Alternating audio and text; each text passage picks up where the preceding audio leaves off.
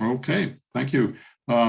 This is the opening of the City of Boulder Planning Board meeting of May 5th, 2022.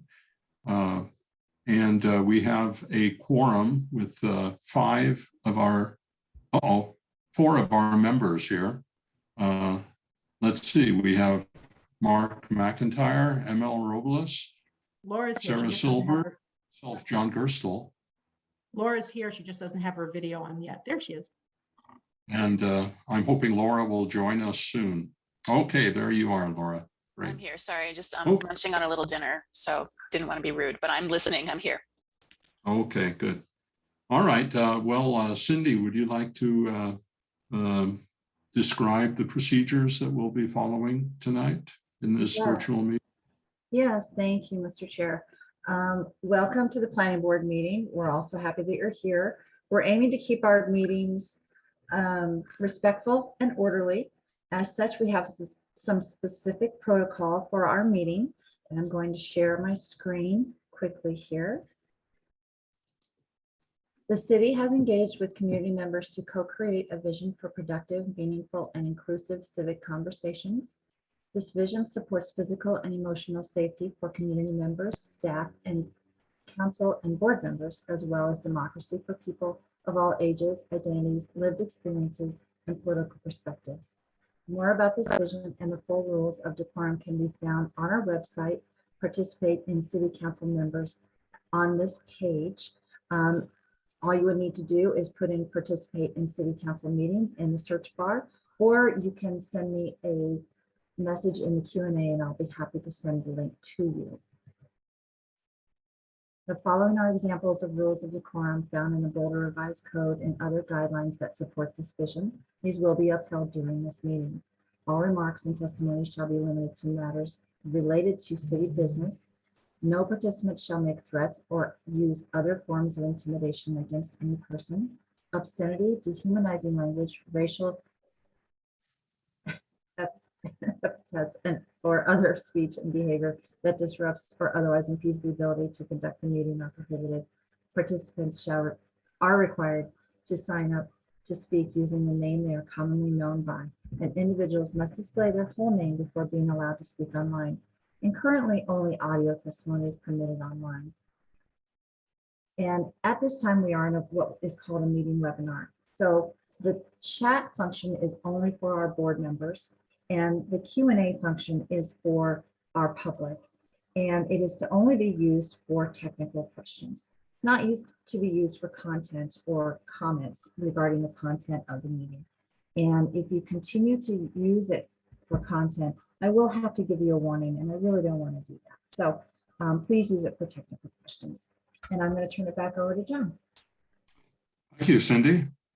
So tonight we have only one major item on our agenda, which is a continuation of the public hearing regarding the adoption of the East Boulder Sub-Community Plan. But before we do that, we normally have a public opportunity for public comment and public participation. In this, we accept comments on any issue other than what we're dealing with in public hearing tonight, which is that East Boulder Sub-Community Plan. So if there's anyone here who wants to address Planning Board on some other issue, now's the time to do it. And I'll turn it over to Cindy to manage that public hearing portion. Thank you, John. If you do have something you'd like to address the board about, you'll have 3 minutes. Please hover down at the bottom of your screen and you'll see a raised hand. Click on that and your hand will be raised and I'll see that. Yes, we do have someone. We have Lynn Siegel. Lynn, I'm going to unmute you. There you are. I'm going to give you 3 minutes on the clock. I don't even know who's at this meeting. That's problematic, isn't it? Hey, I'm the only one, I guess. Just me, you 6 guys. Shucks, you know? I want to see staff members. I want to see who's talking. And I want to know who the participants are in this meeting. Now, I was just at a police town hall. And you know what? For you, John, to say, well, if it's something unrelated to East Boulder subcommunity, or it's unrelated to our public hearing, guess what? I have news for all of you. It's all interrelated. And you all know it. So let's be upfront about that. The police town hall just now, what they were talking about is exactly what's happening at East Boulder subcommunity, okay? So I guess I can't talk about that. I can't talk about the fact that we are understaffed in our police department. We're under economically managed in our open space. You know, all these infrastructure, nobody will work at the parks and recreation centers where all the new people from Diagonal Plaza, luckily that isn't on the public hearing tonight. Diagonal Plaza is sending all these people to the rec center, right? No problem. They get free rec passes. They don't have to swim in the swimming pool with the rich people. Shucks, no problem. What about the problem of the emissions of them driving there with their families? Because they only get one bike per unit, you know, and that's from the rich people side, I guess. At Boulder Housing Partners, I don't know how much bike parking they have. But in any case, there's issues, you know, with transporting yourself across town. I thought we're supposed to have, you know, I drove my bike 6th Street and, you know, I'm at Dewey, and on Concord, there's the Daisy Grocery. That's what we need, you know, the neighborhood grocery store again. You know, we all know that, you all know that, you know, but let's do it. Let's do something. And the best thing you can do is say no to the developers, because guess what? The developer, nice as Bill Holicky is, nice as Harmon Zuckerman is, nice as all these people are, they're wonderful. I love them dearly. Ed, what's his name that wrote in the paper today? You know, they're lovely people, but guess what? They're on the wrong track and they're laughing all the way to the bank. All the way to the bank as each new business fails because the rent's too high. We got to do something. And, you know, we're constrained. It's an inelastic market. There's a line waiting a mile long for each place in town to rent, because they'll pay the higher rent and the rent will go higher and higher and higher. And they'll come from not only the rest of the United States, but the whole world. And yet Marist Herald says, oh, we have this problem. No police will come and take care of us. Well, guess what? They're sending all the chopped up bikes down to Mexico. That's because we, the United States, have a corn, you know, ethanol problem here. We destabilized the market in Mexico. So we've got a price. And Lynn, it's national. Lynn, can you wrap it up, please? Yeah, it's national and it's international. All these problems, the hedge funders, the equity, you know, all of that driving up the house cost of everything. Yes, it's a national and international problem, but guess where it starts? In Boulder, in the locality, and it kicks up. Thank you. Reserves. Got Thank it? you. Just Okay, thank you. Is there anyone else who wishes to address planning board?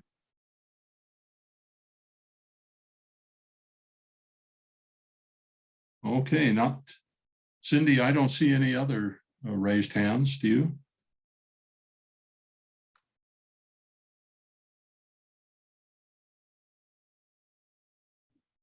one is the biggest number. I apologize. I was muted. So I think we can carry on. Okay, so I don't see any other raised hands, so I think we can end the public participation section and move on to our discussion of the East Boulder subcommunity plan. I don't see any dispositions or planning board call-ups that we're dealing with right now. With Mark, I think we'll talk about your proposal to call up an issue in the matters from the city attorney later on tonight. Good. All right, thank you. Okay, so Kathleen, maybe this is the time for you to initiate the discussion, and we'll see how it goes from there. Okay, that sounds great. I'm gonna share my screen. And before I do that, just hello to everybody. I couldn't see you at the council meeting because of the way the screens were all set up. So great to see your faces. Thank you for having our team tonight and considering the East Boulder subcommunity plan. So I'm gonna put up the motion that you are considering this evening. And let's see, screen one. And we'll hit this. And let me just switch this. Do you see the motion? Yes, we do. Okay, great. So the motion for consideration is to adopt the East Boulder Subcommunity Plan, including the incorporated 55th and Arapahoe Station Area Plan. As we described on Tuesday, subcommunity plans require approval from both Planning Board and City Council. So you will consider a motion to adopt the plan. You can move to adopt the plan with recommended amendments if there are any remaining changes that you would recommend be made to the plan, or you can deny adoption of the plan. So I think there were some additional questions about the opportunity zone, and we do have Yvette Bowden with us from the city manager's office this evening. If folks wanted to go through any of the material that was shared with Planning Board earlier today. And we can also take other clarifying questions. All right. Well, if it suits you, maybe we should focus on those questions for Ms. Bowden now, and then move on with other issues later on. Is that what you had intended for the procedure tonight? Yes, we can answer any clarifying questions that are remaining, and then Planning Board should deliberate, and you will deliver your decision on adoption this evening. Right. Okay. So does anybody have questions or comments for Ms. Bowden? I do. Sarah? Thank you. That it's nice to meet you and speak with you. So thank you so much for the brief memo that you sent out that was sent out this afternoon. As I noted in my response, the questions that were stated at the top of the memo were not exactly the question that I had. My question is more of a what can the city do to financially benefit above and beyond the built environment that emerges from the opportunity zone to benefit economically? That's really, these are deep-pocketed funders who are getting quite a nice break on their taxes as a result of the opportunity zone. And I'd like to really, I'd like to understand how the city is thinking about how it might itself financially benefit from that, and encourage you to be thinking that way as well. Thank you for your question, Sarah. And I'm sorry that I misunderstood your prior question. And thanks to Planning Board for having me. I'm Yvette Bowden. I'm the Assistant City Manager. Good to be with you, and nice to see you, Kathleen. And actually, Sarah, we've met several times. I'm sorry. No, I'm it's terrible totally with fine. names. No, it's actually fine. So thanks for your question. I'm going to do my best to explain and give you a high level, and then I'm going to try and answer the question that you're asking. I appreciate Planning Board's time. The Federal Opportunity Zone program is actually regulated by the IRS. The beneficiary of it is the ultimate taxpayer, who must then invest in a qualified opportunity fund. And in the case of real estate, that fund can then invest 70% or more of the fund into a qualified opportunity zone census tract. The city of Boulder had, at the time that this program was created, 6 qualifying census tracts, but only one is actually participating in the program based on what was the low low income and level of density in that area that warranted reinvestment. You cannot subdivide a census tract. You cannot tell the federal government what qualifies as a census tract. And so ultimately, this program is around investment long-term in parcels that are desirous of reinvestment. The parcel that we're talking about, 122.03 in Boulder, does include some of the area of the East Boulder Subcommunity Plan, but not all of the area of the East Boulder Subcommunity Plan. So I set that stage to first explain that it's not the entire area, and that the actual beneficiary of this federal program is the individual investor in terms of their realized capital gains over time. For that reason, and I am not an accountant, and I don't even play one on TV or in these little boxes, but for that reason, the city is not privy to who is investing or has realized capital gains on any particular parcel in the city. It's not part of the IRS program. It's not how the program was designed, and it's managed by the federal government. So I think what you are asking is, what can the city do to financially benefit from the Opportunity Zone program? And I care a lot, as I'm sure you all do, about the local economy.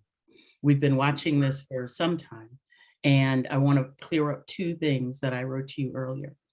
First, I wanted to clear up, there was a question the other night about whether or not people could invest in their own property or somehow realize benefits from their own projects.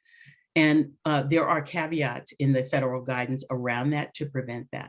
So in essence, no. In order for somebody to benefit under this program, they would have had to invest in a parcel that's in an Opportunity Zone tract through a qualified fund, realize a sale of that within the time period, capture those capital gains.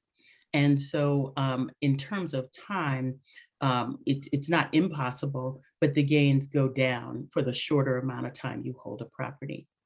The city is not privy to the capital stack of any particular project. And for that reason, I don't have an answer to your question about which projects are utilizing the Opportunity Zone census tract in Boulder. There are some communities that are participating as part of developing prospectus for projects. In that instance, they're able to track a little bit more about the capital investment because they're financially participating in that project. So you asked, how can the city economically benefit? There's a couple of ways. One, we could look at the mix within the East Boulder Subcommunity Plan of things that generate sales tax revenue, right? So a good portion of the city's general fund comes from the generation of sales tax revenue. And I know you all, because I actually attend a fair number of your meetings, I know you all care a lot about walkable neighborhoods. And so one of the things I've been thinking about, and Kathleen and I have been talking about, is what are the things that this community is going to need that also generate sales tax revenue, and how might we encourage their development, like a grocery store, right? Which will certainly be one of the things that I think we continue to try and look at the areas of our community that are now somewhat challenged in access to food without getting in a car, right? The other thing is stabilization of jobs. So the more of our businesses that we're able to retain in the area that help stabilize employment and don't, and/or could contribute to affordable commercial opportunities would be also things that contribute to our local economy. We benefit from a lot of different industries, right? So shared spaces, good use of floor space, trying to do things that generate sales tax revenue. But from the deal itself, Sarah, at its very basis, and I'm not a developer, I will tell you it's relatively difficult unless you're doing a tourism magnet. And I think I shared with you all an example of that that's happening in Pueblo, that city is trying to participate in. And you also asked a really great question of what do I mean by the city is unaware of things that are being marketed as Opportunity Zone projects? The city has a website that does acknowledge that there is a qualified census tract and information on the city existing programs. We created no additional programs to incentivize development specifically to this zone, which was targeted and in large part selected because of Diagonal Plaza and the long-term interests of this community and having redevelopment there with affordable housing on site. And I've been paying a lot of attention to your progress in consideration of that project. This is the same kind of issue where you'll be looking at this, but I don't see, other than a tourism magnet or generation of sales tax revenue, a way to pull funds out of the deal, because the deal is only beneficial to the ultimate tax payer under that particular program. There are always ways for the city to partner with the for-profit community to hopefully do things that generate sales tax revenue and support our economy through great jobs and trying to have more affordable spaces for people to live and work. I hope I answered your question. You did. Can a couple follow-ups? Sure. So I hadn't heard the term capital stack, Mhm. but I will remember that going forward. Is there a prohibition on our knowing the capital stack of a project? I don't know. I mean, I'm not familiar with anything that would prohibit us from knowing that. It isn't generally something that is requested or shared in any particular project I am aware of. Okay, because Not in a non-public project. got it. So the reason I'm asking is that I do recognize, I understand mostly how the Opportunity Zone project works, and that the ultimate beneficiaries are the folks, the relatively few folks who have lots of capital gains taxes that they want to avoid paying. I get that. But they are benefiting, and their benefit will appear after 2028 or 2030 or whatever point at which they exit. Or 2047. Or 2047, at which point their fund exits the project that they're in.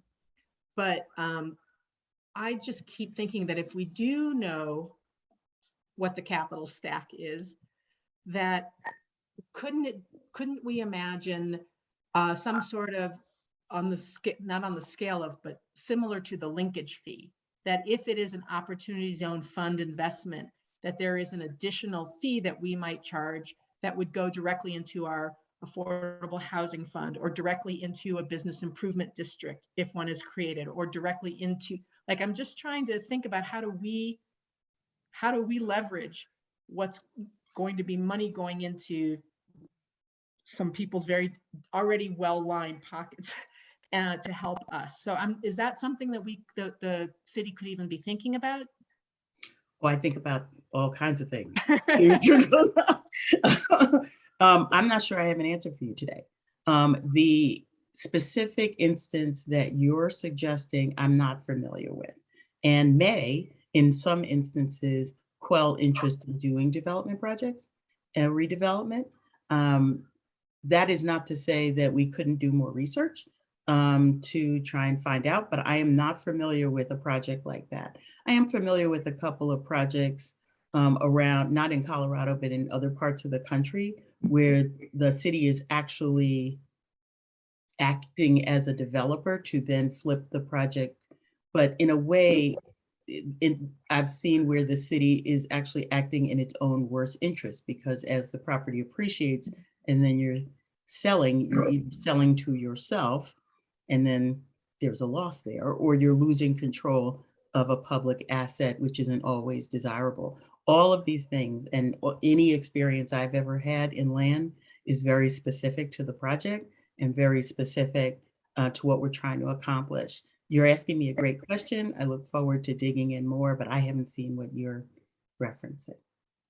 I guess it's not beyond possibility. I'm not familiar with that. No, I appreciate that there may not be anything like it, but it would be awesome if the city, I know that everyone's already extremely busy, but I would love it if the city, in the same way that it was creative enough to put offline all the housing that's already in the census tract in the opportunity zone for 10 years to protect it from being redeveloped as high-end expensive housing.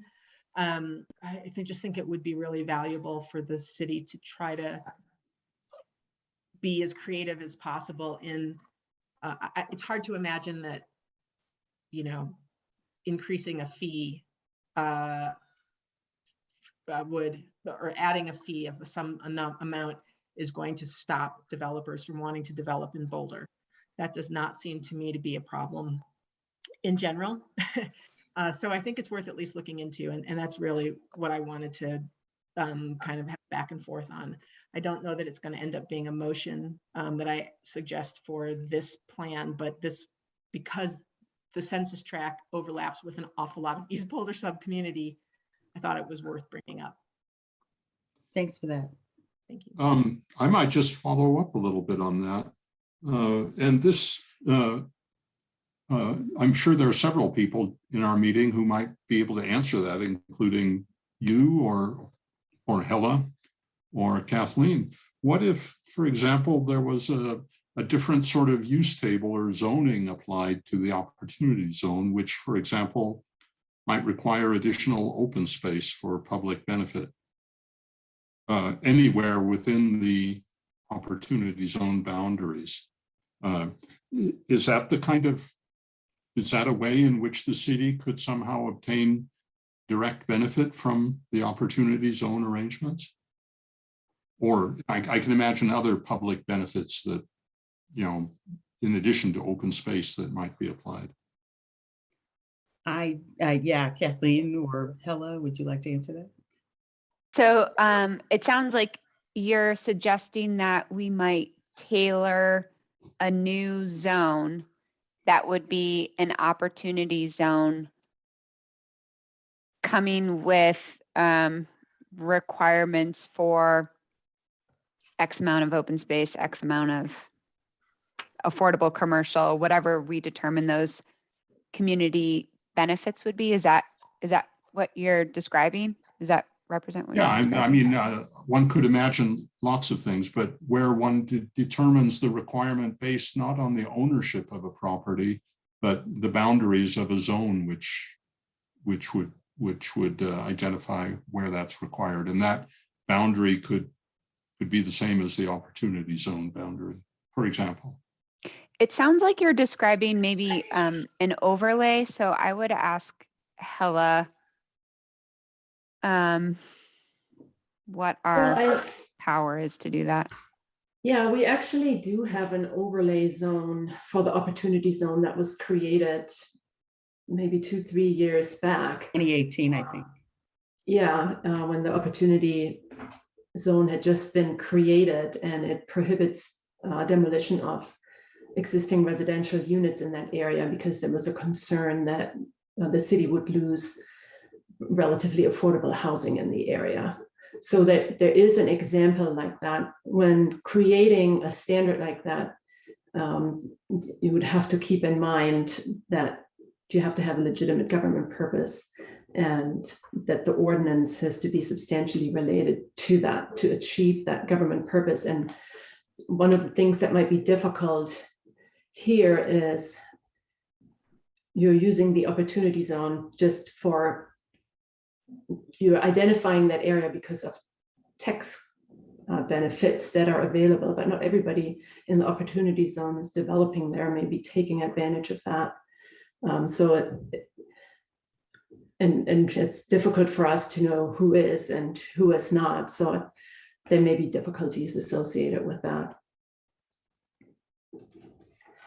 Well, I mean, not to debate it, the details here, but if we were able to develop that existing overlay zone, you know, preventing demolition of housing,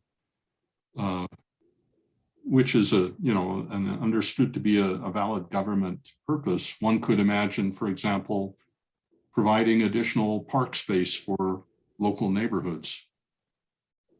Might that not be a valid government purpose as well?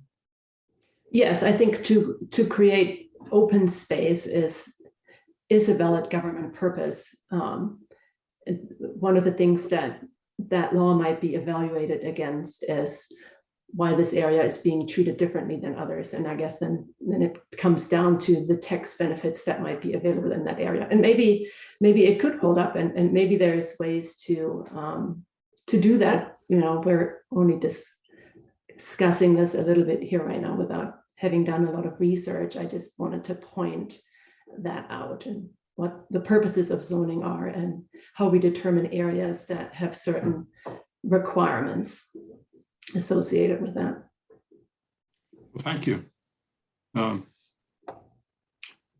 Any other questions for Ms. Bowden? Or, by the way, is it Bowden or Bowden, or what's the correct pronunciation? Fine, just Yvette is fine.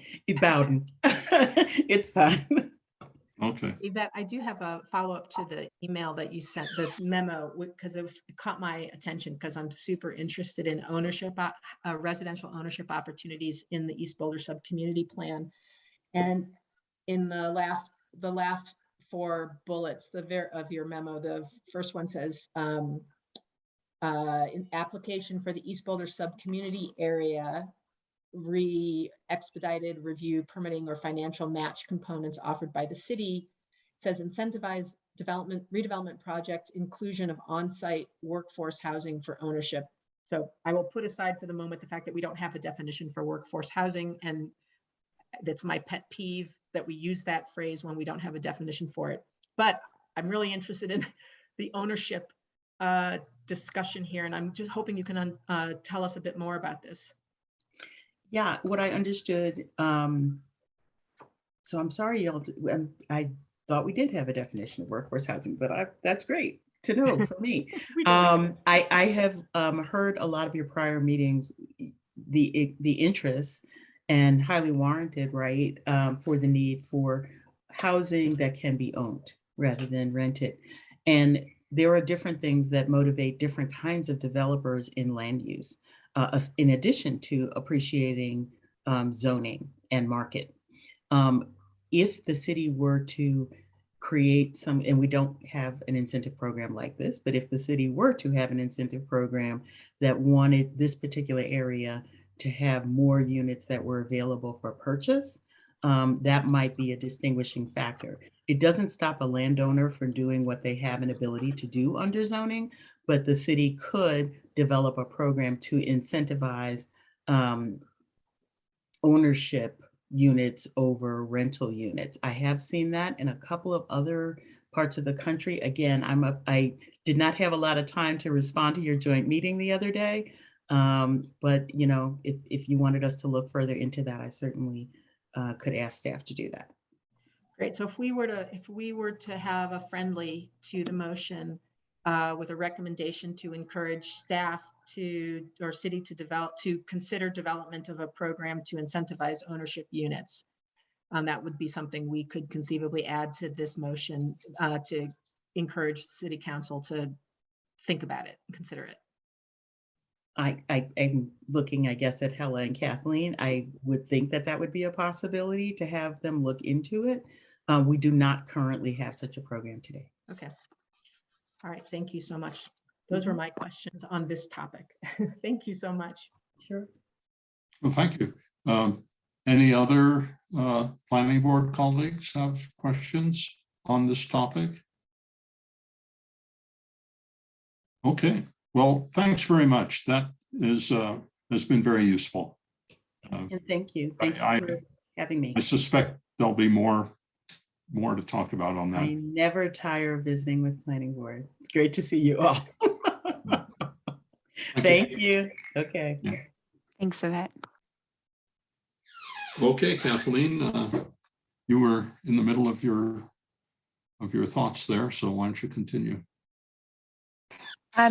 We can continue with any clarifying questions that you that may have come up since Tuesday night, or you can go into deliberation if there are no other additional questions. ML.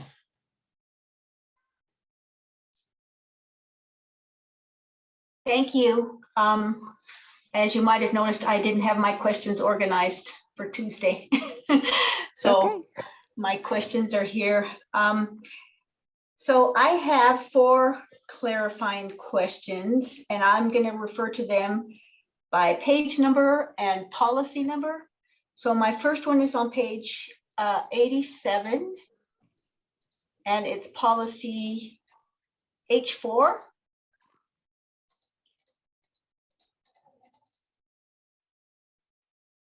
And I'm getting to it so that I can have it open as well.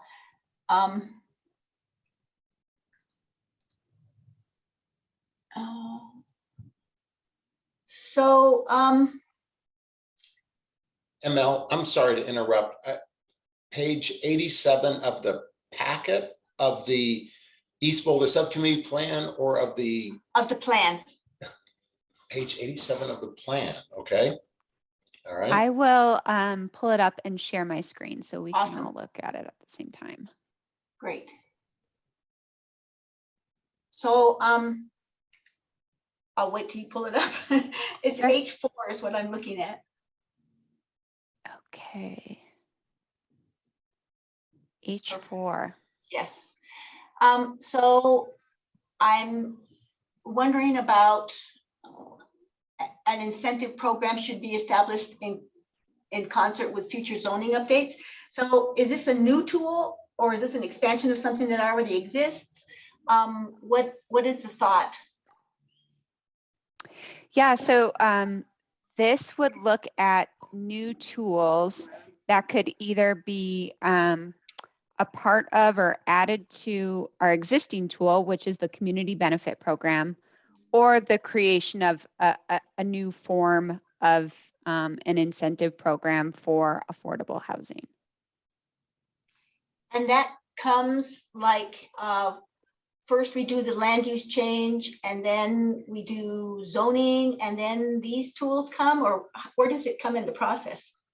Yeah, that's a great question. Yes, first we would do the land use change, and that will update the BVCP land use map. Mhm. And then we're going to go into the zoning study, where we will look at potentially rezoning, creation of new zones, and creation of form-based code. I think it would be appropriate to partner up with our colleagues in Housing and Human Services to look at the potential for incentives while we're studying those zoning changes, so that we can kind of make sure and line up requirements with incentives. Thank you. Thank you for that. My next question is on page 89H8. Yes. So this is about, this is a project to annex the San Lazaro mobile home right. park. And I think you had started to talk about it. I'm only questioning. So I see that it's in the plan to annex it, and it's a privately held property, out of state owners, and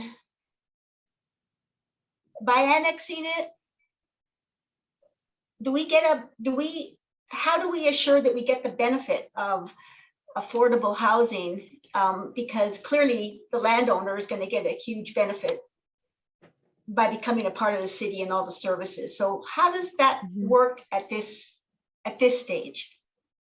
Yeah, so this would be considered like a special annexation. It's a different type of annexation property. And when we go into those types of annexations, there is a negotiation period where the owner's representative and their group of attorneys negotiates with the city attorney's office so that we can define what those benefits would be. And they're usually pretty specific in the asks. And I don't know if there's anything else that Hella would want to add to that. So my question, my more clarifying question is it included in this plan as part of a housing count, or what's its role more specifically in the plan and the goals of the plan? Yeah, so because the San Lazaro mobile home community is located within the boundaries of the sub-community, we have worked pretty closely with some of the residents in that area. And there is a desire from those residents to annex into the city so that they have, first and foremost, access to city water. But I think part of what we're hoping would come out of an annexation process and an annexation agreement would be rent stabilization. And that's identified as one of the goals of our manufactured housing strategy. And that strategy describes how we would request that or negotiate for that in annexations of mobile home parks. Have those units counted in any of the housing numbers that we see for this plan? Yes, there are 213 units there, and those are included in our total housing counts for both existing and future. Great. Thank you for that. My next question is on page 91. Okay. B2 and 3. Mm-hmm. So I think a recurring concern on the plan is trying to retain the local businesses and affordability. And in both B2 and B3, so I'm wondering how much affordable industrial, I guess you're calling it commercial space. What is the anticipation? I mean, I know you've talked about the airport being one of them and Stasio Fields, and but is there any land that the city has that would actually sooner rather than later become a part of this keeping local businesses secure? Sure. So the one project that we've talked about with folks in our facilities asset management group facilities team is the redevelopment of the Municipal Services Center, and the idea that there may be opportunities there in the future for hosting affordable commercial space as part of that project. The plan also includes at the 55th and Arapahoe Station area, the idea of a general improvement district. And in other improvement districts, the city has participated in those projects. And since we have Yvette still with us, I don't know, Yvette, if you'd be able to describe the rental spaces or the spaces that the city has for lease in, I think it's Caged. Yeah, that's one example of some of the work we've been piloting. Sorry, again, Yvette Bowden, Assistant City Manager. The easiest example I would say is if you look at all of our parking structures to encourage the sumped parking in the business districts, there is a retail wrap on those garages. Those retail wrap hosts a myriad of different business types at both Spruce and 1500, and as just examples. And our typical rent is somewhere between 75 and 85% of what the general market rate is for base rent. The biggest challenge for commercial entities that we are aware of, now I'm speaking like I'm still in community vitality, but I'm not, is that the triple net lease is a challenge. And so our ability to stabilize and have perhaps smaller spaces or spaces that could be shared or spaces that the city has greater control over the rental has proved somewhat beneficial. We don't always do that with retail wrap. I was very fortunate when I was in Parks and Recreation to know that we're also having challenges for some of our nonprofits. So we were able to, for example, house the Women's Wilderness Project in what is the Harbeck House, a park and recreation asset, and they can sublease as part of their sustainability to other nonprofits. So there are lots of different models of this. We're just in the piloting stage of some of them, but I just wanted to point that out. Another retail wrap that we don't run in Community Vitality is mustards, right? So mustards at Parks and, at the Central Building is another example. Hope that answers your question. Thank you. Sure. And my last question is on page 93, and it's B9. Similar to the question I just asked, it looks like it's something that is just an idea at this point in time. Is that correct? Yes. Retention of existing businesses. I think that's a big consideration when you're looking at changing land use to a more robust use, that what happens to the people that are already there.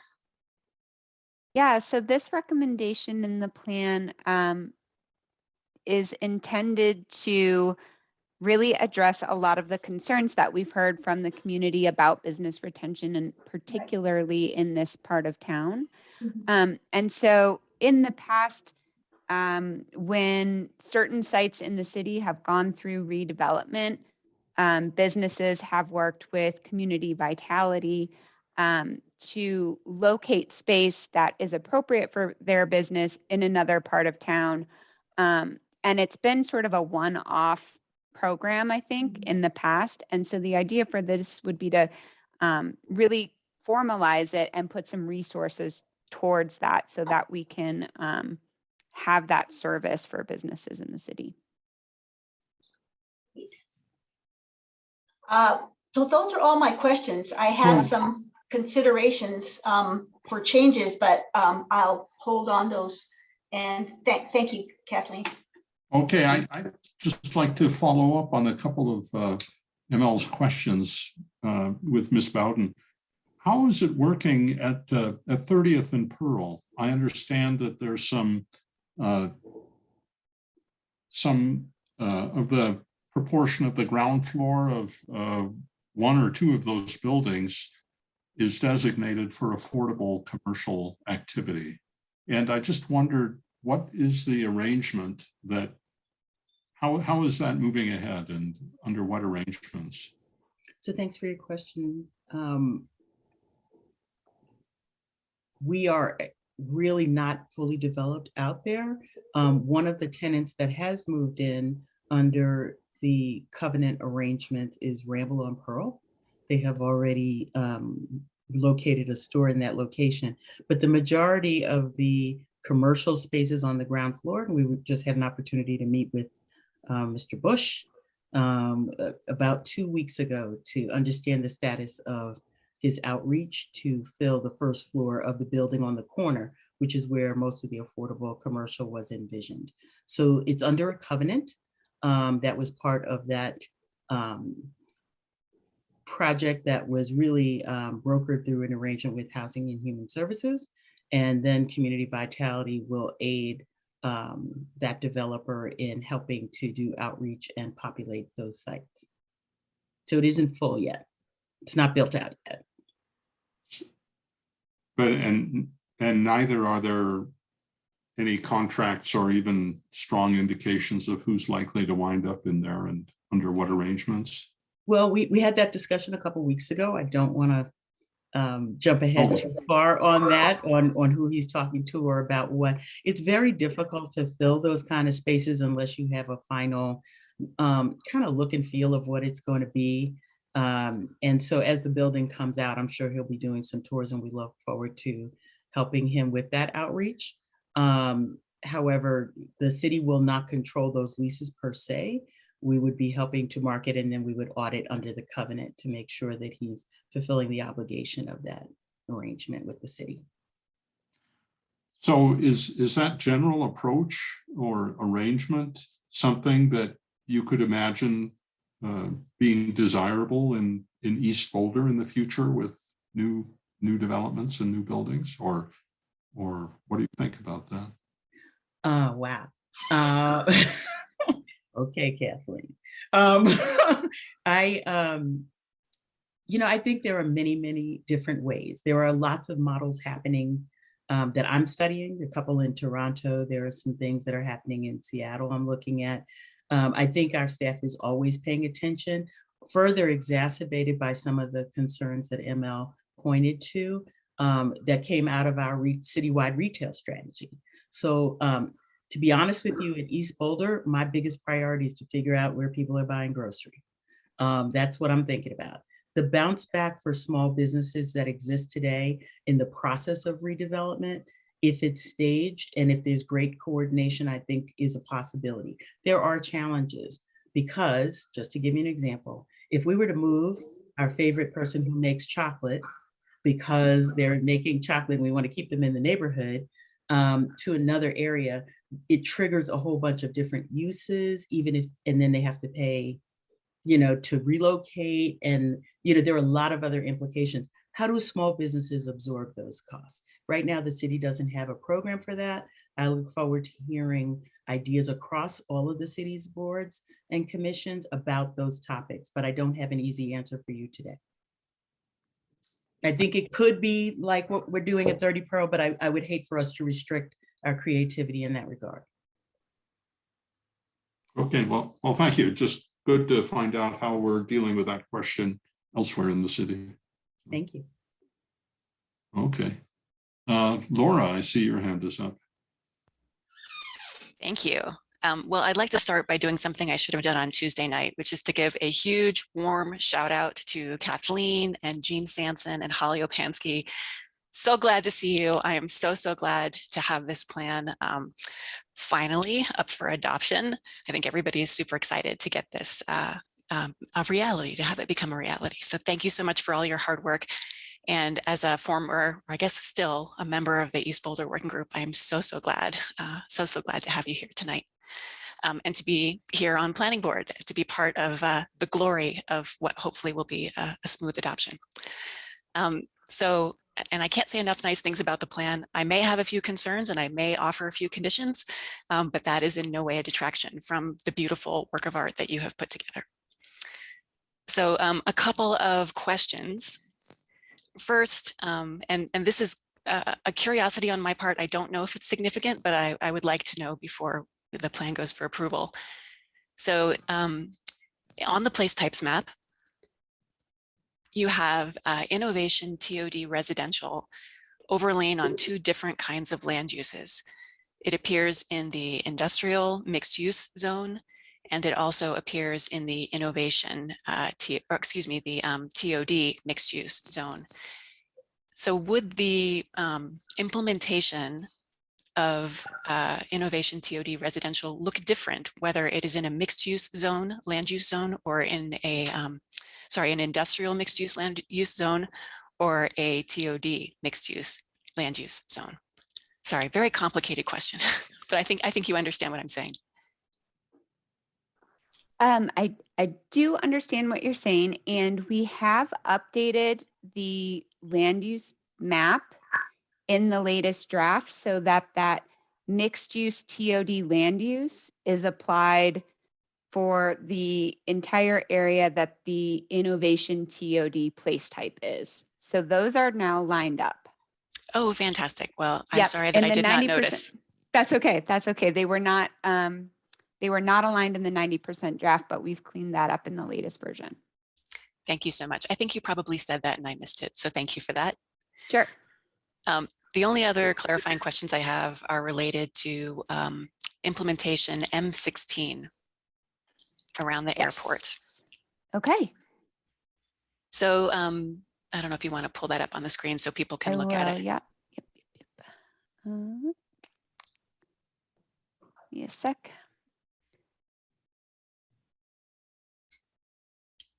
Okay.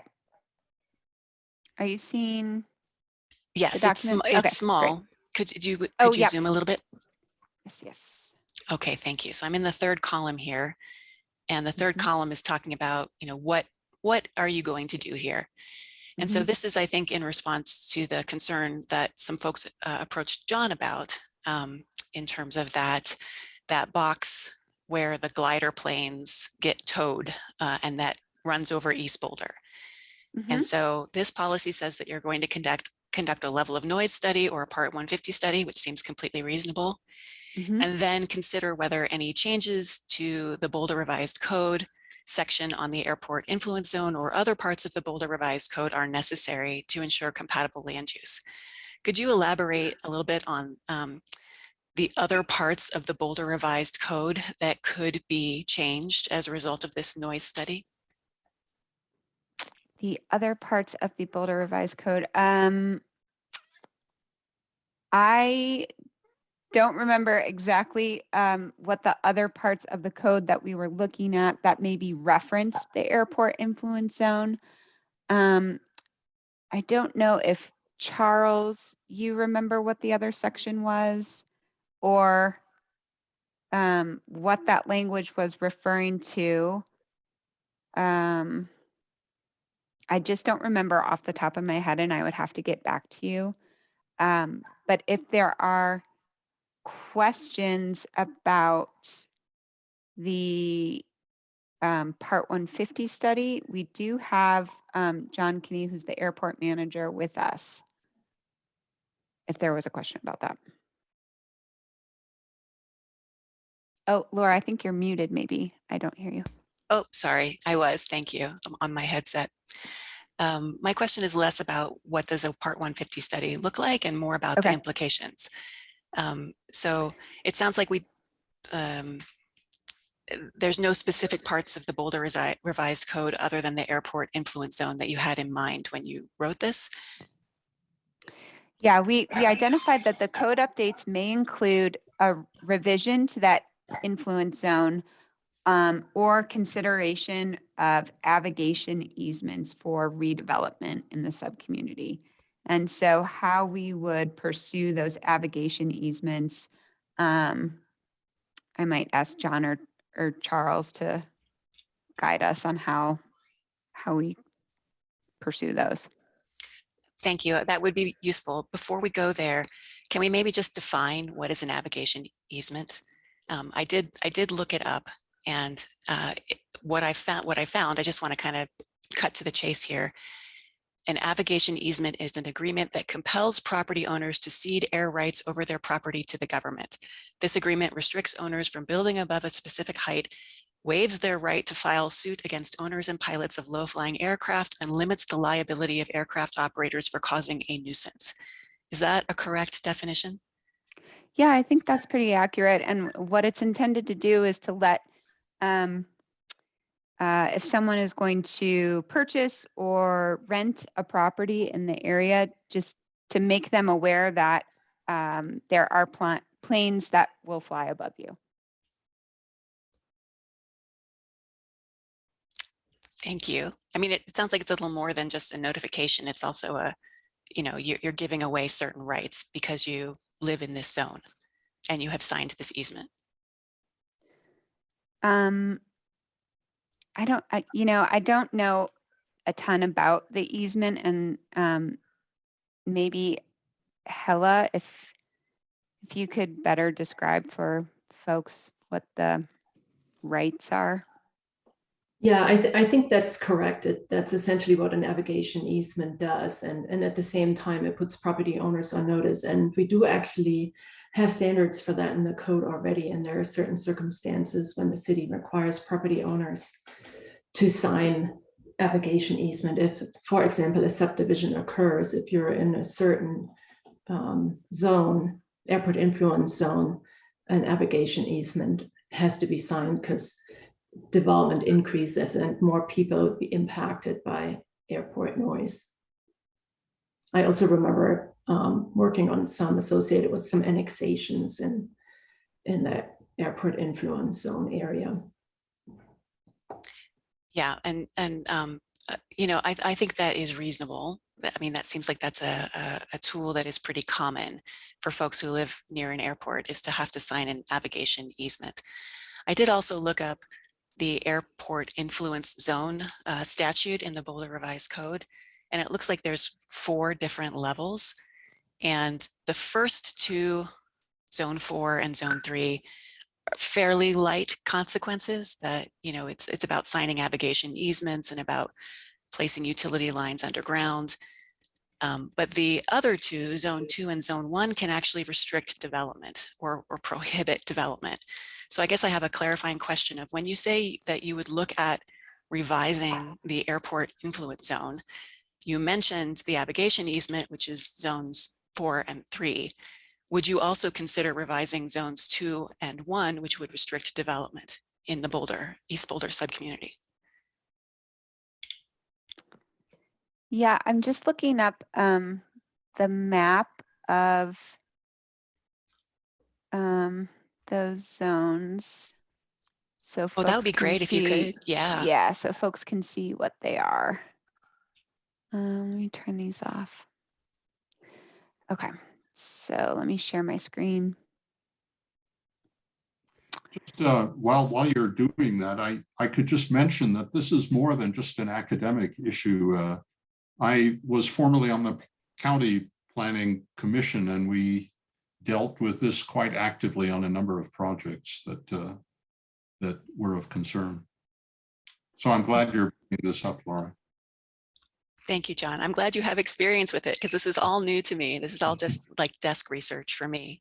But it seems like an important potential implication of revising that airport influence zone. And I'll just say, my bias is I would not want to see development in East Boulder restricted because of concern about airport noise complaints. To me, that is not a higher priority than having housing. Although, I mean, I understand, like, you don't want people to move someplace and then be surprised and then be unhappy with the noise.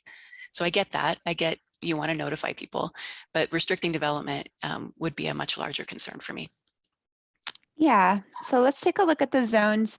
Zone 1 is this central area here, and it's really just over and just beyond where the runway is. And then zone 2 is the green hatch. And I think that these are the landing and takeoff areas. And then zone 3 is the pink hatch, and zone 4 is the blue. So I do not know enough about how the zones are identified, or what the what determines the difference between a zone 3 and a zone 4. And I don't know, John, if you're able to unmute, and you know that John Kinney, that is, if you have an answer about that, but just kind of based on what I'm seeing on the map and how it's applied in these areas to the north of the airport, I would assume that we would have a similar kind of reflected application on the south side of really just zone 3 and zone 4. Kathleen, That thank makes you. sense. Yeah. Thanks, Chair John. Gersel, members of the Planning Board Commission, good afternoon, good evening. My name is John Kinney. I'm your new, relatively new airport manager. So some great questions, Laura. Those zones 2 and 1 are really height restrictions. So there's really 2 aspects to the airport influence zones. The Federal Aviation Administration requires airports to control the airspace immediately around those critical areas. And as Kathleen was shown in zone 1 and 2, the arrival and departure corridors, so that you don't have a 5, 6 story, 7 story building. And I realize there's probably a 5-story limit in the city of Boulder, but this is a program that's a national overlay. So that's the applicability of where you would restrict building components. The other is just simply a disclosure, trying to get those folks some folks don't mind aircraft noise, but it's just heightening the folks' awareness through disclosures or navigation easements for those properties that are really close proximity to the runway, and just fully understanding what the airport is doing today, what it could possibly do tomorrow, but does not preclude developments unless it's inside a noise contour, which it would preclude, and that does not apply to Boulder, given our low activity levels. Okay, so I just want to make sure I'm understanding correctly. So as I read the code, in zone 1, no new construction is permitted, and that's over the runway unless it's related to the airport. It says other than airport construction. You're not proposing expanding zone 1. And zone 2 says no new residential use can be built. And so I hear you're not considering expanding zone 2. Is that correct? I mean, we haven't done the study, so I can't say definitively. And I'm just not familiar enough with how the boundaries are drawn. Kathleen, would it be helpful to point out the proposed residential areas in terms of applicability, and that might. Yeah, I don't think it applies. Yeah, so this just for I can turn on a sub-community boundary actually. Let me turn that on so we can see where East Boulder is. Oh, okay. So here's our East Boulder boundary. There is existing residential here. We have existing residential in San Lazaro, which is here. And then the proposed areas of change that would include residential is this pocket down here, a pocket here, this area generally here, and this area generally here. Thank you, that's helpful. And some of this could be in that zone 3, I'm assuming, which says that applications for development shall be referred to the airport manager for review and comment. And John, what kind of review and comment would you be doing in a zone 3? The review and comment that we would be doing is make folks aware that that is a very heavy overflight area, specifically for the glider operations leaving the airport, and primarily the flight corridor coming back to land at the airport. So you would have aircraft at approximately 1,000 feet coming into and out of the airport. There's really no hard fast, but that's a pretty close in terms of altitude. And you would have multiple operations on a daily basis. So it would be more of a disclosure component at that point. These are the operation levels of today. This is the capacity of the airport for the future, and let the buyer make a decision whether that's an issue or not an issue. Okay, thank you. Those were my questions about that airport influence zone. Thanks for bearing with me. Excuse me, just to follow up while we have John in the party here. I had understood that it's the glider towing operation which focuses its towing on the area over East Boulder, as opposed to the glider landing operation, which is more to the north of the airport. And so the concern I had heard was that there might be complaints with respect to the noise because towing gliders is noisier than landing gliders. But that, I think, would be dealt with under the navigation arrangements that we've already discussed tonight. Isn't that correct? I think you have multiple tools in your toolbox. One would be a disclosure component, and others would be navigation easements. And the difficulty at Boulder Airport, the FAA does not consider us to have technically a noise problem. Now try to tell that to the homeowners and you will get an earful. And so what the FAA then allowed airports to start doing is creating these airport influence zones.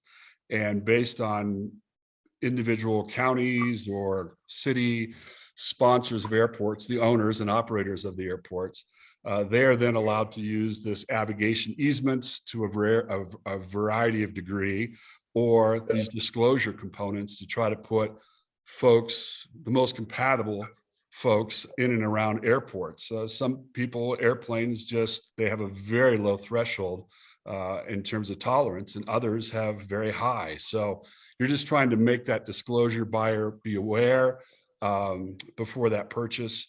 And that's kind of one of your most effective tools, as well as also working with the pilot groups and the homeowners to make them understand how airplanes operate. But at the same time, if pilots have latitude to operate the airplanes differently, to do so in noise sensitive areas. So it's really very much a collaborative effort, but it all starts with awareness, and that's Right. disclosure.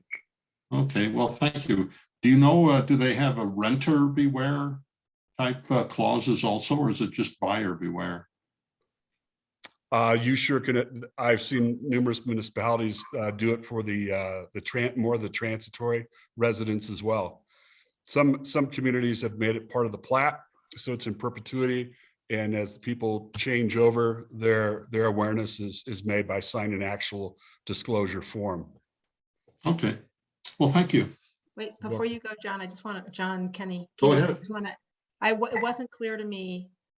Is there a mirror version of zones 3 and 4 that overlays on the East Boulder sub-community plan? Because what we're seeing here is all north of the sub-community plan. The discussion that was really coming out of the airport tenants is they wanted to see the airport influence zone expanded to that portions over the study area. And it's just didn't allow for us to fully flush those issues out that Kathleen was talking about. So to do so, that's why it's time for us to go back into a master plan, but we're also trying to add on to that airport master plan a Part 150 noise compatibility study. That it's a very scripted study, but it's funded by the FAA, and it allows you to identify mitigating measures to try to reduce the impact or influences on the surrounding community. And both of those together, about an 18-month study.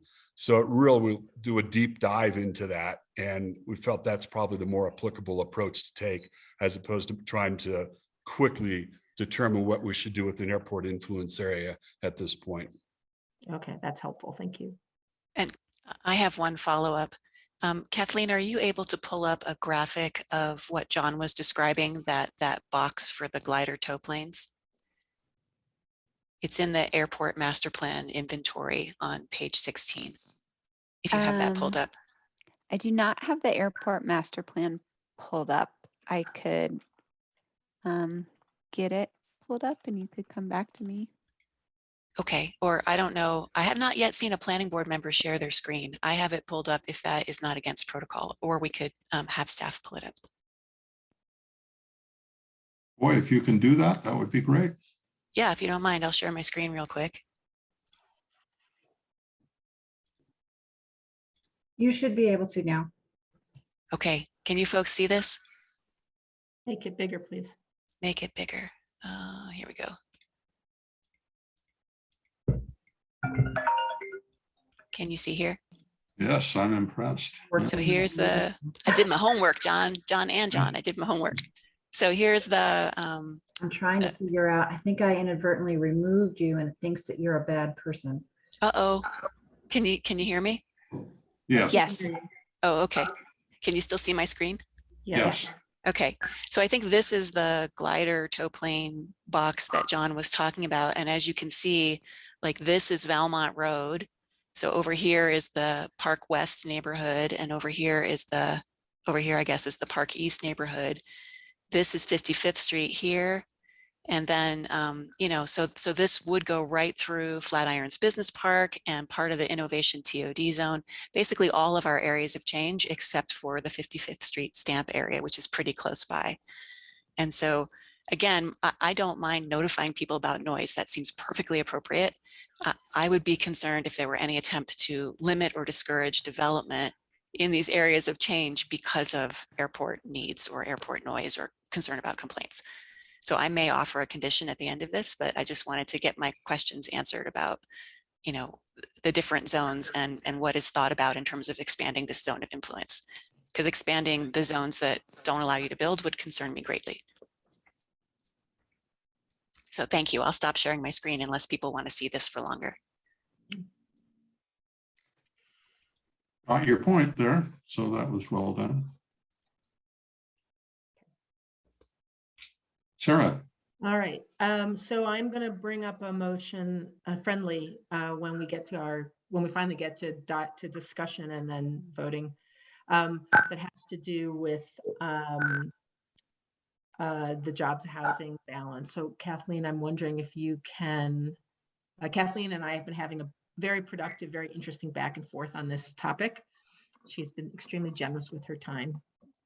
Kathleen, can you pull up whatever was the final Excel that you developed based on our conversation earlier? So I have some of the numbers here. Okay. So the subject, I don't, Kathleen, do you want to walk us through this, or what do you want to, what's the best way to?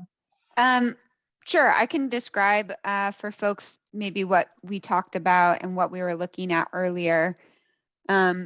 So Sarah had asked whether we could start to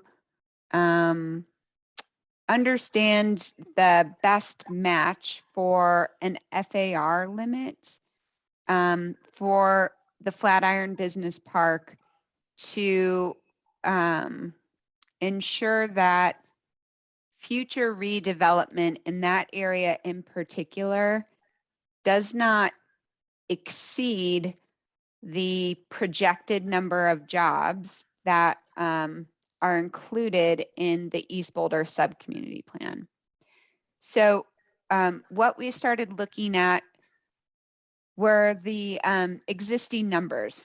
So we know that in all of the East Boulder subcommunity today, there are 17,666 jobs. In the Flatiron Business Park, there are 4,224 jobs. And these are real jobs. They're not an interpreted number from the amount of space. And so Just to Kathleen, just to clarify, does this mean that there are this many offices and physical workplaces, or is this the number of people who, you know, get their paychecks sent out from a location in this area? It's not necessarily the number of people, it's the number of jobs. So one person might work at a restaurant and a coffee shop, but that one person occupies two of the jobs that are generated in the subcommunity.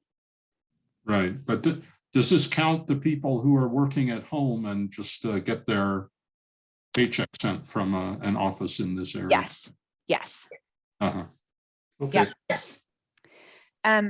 So what we understand then is that 24% of the real jobs are located, 24% of the real jobs in East Boulder are located in Flatiron Business Park. So if we look at our projected number of jobs for the total number in the subcommunity, and that's, you know, with the caveat that this number is not really a jobs number, it's a interpretation of the amount of space that we're anticipating. If we wanted to maintain that proportion of jobs in Flatiron Business Park, we would be looking at accommodating around 5,000 jobs in that particular area. So I went through a kind of series of mathematical acrobatics and scenario testing to try to start and think about what would be the most appropriate FAR, and where I landed was I think that recommending an FAR for that particular area really requires more robust study and more collaboration with folks in the development community and architects. And so we could get a better understanding, I think, of what properties we really would expect to pursue redevelopment, and get a better understanding of also, I think, not just redevelopment, but internal rehabilitation of spaces, as was described on Tuesday night, that we have these industrial spaces that we know are turning into office spaces. And so I just didn't feel comfortable putting out a FAR recommendation this evening. But I do think that it is, if the board wants to look at a method for limiting job growth in Flatiron Business Park, pursuing an FAR limit is an appropriate strategy. But we would need more study to come up with a great recommendation for a number for that FAR. And so, thank you, Kathleen. And let me just, not trying to limit job growth. What I'm trying to do is maintain the dwelling unit development and job growth. So we already have 60,000 in commuters. And actually, let me take a step back. The original calculation for jobs in the Flatirons Business Park portion of the East Boulder Subcommunity Plan was done by a square footage per employee ratio. And that square footage per employee ratio was 490 square feet per employee, which is what got you essentially to that round number, that 5,000 person number. And that 490 is what's there today. That's the space to jobs today. Right. So thank you. So that they use the number that they currently use. However, the East Boulder Subcommunity Plan allows for redevelopment of both office space and light industrial space in the Flatirons Business Park. Office space is, when you're trying to figure out the square footage per employee ratio, is 230 square feet per employee. So if you were to calculate as if the entire East Flatirons Business Park was just going to be offices, which it's not, you'd end up with something, you could end up with something like 13,000 jobs in that area, which would blow out of the water this effort to have East Boulder Subcommunity Plan somewhat address our in-commuting jobs, housing, and balance problem. Not by any stretch completely, but it would blow out of the water any chance of it doing that. So, and even if you did a 50% at 230 square feet per employee and 50% at 490, you still end up with a much higher number than that 5,000 number. So Kathleen's suggestion, which I think is a good one, is, and we'll get into this in the discussion, is that in order for the implementation of the East Boulder Subcommunity Plan to accurately reflect the goals, which was a lot of housing and a little bit of job growth, that we end up making a recommendation that recommends to council that staff develop an FAR that is consistent with what is proposed in the plan in terms of job growth for the Flatirons Business Park. So we're not going to be I'm not going to be recommending or offering up a specific FAR, but rather tying the FAR to being consistent with what's proposed in the plan in terms of job growth. And it's just going to be specifically oriented towards the Flatirons Business Park. So I just wanted to put that out there and have Kathleen walk us through the numbers so that when we do get to our discussion, it's not coming out of the blue. So I just wanted to put that out there. So, go ahead, Laura. I have a question related to that. So in the Flatirons Business Park, we are also anticipating some residential in that Main Street live work section. Would this FAR also apply to that section or only to the destination workplace section? We were only, in the conversation Kathleen and I were having, it was going to only apply to the, what I was calling the blue, the Todd non-residential. It was the destination workplace. I'm sorry, destination workplace. So not the there's pink, there's blue, and there's purple. It's only the blue in that map. And we can be very specific I will be very specific in the language that I draft for us to discuss, so that it's not meant, this is not meant to be across the board. It's not meant to change anything else. It's just meant to, again, we're just making recommendations to council, but it's to keep us from blowing up one of the main goals of this project, which is more housing without exploding the job numbers, because then we haven't really solved anything. So just to follow up on that, why limit it to that area specifically? Why not include it, develop an FAR for other areas in East Boulder as well? Well, I think there is FARs in other areas. Is that not correct, Kathleen? So the place types that are in the station area, so the neighborhood TOD, innovation TOD residential, and innovation TOD non-residential all have recommendations for FAR. The other place types right now do not, but that would be something that we would develop as part of the zoning recommendations in the implementation. So Sarah, your concern is primarily with that Flatirons Business Park and not with other areas.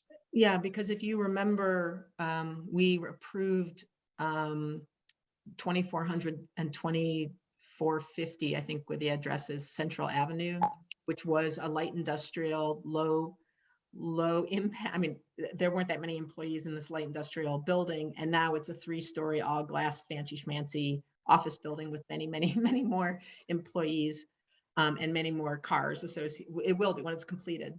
And realizing that that was a potential direction that a lot, not all of these parcels will be redeveloped that way, but recognizing that it's for an applicant, office space is a more lucrative investment than light industrial. I think we just have to acknowledge what the market could do to this area and how that might discombobulate what it is we're trying to accomplish here. So I'm just trying to manage that a little bit, at least for the period of time of implementing this plan. Okay, well, we can talk about that at the right time. Yeah. Thank you. Laura. Sorry, just another colloquy on that. So would changing the FAR and presumably lowering the FAR prevent an industrial building from becoming office space? No, and there is no FAR right now for this particular slice of the plan. It has to be developed. It has to be determined, and it will be determined during the implementation process. So this would just be a guidepost of what the FAR that is developed is intended to accomplish. And no, it wouldn't prevent office space. It would limit the FAR. Now you could build an office space within whatever that FAR is, or you could build industrial space within that FAR, but it's the FAR determines, again, essentially the size of the envelope of the building. Is that a fair way to describe it, Kathleen? So if you have a 4 FAR, the building can be, I don't know, 100 feet by 100 feet. If you have a 2 FAR, it can be 50 feet by 50 feet. Totally making those numbers up, but just to give you a sense of. It depends on parcel size, right? Like it's a relationship between the building size and the parcel size. Is that what FAR does? Yeah, it's this is like the hardest thing to explain in planning, but it is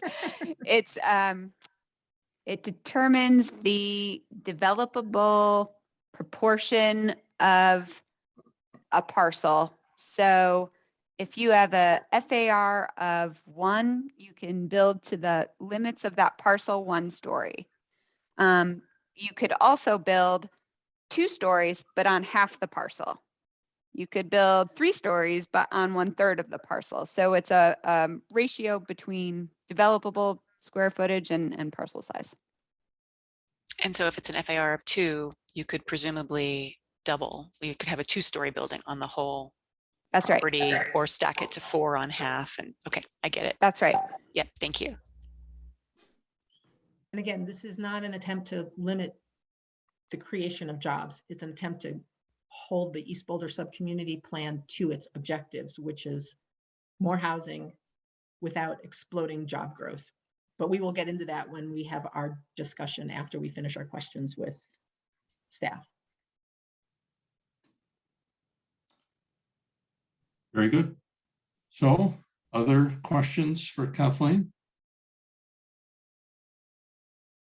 Have we lost Mark? I'm just not. Oh, here. He's eating. All right. Chew well. So Mark, you've been rather quiet tonight. Did you have any questions? I do. Thank you for asking, John. And I thought maybe it's appropriate I'd be a little quieter tonight.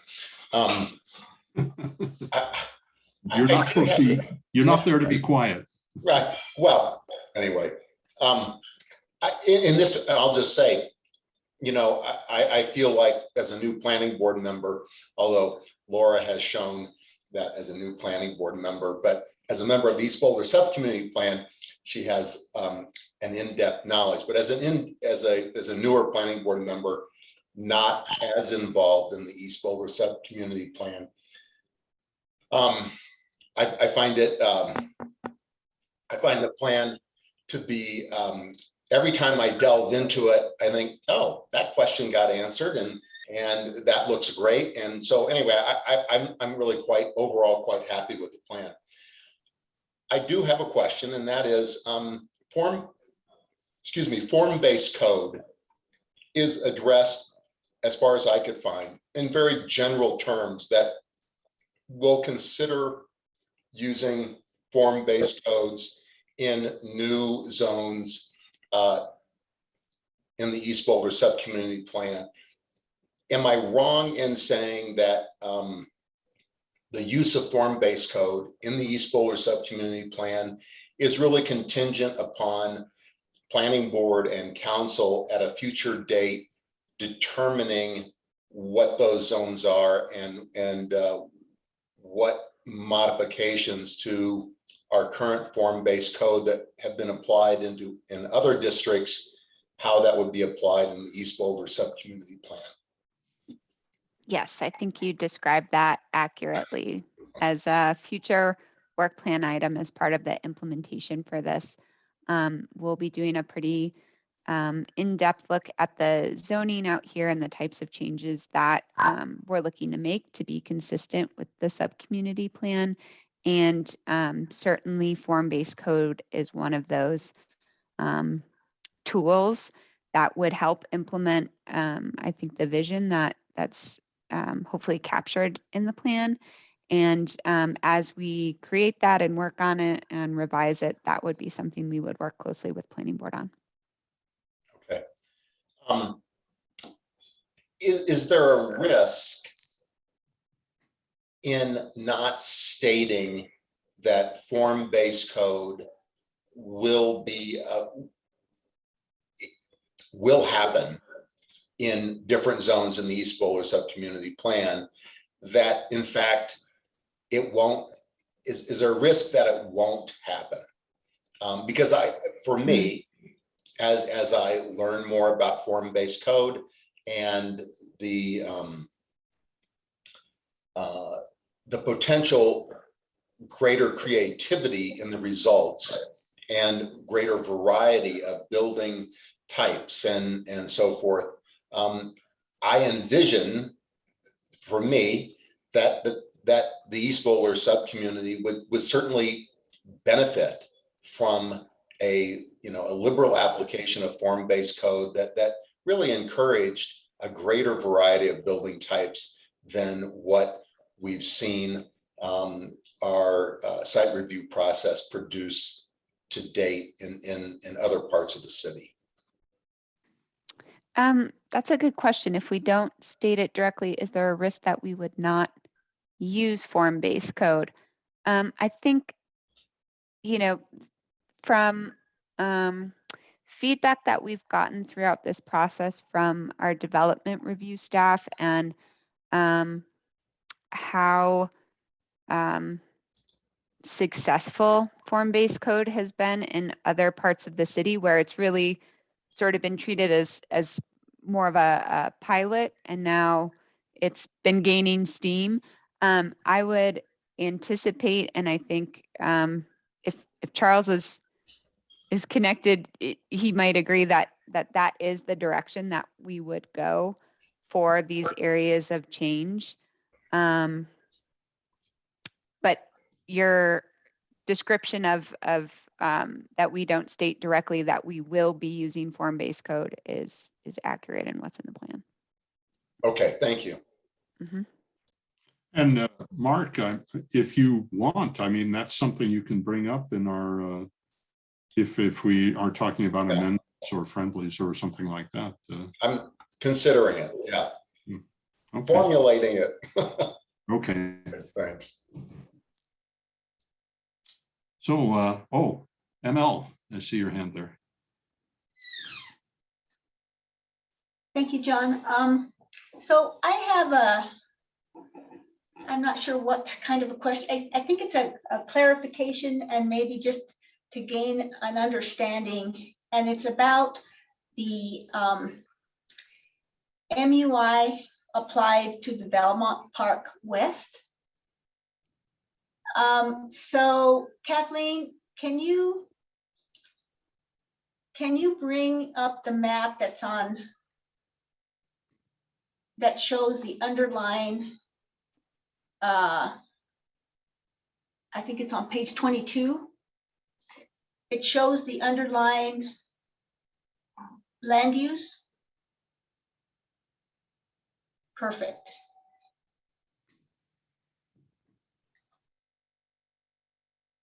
So what we have currently on that Belmont Park West site, the current land use designation includes CI, which is community industrial. It's got a swath of open space and light industrial. So my, in looking at this, so CI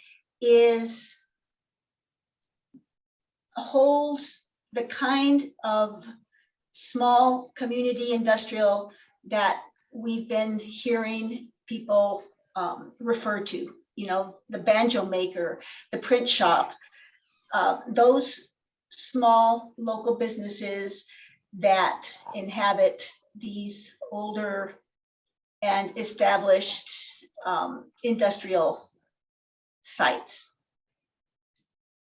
And so I'm concerned about losing that benefit. And especially in, for example, right at the corner there of Pearl and I guess it's 47th, there is the 47th Street Industries. And in that area, they have about 50 small businesses and in two buildings.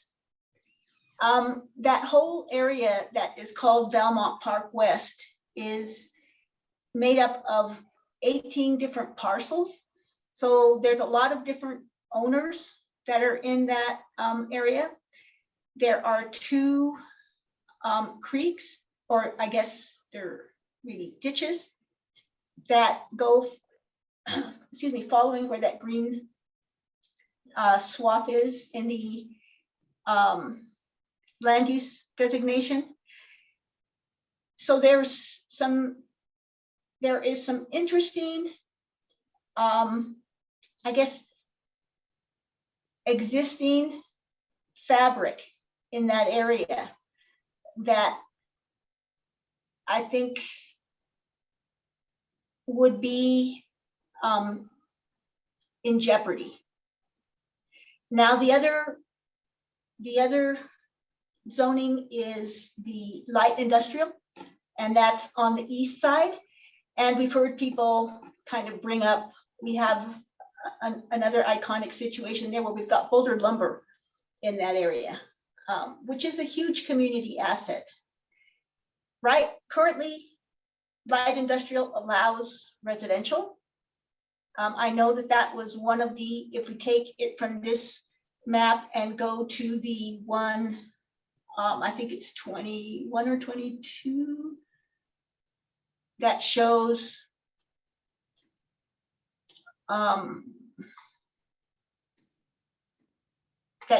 the proposed use types. Oops. No, it's not this one. It's the one that has the use. Place types, ML? I'm sorry. Yes, that, oh, yes, that one. Oh, that there. So you can see by what's the diagram that is put for the Valmont Park West. It's intended to be hands-on industrial. There's a little main street that is identified, and Parkside residential. So I don't have a problem with the idea that that hands-on industrial would become more dense, and it looks like it's proposing to have offices and manufacturing on the upper floors. But what I'm concerned with in that specific area is that I think that the existing land use designation speaks more directly to what's already there and to what we've identified as being valuable. The small, affordable, and local businesses and enterprises. There's a very, very vibrant little community out there right at that corner, as I described, on Pearl and 47th. I think in 2 buildings, they've got over 50 little enterprises. And I guess my question is, what is the thinking? How is this proposed? I understand the housing is being added. But really the housing is being added to that Parkside area. Housing can happen there under the current land use. So what is the thinking about, we have just 3 little areas in this sub-community that are called community industrial. And this is one of them. And I think that just supports the iconic character that we have come to associate with looking at these, whether it's on a tour or whether we do business out there with this area, that, oh, there are these little industries that create their own culture. And what is the thinking on that particular area? Yeah, I'm happy to talk about that. I know that the 2 buildings that you're describing in there are awesome. Businesses in there and artist studios and lots of great things. I think, you know, over the course of this project, the areas that were selected for change were selected really carefully based on a variety of existing conditions and also opportunities. So one of the things that is really important to keep in mind for this plan is that we're looking at a 20-year plan. And the buildings that you're talking about in particular are really at the end of life. And so what we're trying to do is think about how do we put in place the vision and in the next step, the regulations to ensure that the next phase of life for those parcels and those businesses achieve some of our goals. So, when we're describing that hands-on industrial, that hope and idea is it would accommodate those same types of businesses on ground floors and maybe even floors above. But we're also looking for opportunities where maybe some of the people that work in that neighborhood today could also live in that neighborhood. And so being able to incorporate that and really define that vision through a mixed use land use designation is really, I think, one of the key features of this plan is we're really hoping to build on the strengths of some of that existing fabric and describe how we want them to evolve over the next 20 years. Does that answer your question? I think part of and I am, thank you for sharing, that reminding that it went through a very thoughtful process. I have no doubt about that. What my concern is and maybe it's a bigger question, what gets the project from where it is now, which is supported by current land use. I think that community industrial is a very powerful land use proposal in the Boulder Valley Comp Plan, because it really does specifically talk about things that are services that are vital and that are local and that are necessarily small. And I think that is easily lost in redevelopment, in large part due to cost, which is all my previous questions about how are we going to retain the small businesses, what's going to be in place. And when you think about those kind of enterprises, the East of Sweden or the Swan Printers or all of those kind of places, I don't know that they would be displaced and then come back in a redevelopment scenario. So I guess my question is there any thought, any thinking that would take these redevelopment areas from where they're at now to where you're projecting in a future build out? And because I think it's in that space in between the two where some of the nuance of the fabric and the culture that exists, that's where it gets lost, is between in that evolution of a site rather than a redevelopment of it. So is there anything in the implementation strategies or in the thinking that can speak to an evolution, leaving community industrial behind? Because that's I think the biggest change. And that will influence, I think the ability for these little businesses to survive. Yeah, I think the idea of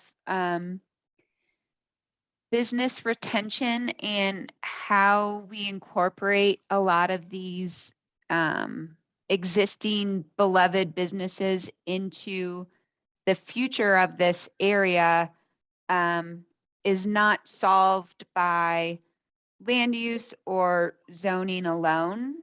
And while we have, pretty specific recommendations describing the character and the form of future redevelopment in the area, the plan also tries to sort of attack that issue from a couple of different angles. And so that business retention program is one idea that's included in the plan. The affordable commercial is another. And those are the two that are at the top of my mind. But I definitely understand what your concern is. And I think it was shared by community members and working group members throughout the process. And so what we've included in the plan really does try to incorporate those concerns and allow the area to start to integrate residential, but also come with some programs to help manage that change that we're anticipating and that we know will impact existing businesses.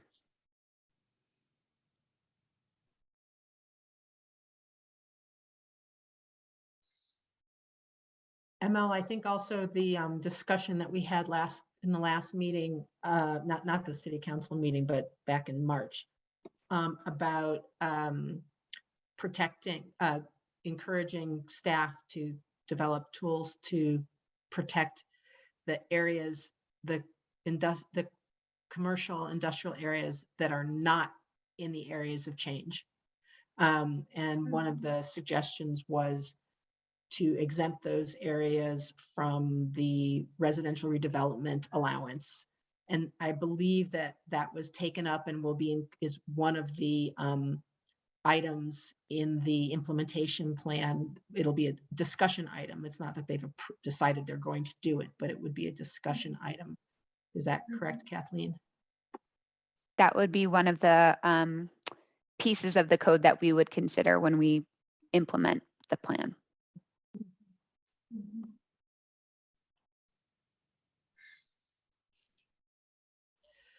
I guess without having some kind of some kind of specificity that retains those kinds of small businesses, it's very easy to imagine that this will default to the highest market value. And it's a tough place to be in, right? We're looking at an area that we all want to see begin to thrive in a 21st century kind of way, and to help us solve some of the issues that we've created getting here. But at the same time, I think necessarily these kinds of plans impose an erasure. You know, you kind of erase what's there and build something new on top. And I think that would be very unfortunate. And that's why I keep talking about an evolution between the two states, right? What's there now and what's possible, and how do you implement the future in a way that I saw that in one of your implementation strategies you had, I think it's number is it 51? Excuse me, R8?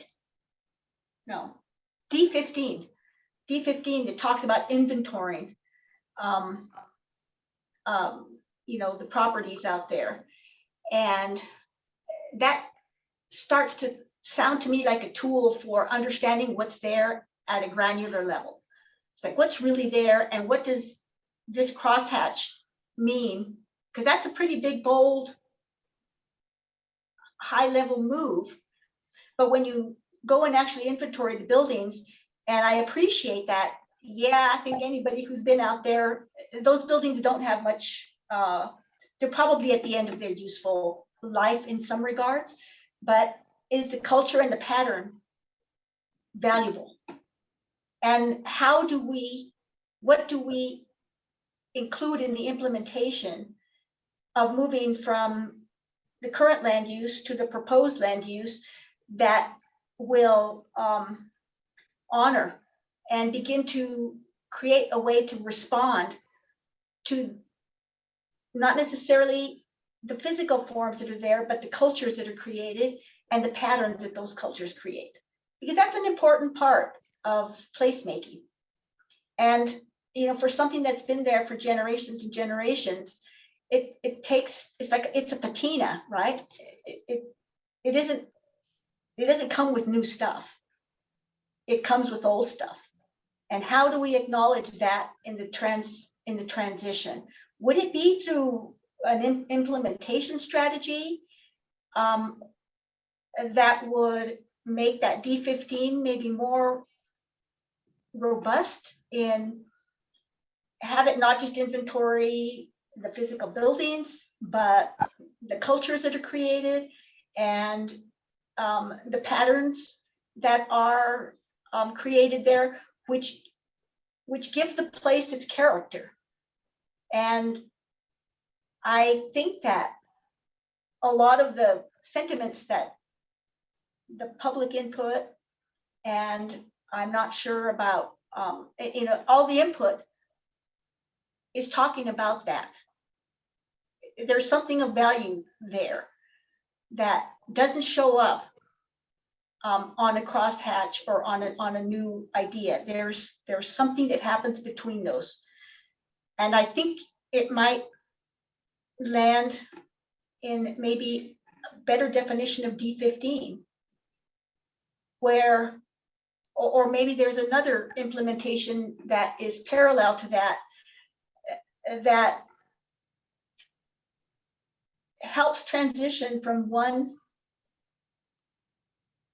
where there's areas of change, that there be an inventory that looks at the physical, the cultural, and the the patterns, the land patterns. Can I offer a suggestion? Laura has an idea. Go ahead. So I think, ML, you are bringing a perspective that this board has been lacking, and I'm so grateful that you are doing this. And I'm wondering if there is some crossover here between planning and the DEI initiatives, the JEDI initiatives, where that group that works on racial equity and diversity would have a sense of how to do this kind of inventory that you're talking about. Because what we're really talking about is gentrification and losing spaces that are accessible for lower incomes and that generate lower profit, right? And if there's anything in planning that kind of calls out for crossover with our JEDI work, this isn't the only thing I can think of, but I think this is one of those things. So I don't know, Kathleen, or others from planning, do you do any kind of, or can you see any kind of crossover there?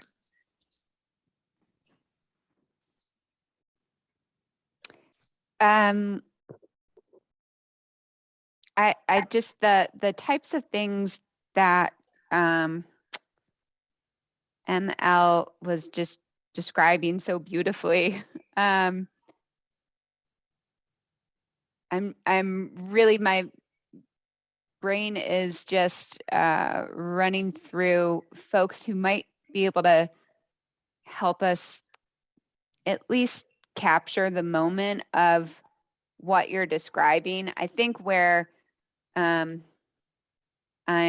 challenged in how we address this in the sub-community plan is, the tools that are provided in the sub-community plan really are intended to be either regulatory or direct our capital improvements or direct the staff work plan. So if there was something that we could come up with that might fall under a project or a program,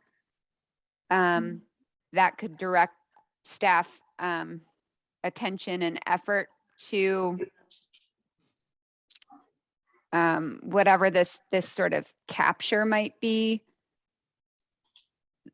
That, you know, I'm trying to help formulate like what we would include as a amendment to the plan. But I think I would need more time to think about it. I really am thinking more of this could be a match for our arts and culture work group who's in community vitality. There's some really talented people there that might have some great ideas about ways to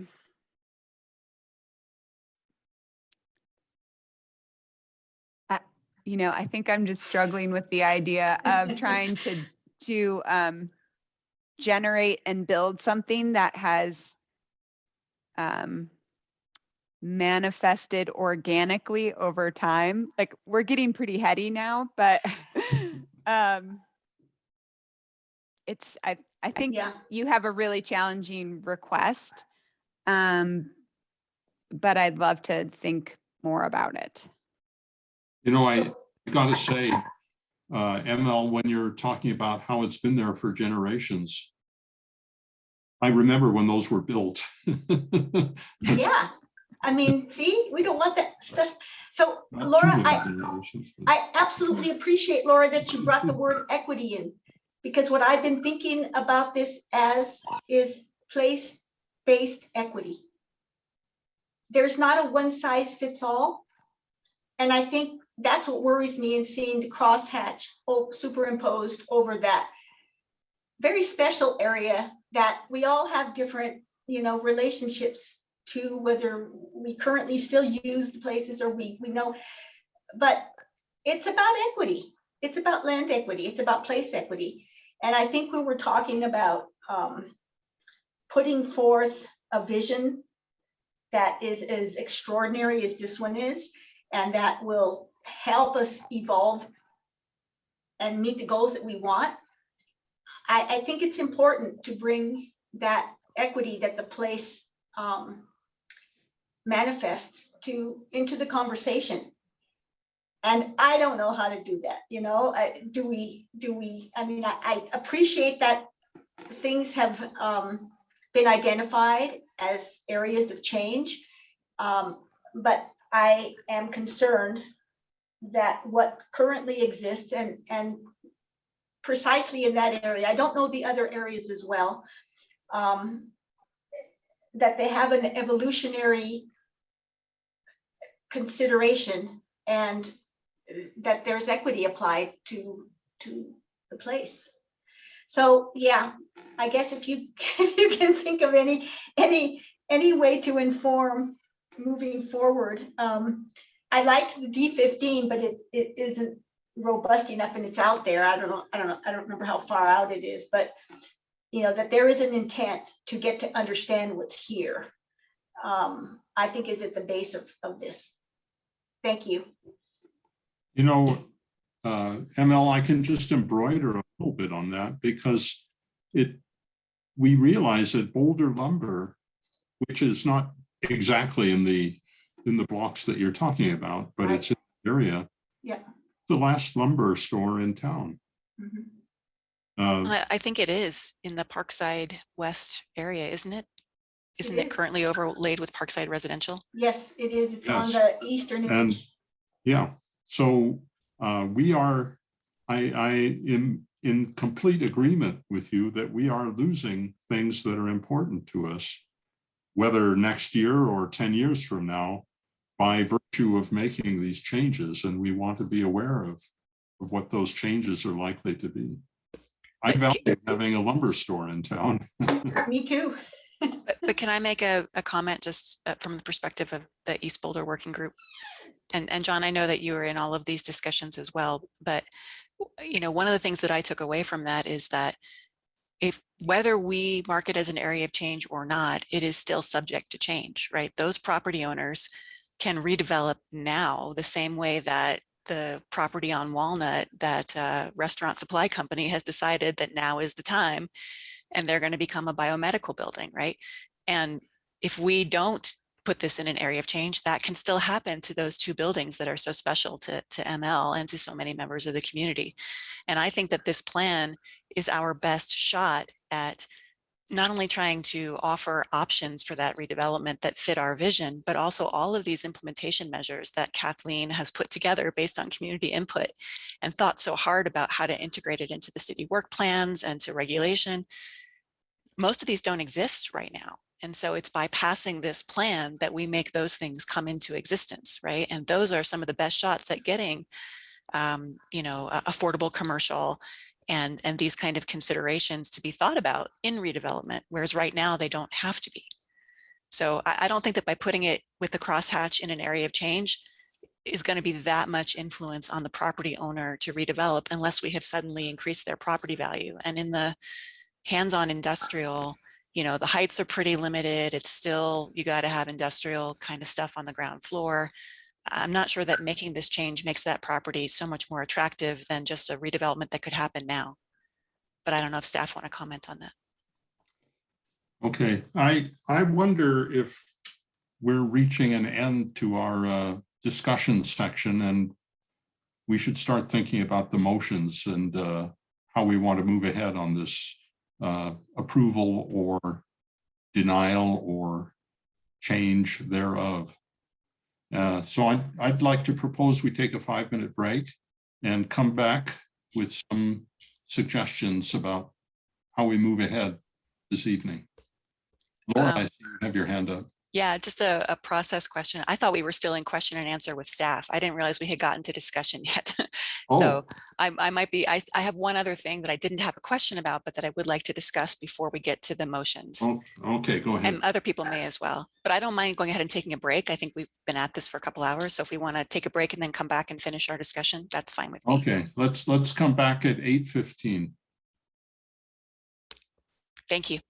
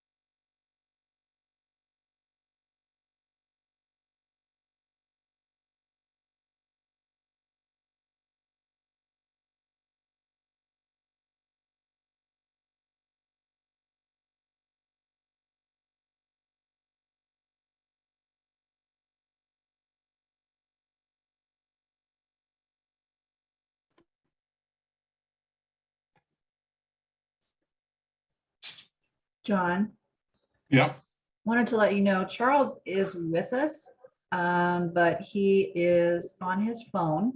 And so he is, but he's here. He's in Zoom jail. No fault of his own. When his computer crashed, I had to remove him. And unfortunately, I didn't realize his remove meant remove, as if he's a bad guy. And I can't bring him back until we end the meeting. And then I can bring him back as a nice person. So cool. I'm so sorry, Charles. I know you're out there and you can hear me. I'm so sorry. I've been troubleshooting it like crazy this whole. So we can't bring him in as a, somehow the way we bring in public commenters on I've the. been trying. He might be able to *6 and speak. We've been trying. We've been doing all kinds of things. Other computers, other emails. We've been trying all kinds of things, but he's in jail. So I will release him when the meeting is over and bring him back as a good person. So my apologies, Charles, if you're out there. You are out there. And Okay, I defer to your expertise in this matter. so sorry. Luckily, we have Kathleen and you here to represent the department, so. And Hella, but so, and I can, I just wanted to let you know that I can, if you so choose to, I can put up a screen as we're drafting conditions and stuff. If you want to send me your conditions, whatever you prefer to do, and we can put them up on the screen and word Right. if you prefer to do that. Yeah, that works nicely when you do that. So thanks for suggesting that. Okay. Wait a minute, Charles has something to say. Go ahead, Charles. He's muted. There There he is. There you go, Charles. Can you hear me? Yes. Yes. Okay, all right, it worked. Great, you can mute me again. I just want to make sure that the *6 works. Okay, Charles, we would be grateful for any wisdom you have here. So don't be shy about responding to these various questions as they come up. I won't. Unfortunately, I missed probably about the last 15 minutes of the conversation while I was trying to resolve tech issues here and fire up an old laptop, and nothing seemed to work. So I guess I'm just going to be stuck on my phone tonight. So I'll unmute when necessary, but please feel free to call on me if there's specific questions for me. Okay, well, you missed the most brilliant part. That's too bad. It was all John. It was all John. I was actually enjoying the part of the conversation I heard that ML raised. So, but I apologize. I've missed probably the last 20 minutes, so I apologize. Cindy, you can feel free to remute me. No, I'm just going to leave you unmuted. It's fine if you think so. Okay, well, I think we'll come back in session now. I think we're all here. I was just looking at the participant list, and I realized that Miss Bowden is still here. And so I wondered if she might have some response to ML's comments about the nature of the businesses in this one area that is particularly interesting. You're catching me, John. This is why I don't advance to panelists so often. I'm just very thankful for your conversation and for ML, your conversation as well, and all of you who participated and continue to participate with us. We are not in the current state where I have done an inventory recently.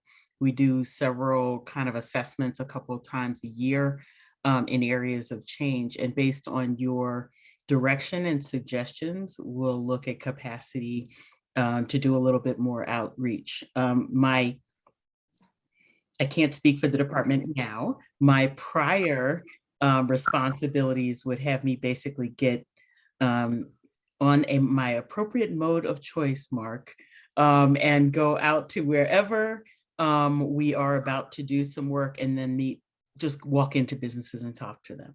So ML, you've given us a lot to think about. I lean into Kathleen and Hella tonight and know that I will continue to partner with them and share that with my colleagues in arts and culture and community vitality more broadly. And now I am going to not be a panelist. Thanks, Cindy. But I am listening to you. Thank you. But you are so good at it. Thank you all. Thank you. Thank you. Oh, and then Laura, you were just about to ask a question, as I recall. Before we do that, John, where are we at the moment in our hearing? Are we still in conversation with staff? Are we in our discussion period? Where are we? Just so that we have a marker. Okay, this is my perception is that we're about to complete our conversation with staff with Laura's question, and if any others have ones that come up, and then we'll move into our discussion among ourselves.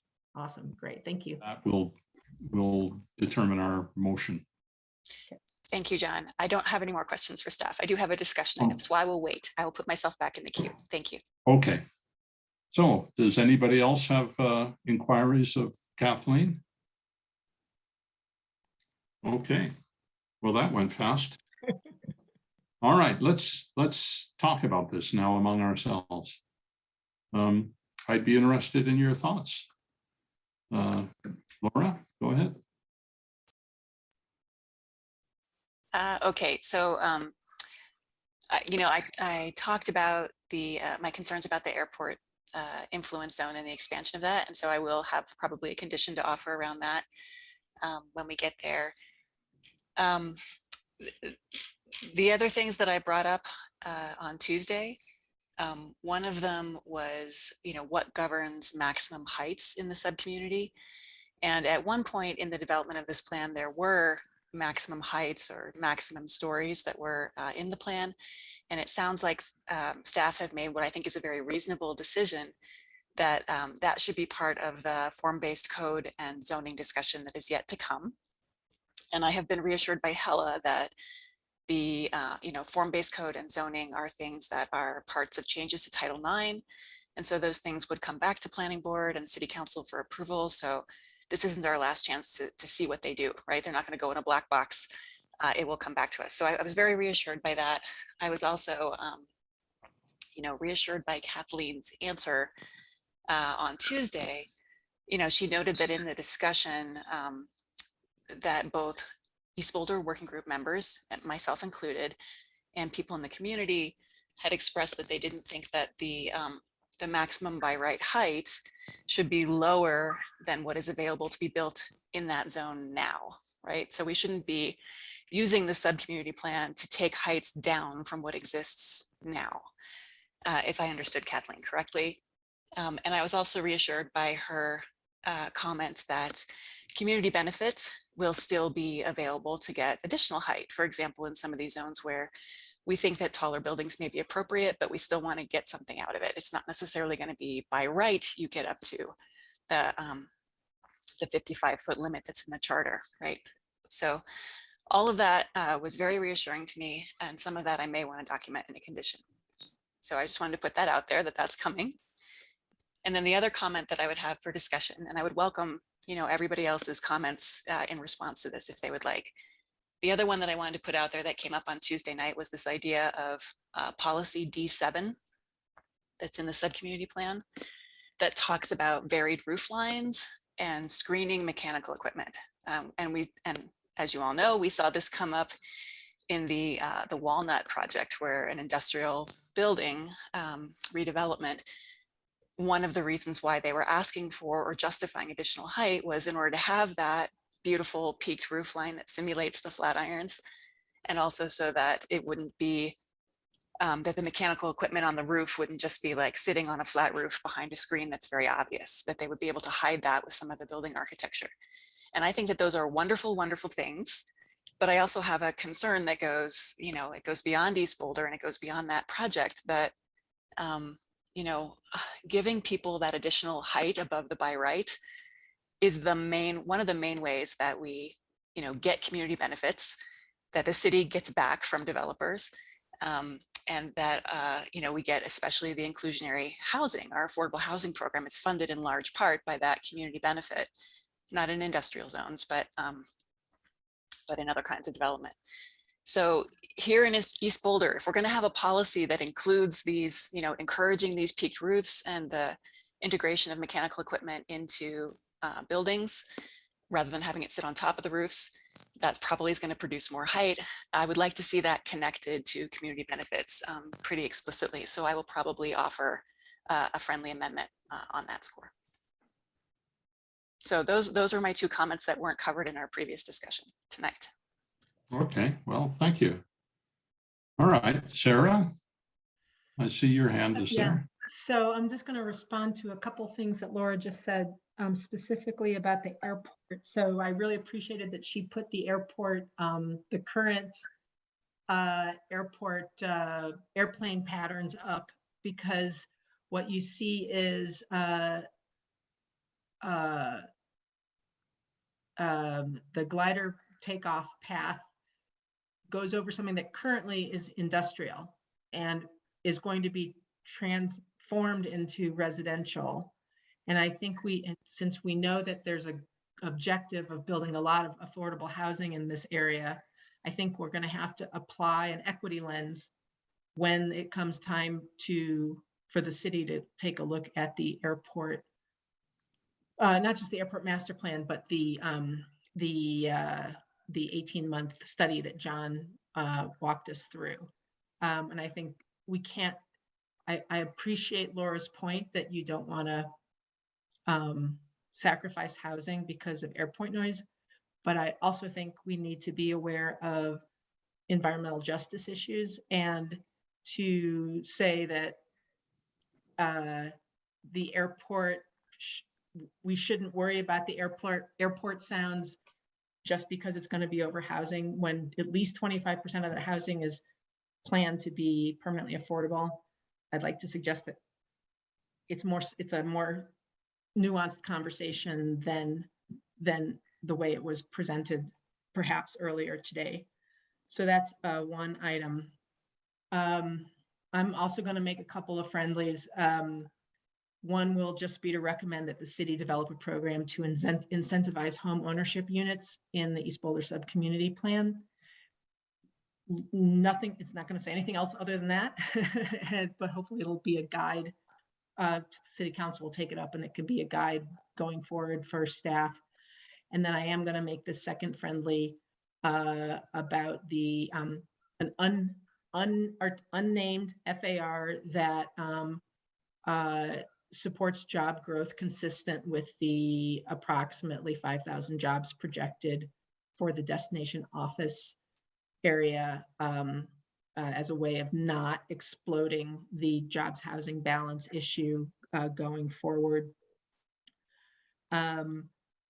Those are my thoughts for right now, but I look forward to hearing from what everyone else is thinking about.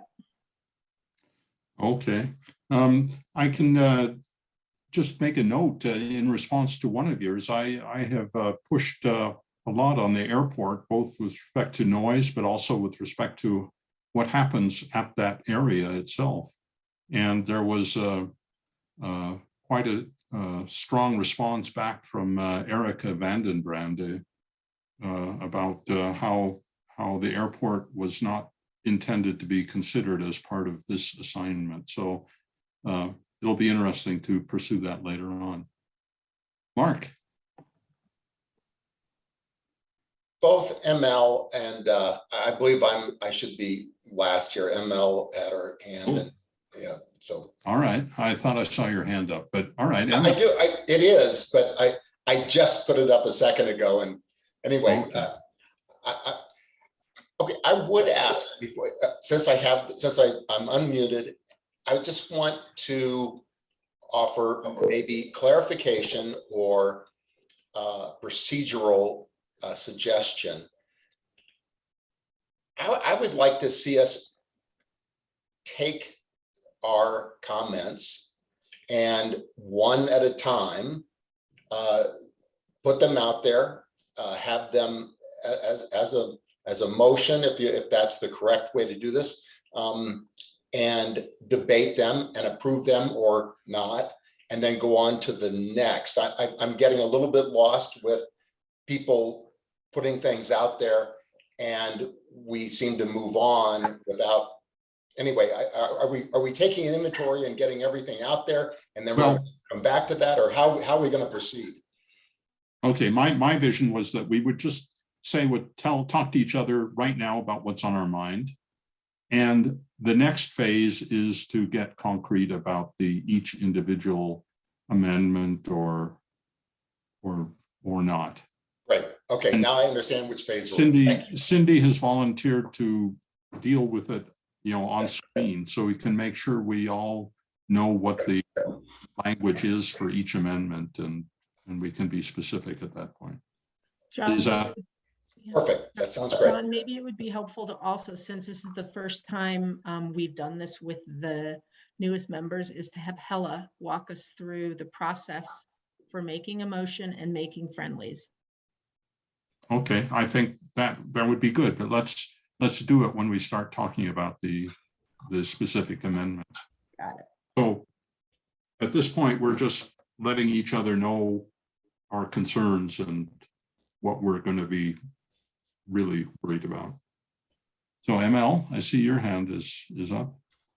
Still up. Thanks. And thanks, Mark, for trying to let us go first.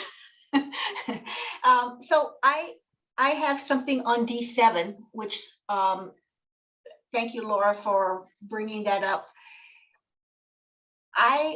My thought about it, and I'm looking off to the side because I've got it up on my other screen here, but I'm not exactly sure why we have this here. I saw in the notes that were in our packet that a council member asked for this roof piece to be added in.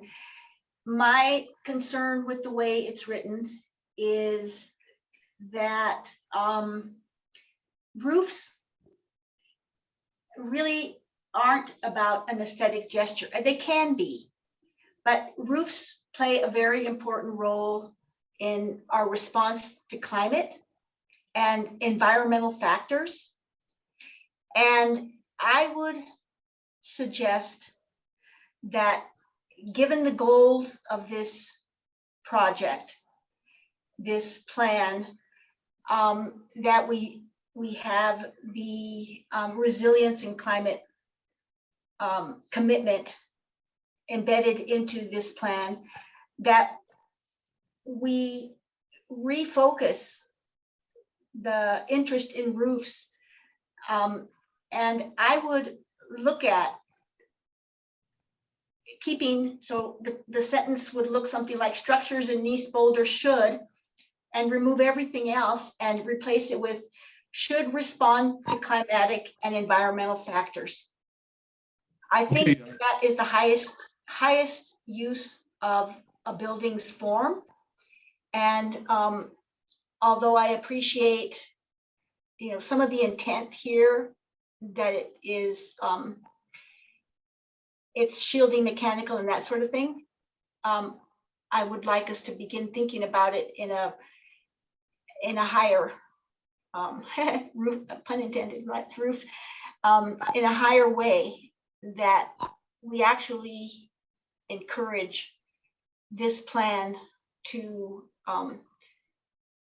reach its goals in as many places as we can. And I think this is an obvious place to bring some different language in. Okay, I think the right time to talk about that is when I presume Laura will offer a friendly amendment, and we can discuss it at that point, if it should be changed and whether it should be changed and how you'd like to see it. It seems to me. Okay, I'm with Mark. I'm kind of confused as to what we're doing when. Everything else I have are about very specific things. So I'm understanding that is something that happens in the next, not right now. Is that correct, John? That's right. Specific things happen next. Okay. I will mute myself. Thank you. Okay. Oops. All right. Let's see who. Oh, Laura has her hand up there again. Thank you, John. And just a Zoom facilitator tip for you, John, as the meeting chair. Zoom will put the hands in order as they go up. So you'll see, you know, from left to right.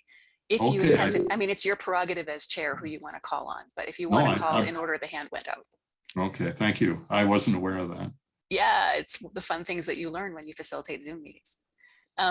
So I do want to respond real quick, just a little bit about the history of that policy D7. And I think I'm one of the people that promoted this at the East Boulder Working Group, D7 being the one about varied roof lines. One of the, I would say, most prevalent and most passionate comments that we got from local neighbors, local neighborhood people, was that they have a very negative reaction to big blocky buildings, big rectangular buildings. And we hear this over and over and over and over again at city council meetings, at planning board meetings, anytime redevelopment projects come up. At one of our outgoing council members, Mirabai, was very passionate about this issue as well, that these large buildings, people just don't like the way that they look. And that's a matter of taste. But I think it feels like the city is moving in the direction of encouraging these varied roof lines. And I personally think that's probably a good choice, you know, so that we have, because the economics would typically push developers, it seems, into these large boxes to maximize what kind of floor area they can get for the height that they're allowed to have. And so I'm all in favor of a policy that responds to the aesthetic judgment that we hear over and over and over again, that people don't like big blocky boxes.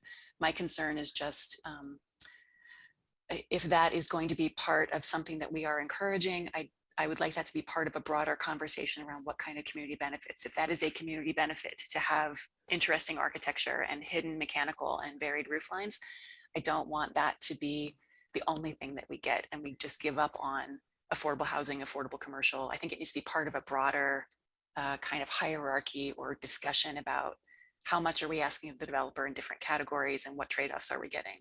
So I'm totally fine with varied roof lines, but you know, I don't want it to be at the expense of affordable housing and affordable commercial as a benefit that people get for extra height, or that they have to give. So that's my comment in response to policy D7. I think I wouldn't want to see it go away, but I totally get what you're saying, ML, about maybe there needs to be something in here about the city's climate commitment and how buildings respond to that. Although I think that's in other places in the building code. So I don't know, maybe when we get to, if you offer a friendly amendment about that, maybe we could pull staff in to talk about if there are other places where that exists. That's one comment.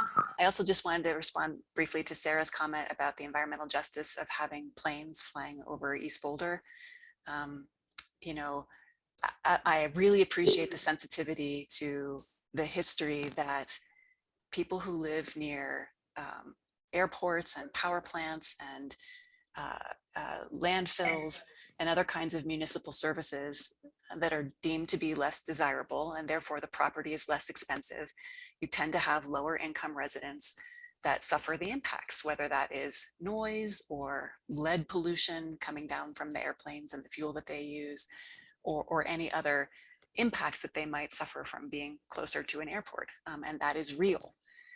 However, I do think the city has a commitment to have affordable housing in every portion of the city that has housing. So unless we're suggesting that East Boulder should be off limit to housing because it's near an airport, I would find that to be an extremely unfortunate, perverse consequence of trying to do the right thing by environmental justice. I think cutting out housing, and especially affordable housing, is an outcome that is to be avoided from an environmental justice perspective, if I understood your comment right. No, you didn't understand my comment. My comment was about when they get to the airport. I think you've misunderstood my entire position on this. Okay, which is, good. The challenge is what to do with the operations at the airport. And over time, as the airport master plan is developed, the question will be, do we keep allowing the current I don't know enough about how airports operate, but do we continue to allow the current air uses to continue now that this area is going to be redeveloped from industrial to housing? Or do we try to change that, maybe move it northward, move it to the north or to the west? Or, I mean, I realize you have air, you have winds, and there's all kinds of things you got to worry about.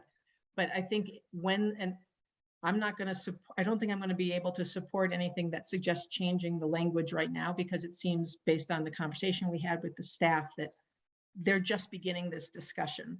But when they go through the discussion, I think part of the conversation has to be, how do we make this area, which is transitioning to residential, as livable as it can be, period. So my comment was not about, I don't know quite where you came up with this idea that I was opposed to more residential. That's the complete opposite of my position on things. So my problem is with the aircraft itself and the way in which it could impact the people who actually who will be living underneath it. Sarah, I have never been more happy to have been so deeply wrong. I apologize. Okay. Let's see, have we heard from everybody? Oh, Mark, now it's your turn.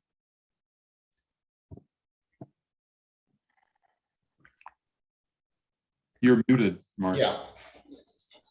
No, I'm just ready to go to the more specific section of our discussion and motions and actual word crafting of changes. So I don't have anything else to say. Thanks. Okay, well, I don't have a long speech here to make, but there were just a couple aspects that some have been mentioned previously and some haven't, that I would like to see if there's agreement on including as an amendment. One is the question of the opportunity zone considerations and how the city might be able to benefit from them to a greater degree than is presently described in the plan right now, because I think those benefits are so significant, and the intention of that whole opportunity zone effort was to ultimately benefit the cities rather than the investors. That I think this is when we should be thinking about that explicitly. So I'd like to see, I intend to suggest an amendment in that respect. Secondly, I am very concerned about the maintenance of affordable industrial space. And I think ML did a beautiful job of describing the concerns and issues associated with that. And basically the fact is that whenever you do anything on a market basis, you lose your affordability very quickly. So it seems to me that we should be more directly concerned with that.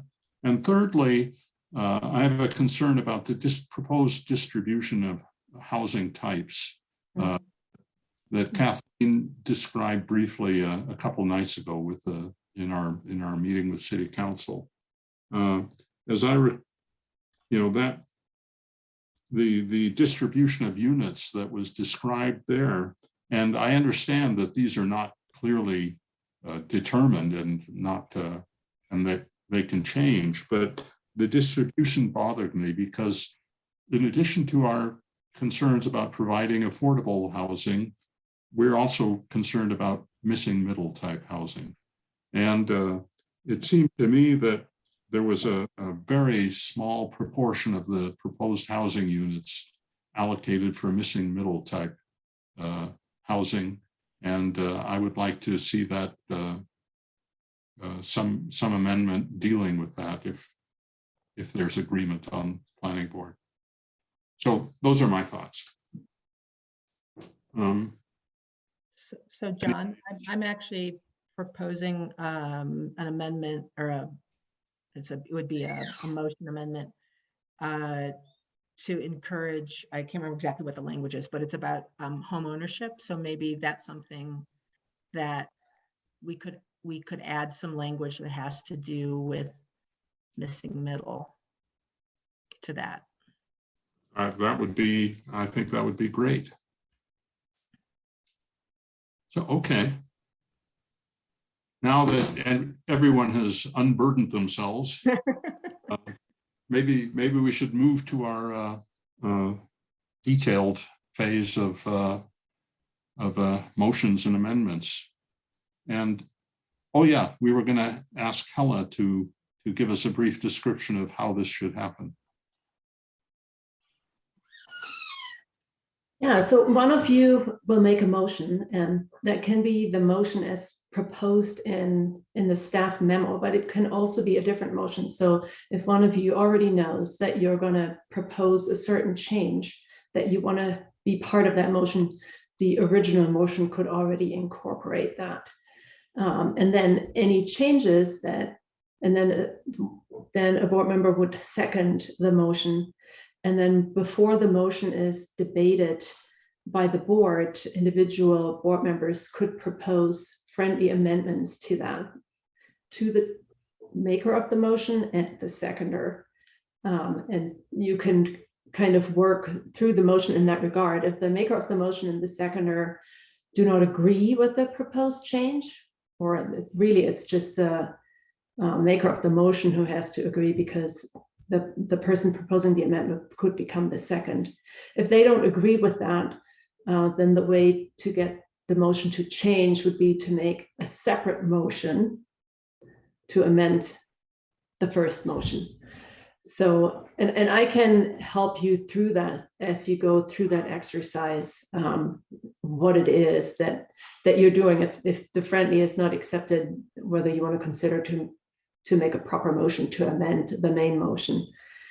One of the things that you may want to consider is you talked about several changes that you would like to see, and some of them seem to be things that where you merely might like to give direction to staff on next steps, but maybe not change the text of the plan. Maybe you can start categorizing where you want to put these. That could be a separate motion, because the implementation and changes to the code will of course come back to the board for a recommendation before then adopted with an ordinance by council. So if you give input on those next steps right now, then staff can already consider your thoughts on those items. And then you may have a category where you draft specific changes to the plan before you want it to be adopted. And I think, I guess I'm having difficulty parsing out where you want to draft the change, or if you are intending to give direction and for staff to draft the change and maybe adopt that, not knowing exactly what the language looks like. Or do you want staff to draft the change and it to come back to you before you adopt it? So there's several different scenarios, and depending on how many changes you want to see and how complicated they are, you may take a different approach. Helen, Yes, can I ask Sarah? you a question? So, I mean, we could do a count of noses, and my guess is there's nobody who wants to vote down the East Boulder Subcommunity Plan, but it sounds like we have a couple of thoughts about specific language changes in the plan. Mm-hmm. And we have some guidance that we would like, some direction we'd like the city to go in, which is augmenting the plan, not changing it. So can each of those friendlies be proposed as friendlies to this one motion? Could we do it that way, or would that not work? I think you could do it that way, but I think it might get very complicated, might become a very complicated motion.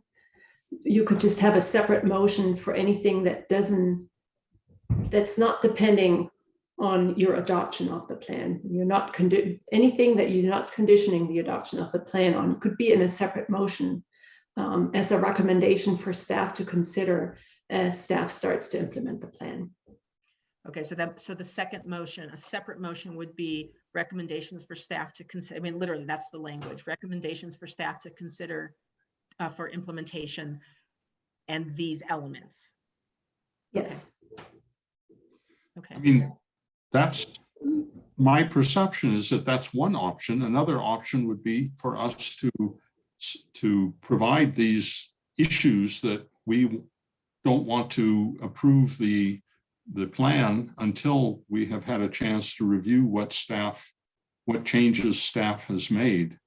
And that would take place in a future meeting. Is that one of the options that you laid out as well? Yes, it is. Okay. Laura? I guess a process suggestion, if this is kosher with board procedures, is it sounds like there's about maybe 10 friendly amendments between the lot of us that we might want to propose.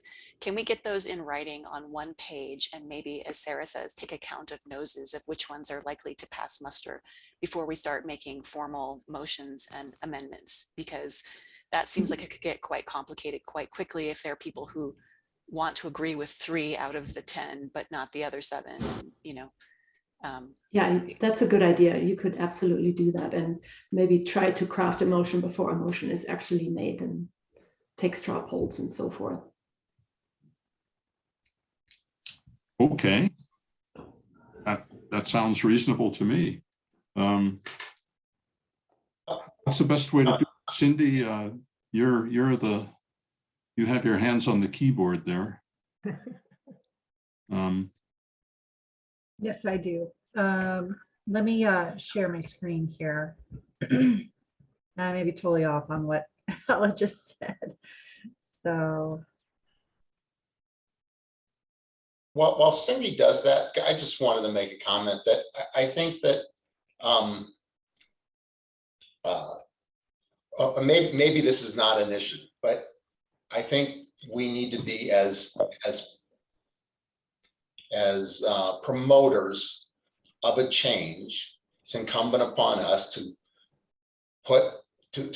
give us all a starting point with specific language, and I'm in favor of a nose count, but I think we also we need to leave time for if there's a 3-2 vote on a particular motion, that during the debate and the discussion of that motion, either changes can be made or persuasion can be found for someone to change their initial vote. And that has been how we've done it in the past. But first we have to get everybody's friendlies put on the table. And so when we say friendly, so a friendly amendment is seeking the motion maker's agreement to an amendment to the motion that was made. We don't have friendly amendments as an initial motion. So I'm a little lost, and maybe it's something I don't understand about Roberts, but a friendly amendment, as I understand it, is as Hella described it, which is someone makes a motion and then someone would ask the motion maker if they would accept a friendly amendment. Yes, so the motion is made, it's seconded, then people can start offering friendlies, but we haven't gotten to the motion making yet because Hella was explaining to us what the process was and offering up some suggestions about how to approach this, given that some of the conversation we've had has been about implementation of the plan and some of it has been about the plan itself. And so we haven't even made the motion yet to even begin the conversation about friendlies. Right. The suggestion was made, let's put let's put on the table the motions that we each have thought about. And then we can have a conversation about, well, would it make sense for each of these to be proposed as friendlies to the motion that the staff has put up? I Or maybe see. a subset. Okay. And if not, maybe there's a second motion we want to make, which is about implementation. It's right. We're still talking process. We haven't even made a motion yet. That's all. Right. Okay. I agree with you that we have not made any motion. What I find confusing is what I see on my screen here are possible motions, but your terminology is to use them as a friendly amendment to the motion that staff has. I think what I'm saying, I don't think, I know what I'm saying is, I'm trying to pick up off of Hella's suggestion, which is some of these friendlies have to do with the actual plan itself. And some of these amendments have to do, or friendly proposals have to do with implementation of the plan. And what I think she was recommending or suggesting was we consider two separate motions. One is the motion that the staff has recommended to us, and there'd be friendlies attached to that that have to do with the plan. And a second motion that has to do with implementation, and the amendments, the friendlies that have to do with implementation would be discussed under that.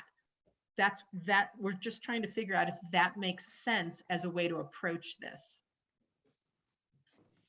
Does that, you seem very frustrated, Mark. Well, no, I'm not very frustrated. I'm thinking through it. So I did a sigh there. It was not a sigh of frustration. It was a sigh of thoughtfulness. This is never an easy process. So, but I think the best way to begin is to begin at the beginning. And I would move that we adopt the East Boulder Sub-Community Plan as the motion that staff has presented. I make that motion. You need to state the motion. Okay, can you, let me, Okay, Right, it's on the screen. It's on the screen. oh, I move to adopt the East Boulder Sub-Community Plan, including the incorporated 55th and Arapahoe Station Area Plan. okay. Do we have a second? So let me just, a point of order. I would like to second this motion, but I don't want us to move right into offering friendlies. I would like to, if we have the motion and the second, to then table that while we have a more open-ended discussion of what are all the things that we want to accomplish and how do we put them in buckets as either these are amendments to the motion or these are things for implementation. Because I feel like I don't know yet. I want to talk with you all about whether my things are amendments to the motion or whether they are something else. So I just feel like we have 10 things that we want to accomplish, whether as a friendly amendment to the motion or as a separate motion. So I would really like to see the list, the full list of what everybody's stuff is, all put together before I would second the motion. But maybe somebody else is ready to second the motion, in which case that's their right as a planning board member. Okay, I think Laura, your suggestion is good. It'll help us to organize our thoughts. So let's get all the friendlies, the proposed friendlies or conditions to on the screen here. And Can then Thank you, John. Can I make a process suggestion that we go take ahead. a 5-minute break, and the people who are ready to write out their motions and send them to Cindy can take that 5-minute break to write out their stuff and send it to Cindy. And then if there's anything left over that people need help writing, we could do it as a group or with staff help after that 5-minute break. Because I have things that I have not written out yet, but if I had 5 minutes, I could whip it out and send it to Cindy and get it on the screen. All right, does that seem reasonable to everybody else? Okay, let's do it. And Cindy, we'll just email this stuff to you, right? Does everybody have Cindy's email? I presume they do. Okay. So we'll see each other in at 9:05. Thank you.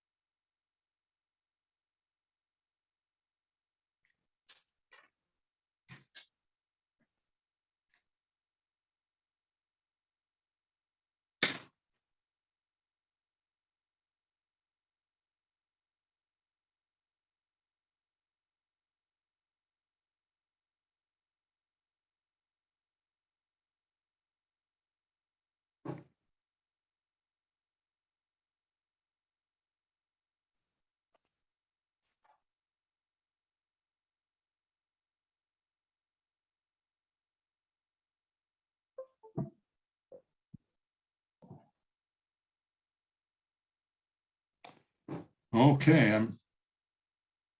I'm just looking. Are we all back? I don't, We're just missing Laura, but she Here. might be there. Just with the light out, the windows, light off. oh, here she is. Okay. I'm here. Okay, Cindy is, man, she's fast. Okay. It is. And good.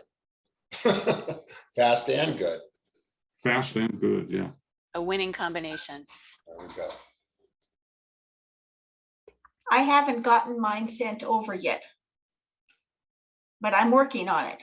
All right, you just need a couple more minutes, or what's your program? I'm out of room, sorry. No, kidding. Hey, Cindy, could you, the first item and the fourth item are actually an evolution of the same thing. So if you want to take the first item and just push it off to the side or whatever, I'd like to concentrate on my item that says policy D9, and we can come back to that other item if we need to, but if you want to stick it off to the side, that'd be great. Thank you.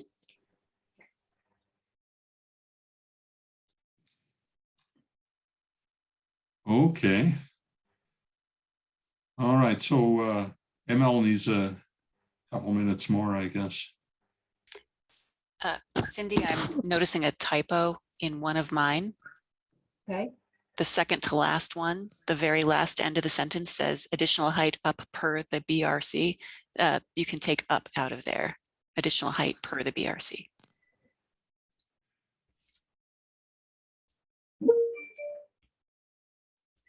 And I fully expect that my my suggestions here will need some editing from Hella or Kathleen in order to make them make sense in planning world.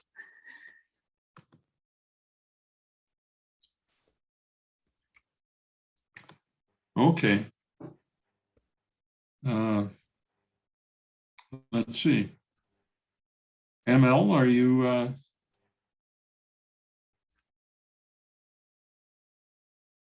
I don't want to breathe. Yes, I've got 1 minute. I've got 1 minute to go. I've got one more Okay. line to type.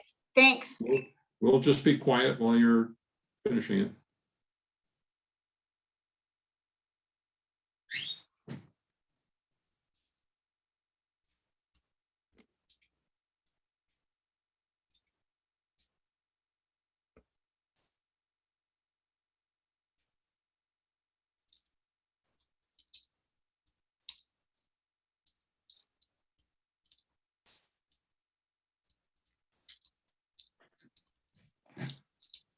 I know, it makes me nervous. I see Cindy smiling to herself. I'm not smiling. Okay.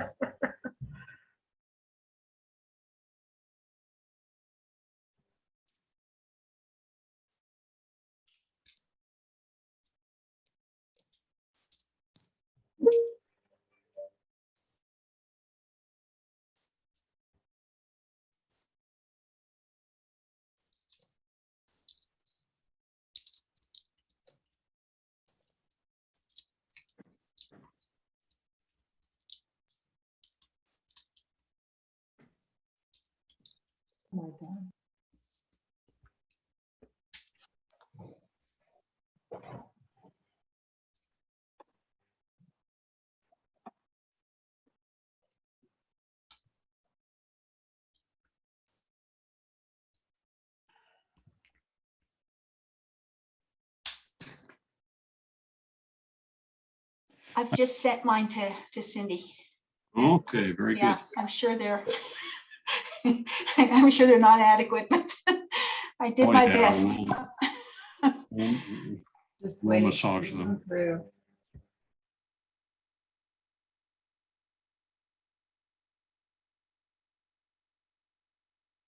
Did you get it, Cindy? I'm just waiting for it to come through. Oh, cool. Okay, so I think what we'll do now is when ML's gets there, we have it on the screen. we'll go through each of them and do a very quick nose count and see how much, you know, if there's a majority who feels there's some future in working with them, then we'll work with them. If there's a majority opposed, then we'll have a little discussion and see if that changes, and then move to the next. Can I ask you a question? Hella, is it a majority of those of us here, or does it have to be 4 majority of the total? To pass any motion, 4 board members have to vote for it. Okay. Oh, good to know. Glad you thought of that.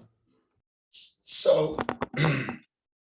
I was just going to ask, might there be a simple majority, i.e. 3, that would lead to additional discussion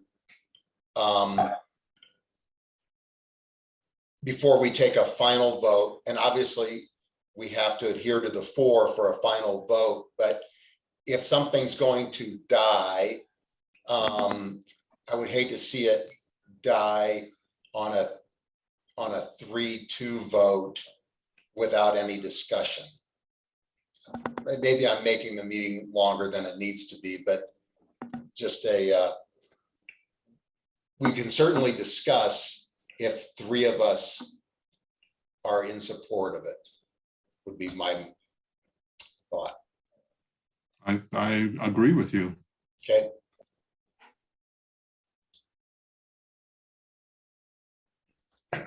So I'm just wondering if the first thing we should do is categorize these as changes to the plan and implementation. Okay. I'm trying to get this so I can view the whole thing. It's so small that I can't fit it. Do you need the language bigger? Oh, there it is. Okay, I got it. Okay. All right, so let's see, Sarah, what did you just suggest here? Well, I'm just still operating on Hella's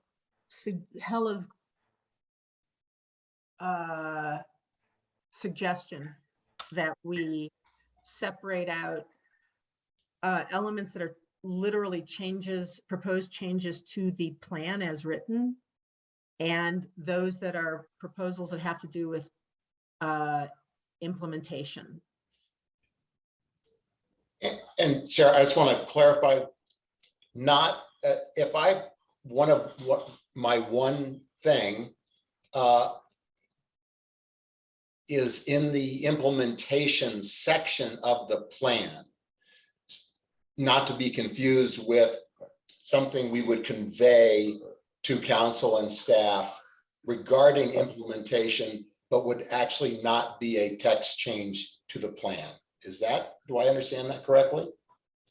Well, I think that's a question for how Hella would distinguish between the two.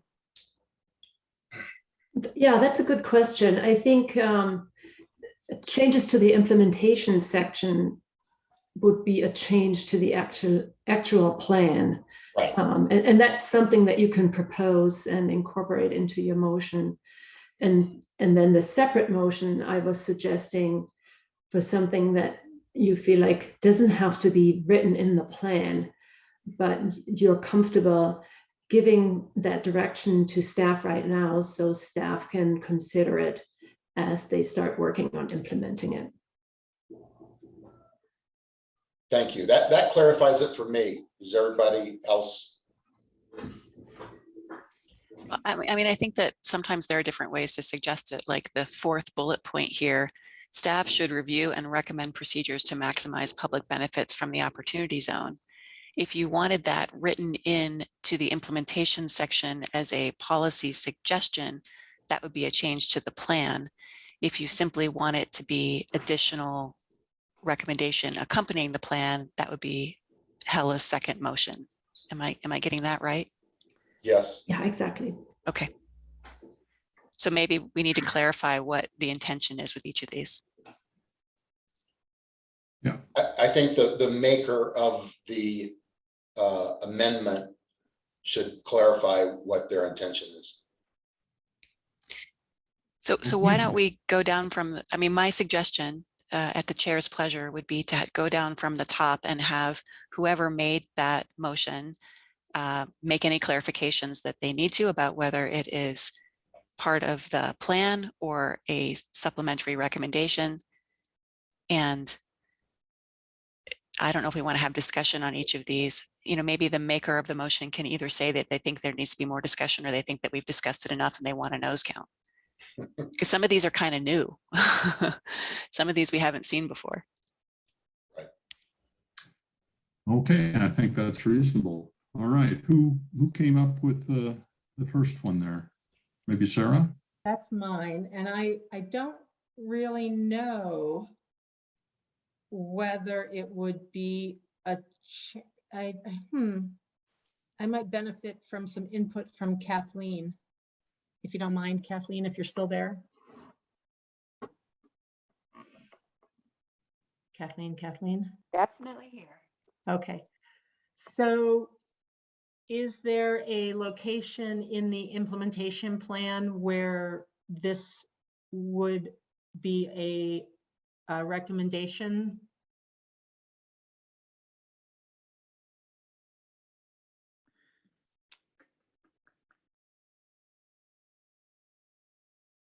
You could I'm consider kind of it. looking at the Ds. But maybe or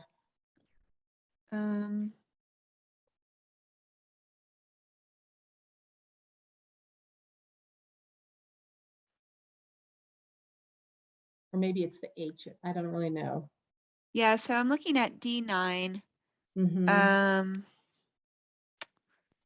East Boulder place types map and place type performance standards will be used to guide code recommendations to implement the plan and deliver design, quality, and placemaking. Like, I'm wondering if if there would be something that you would say in here. I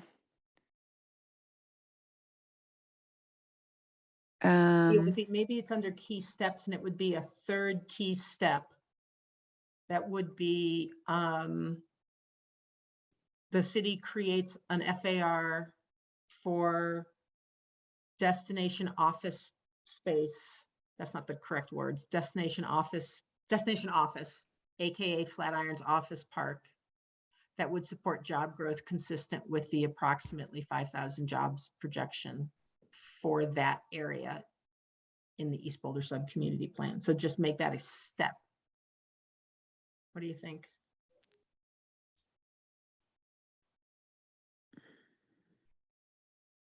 It's hard because it really like is nested under these other. It's sort of nested under that step 3. I don't. Oh, I see. Step 3. Yeah, proposed revisions, BBC zoning map. So it could be a proposed revisions to Title IX in the BP blah blah blah Boulder Valley Comp Plan zoning map, comma including creating creating an FAR for destination office that would support job growth consistent with the approximately 5,000 jobs projection for that area, as stated in the East Boulder sub-community plan. So it would be language change. So Cindy, it would be D9, policy D9. At the beginning? Yeah, put just so it's policy D9, and then it would be 3 in parentheses. I'm sorry, I guess we have to make it clear. Policy D9, key steps. Sorry, I'm just trying to build it into this thing. Key steps 3. So and I'm right now going to read to you the existing language, which is proposed revisions to Title IX and the BVCP zoning map. What map? BVCP, Boulder Valley Comp Plan zoning map. Land use map. I'm sorry. Yeah, this is what it said. I'm just reading the language from the document on page 57. So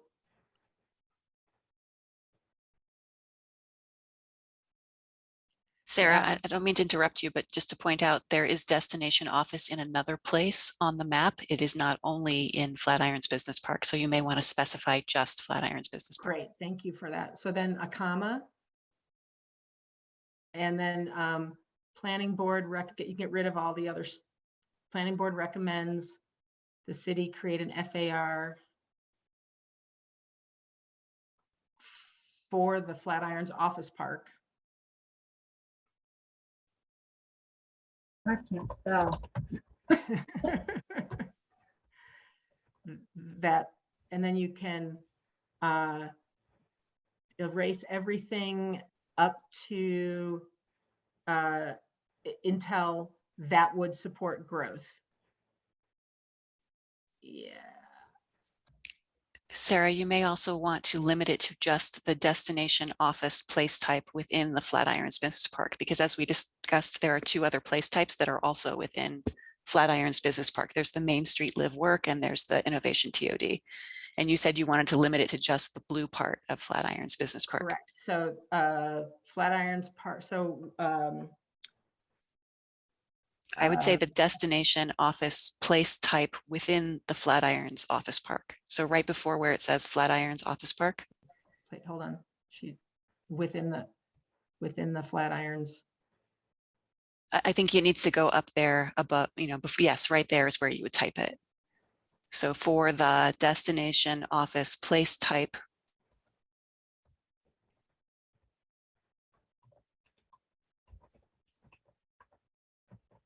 Within the Flatirons Office Park. Or Flatirons Business Park. Yeah.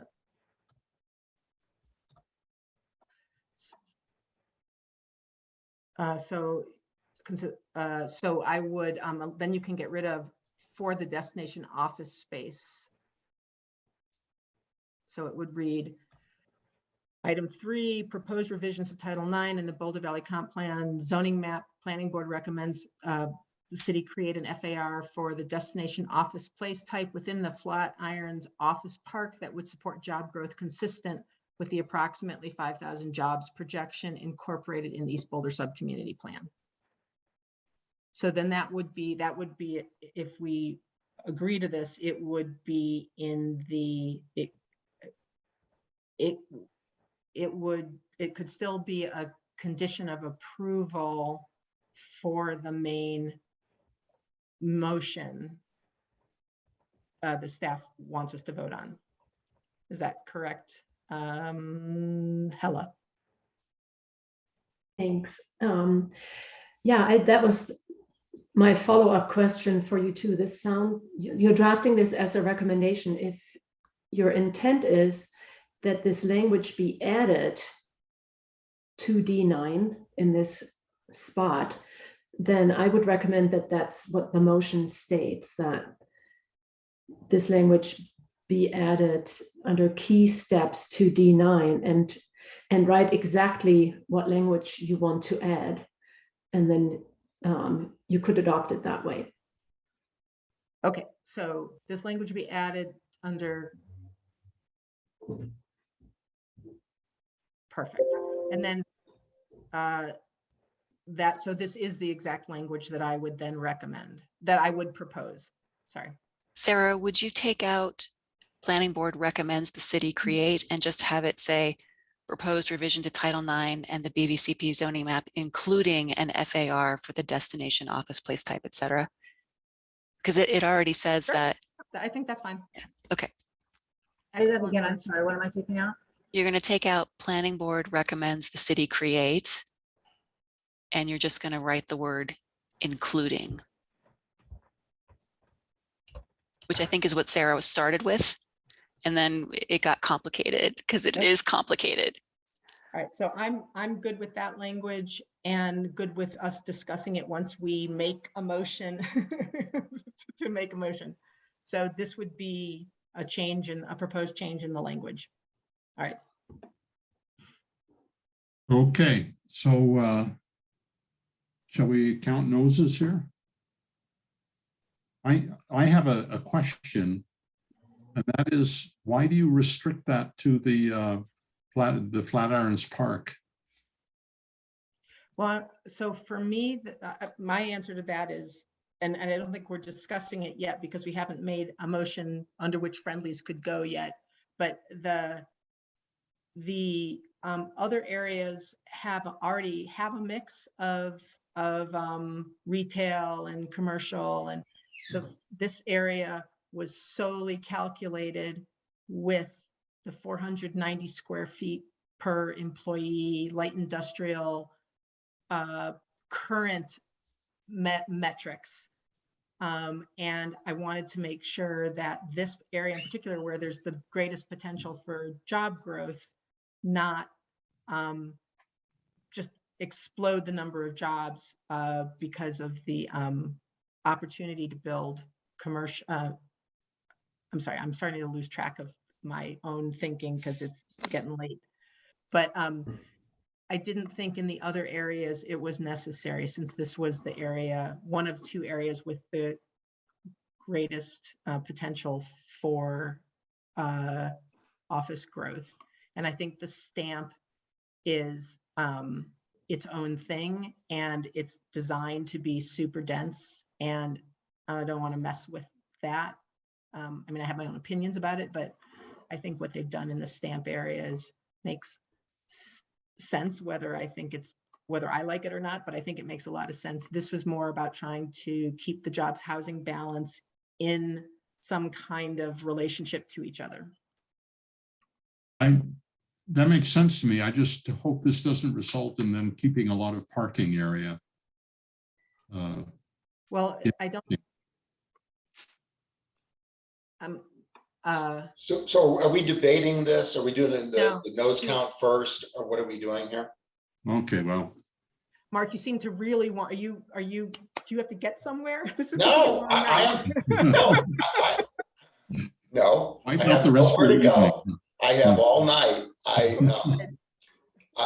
am a procedure, let's get it done kind of guy. But anyway, so I apologize if I have interrupted. All right. I thought the way we're going to do it was a nose count and then discussion. You're right, Mark. So let's.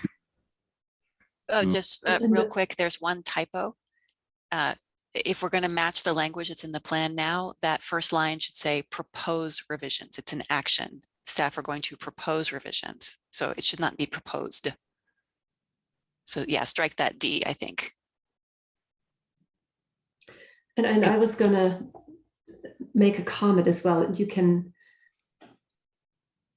bring it forward this way and make it and ask that it be, or I guess you in a way would condition the adoption on this change to the plan. But the language as it's written in D9 right now is pretty broad, and it could include this as well, just as part of the work plan. So you could also consider just making this part of the separate motion to put that out there, that you're going to be looking for this when it comes back. I just wanted to give that as an option as well, so you can consider how you mean when it how you comes want to back, do it. when it comes back as zoning changes in a separate Yeah. ordinance? Yeah.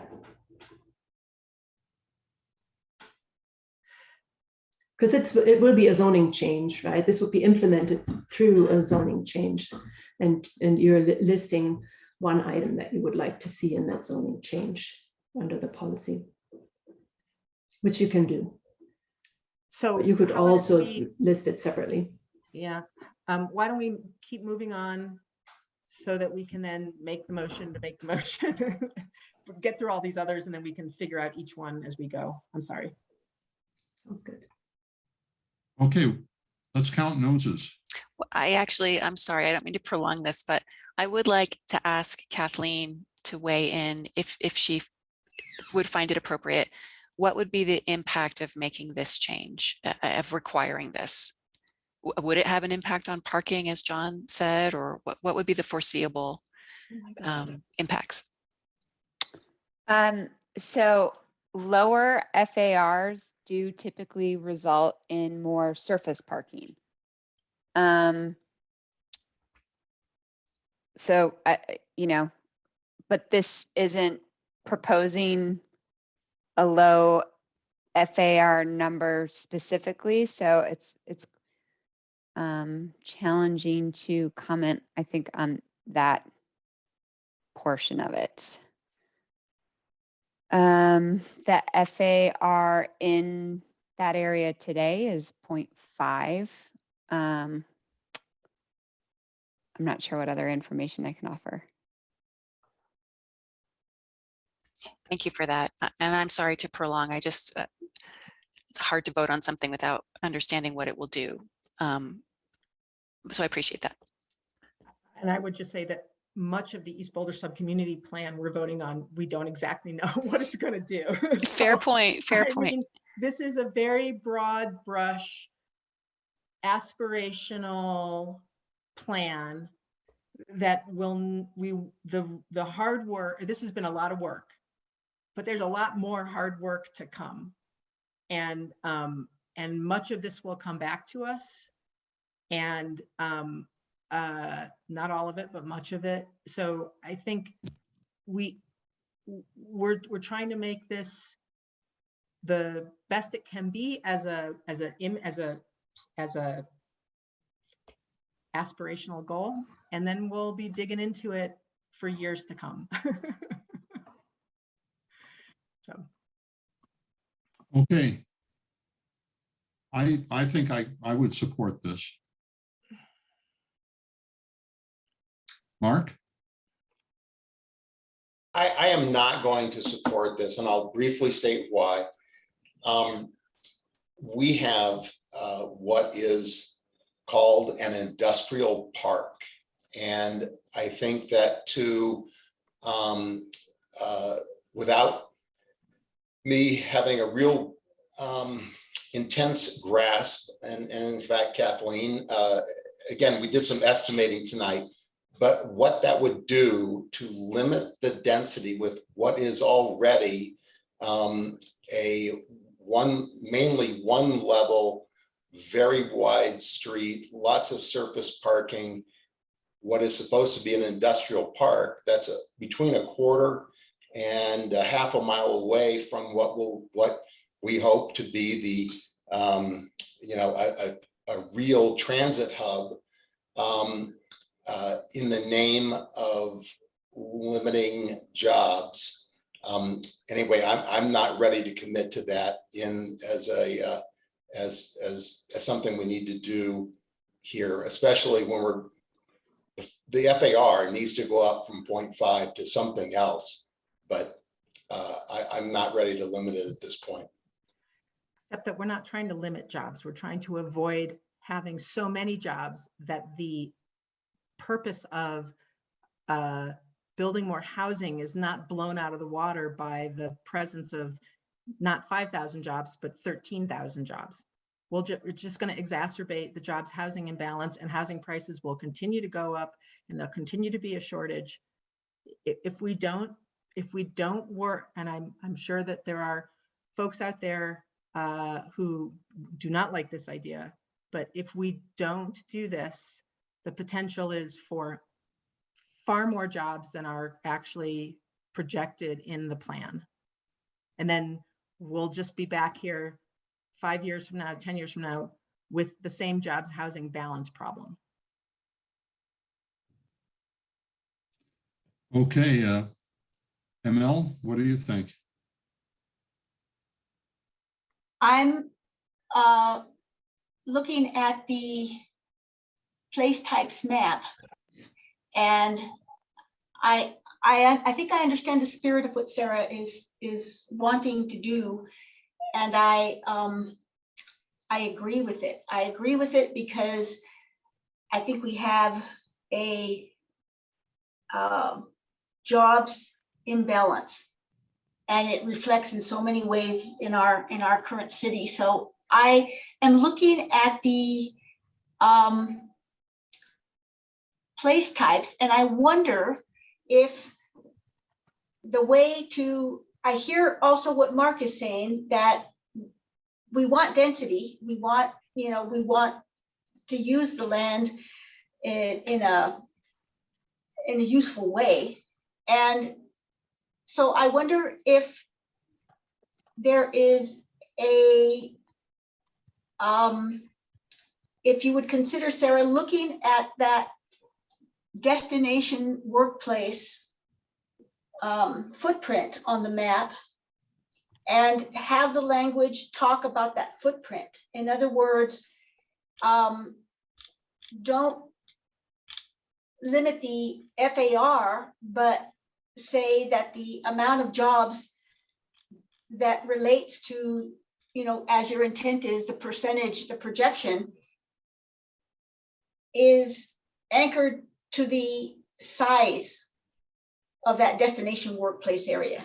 In other words, the rest of the land would then go to other uses rather than going to surface parking. You would still get, the limit on, not the limit, but you would still get the relationship to the proportion of jobs wouldn't change. However, instead of keeping the area that you're highlighting the size it is now, which could result in what people are saying, lots of surface that isn't a building, which might become parking, but instead say the footprint of that destination workplace area would be the size it needs to be to allow the jobs projection to work out. That's just another way of getting to it without incurring potentially an FAR that's going to give us bad consequences. So if I understood from Kathleen correctly, when we spoke in the few times in the last, spoke and communicated via email, our tools are the FAR or uses. Is that correct, Kathleen? Yeah, I think if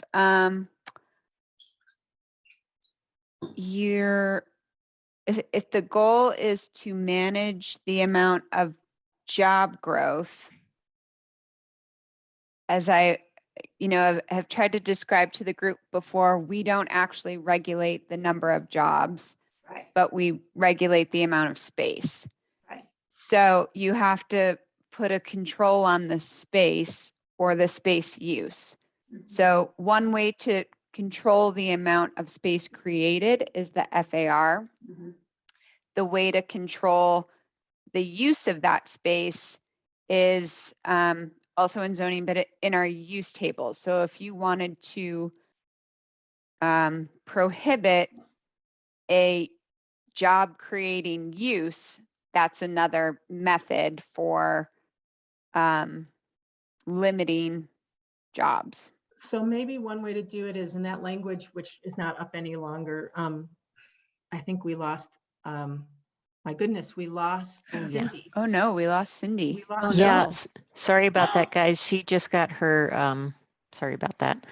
She just dropped her internet, and Laura, just so Sarah or Cindy can get this, Laura, I think it bounced to you as the host. Oh, If the originator should have bounced to John. it just doesn't a random thing of Zoom when you lose the host. So if she wants to get back in, I think you and Kathleen and Jean Sanson can let her back in. I will be looking. Do we need to wait for Cindy as the secretary? And she has our language. Maybe she should send it to somebody else as a precaution. Yep, she's doing that to me right now. Wonderful. Yeah, so hold on a second, and the pleasures of the World Wide Web. I've got Charles on a phone and our secretary without, internet. Oh la So la. we'll just hang out. Well, You're Zoom certainly was- welcome to discuss if it's something I don't need to rate. Well, I was just going to say that maybe what we could do in that language, if this would make ML comfortable with it, is the language is not in front of me, but something like create a FAR or uses that blah blah blah blah blah, so that we can whoever, as the city staff moves forward, they can use both tools as needed. To limit the, Yeah, to keep the jobs number at what's projected in the plan, so that we don't overwhelm the housing development that's being proposed. I think if your metric is that 5,000 number, you should consider stating that as the goal. And then when we're going through the code work and zoning updates, we would come to you with, here's that tool options, so Okay. that we're not boxed in. Okay, so I don't have the language in front of me, so we'd work on it to say something like using tools available to maintain the goal of 5,000 jobs in that particular place type. So we can come back, and with that, ML, does that make you more comfortable?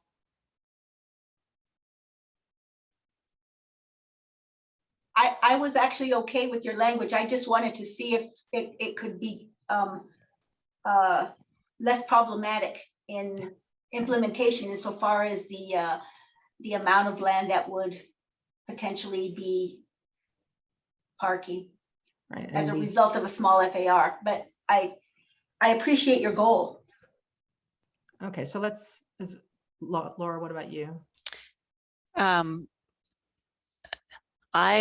I think a lot of modeling and a lot of work went into this plan. And so if we're going to make a change like this, I would be supportive of asking staff to model, as Kathleen suggested, here are some options that would keep jobs at around 5,000 for this spot. And here's how we model what that looks like and what that would do.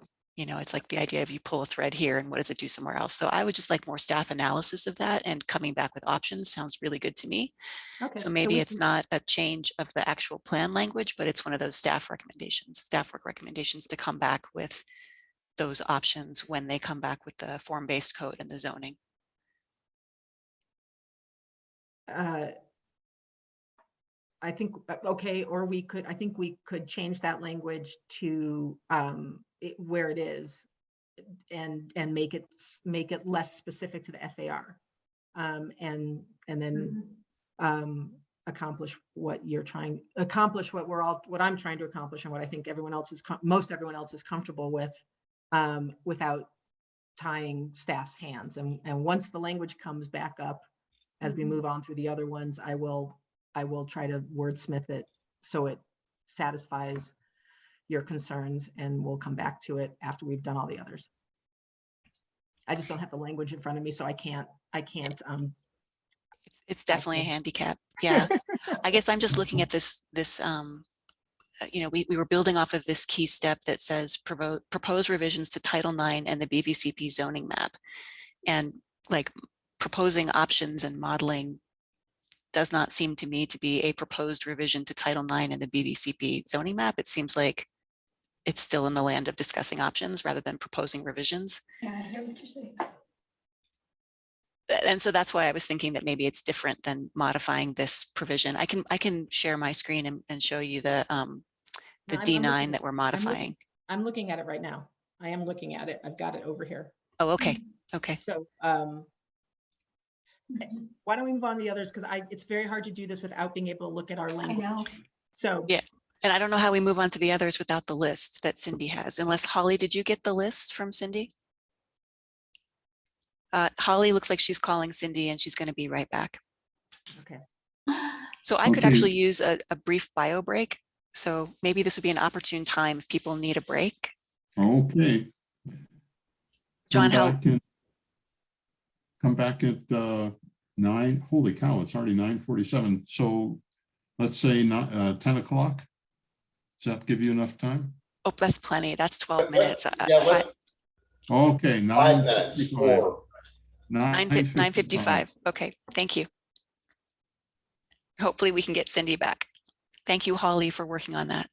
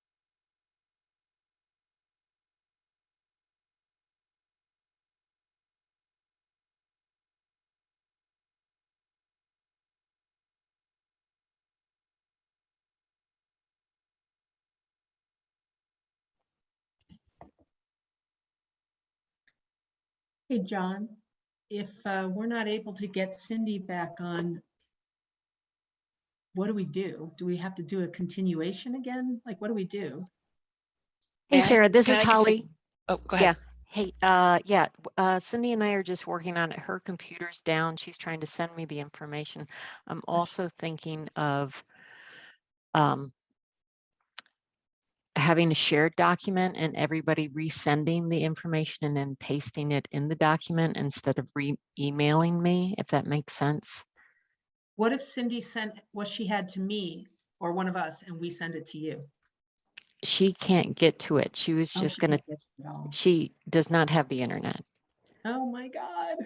So Right. Holly, it sounds like you're suggesting either you make a shared document online and we all post the language there, Yeah. or I would actually, I don't know if there's any public access issues because other people won't be able to see it. They would have to use the internet to go to that document. We won't be able to share the screen and show it on screen as we're working on it. Or I guess we could. I guess we still could. I think in my OneDrive, I think I can do that, and it's, or you could just email it all to me again. I do think it would take 5 minutes to do, but What is, I'm But happy to I do think- whatever you think is best, Holly. I think we're in it, and I think we should go for it. Like that, we're here. We are like 90% on our way to make this happen. It's not perfect, and just one more moment to have resilience. So where are you gonna, where will you put, where will your document be? So Holly, you either need to email us a link to the shared document or we're sending you our email. Is that right? Our language via email. Yeah, I think that's it. Why don't you just email it to me? We'll Okay. start there. Let's send the same email, and it's Opansky, H OPANSKY. And hi, everybody. Oh, I'm sorry, ML and Mark and where's everybody? Everybody else knows. I'm an administrator in comp planning. So there you go. And Holly was part of the wonderful East Boulder Sub-Community Plan team. So Can she you knows give this us your document. email again, Holly? Sure. Opansky, OPAN. Yeah, we have your name on your thing, but. Yeah. Opansky. Just Opansky? Yeah, Opansky H. At bouldercolorado.gov. It is in the chat if you want to copy and paste. Oh, fancy. I don't know. I feel like this is a good time for somebody to do a song and dance or something like that. I don't know if you should take, it will take me probably a couple of minutes, but to do that as it did with Cindy. I'm going to look at my chat because I have a feeling that Charles, Hella, and everybody else are talking.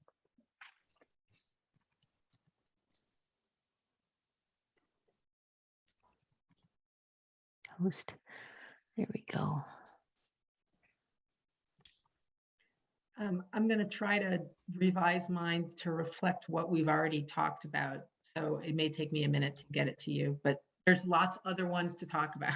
So. Okay, awesome. I would say then another 5-minute timeout. So that would be 10:03. And then I'll share my screen. Thank you, Holly. Yeah, I appreciate it. Thanks. Grace under pressure.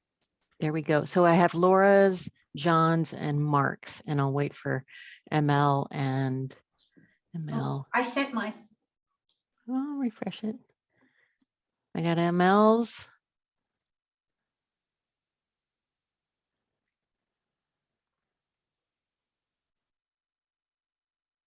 Not yet. I'm sure I will. What's that, John?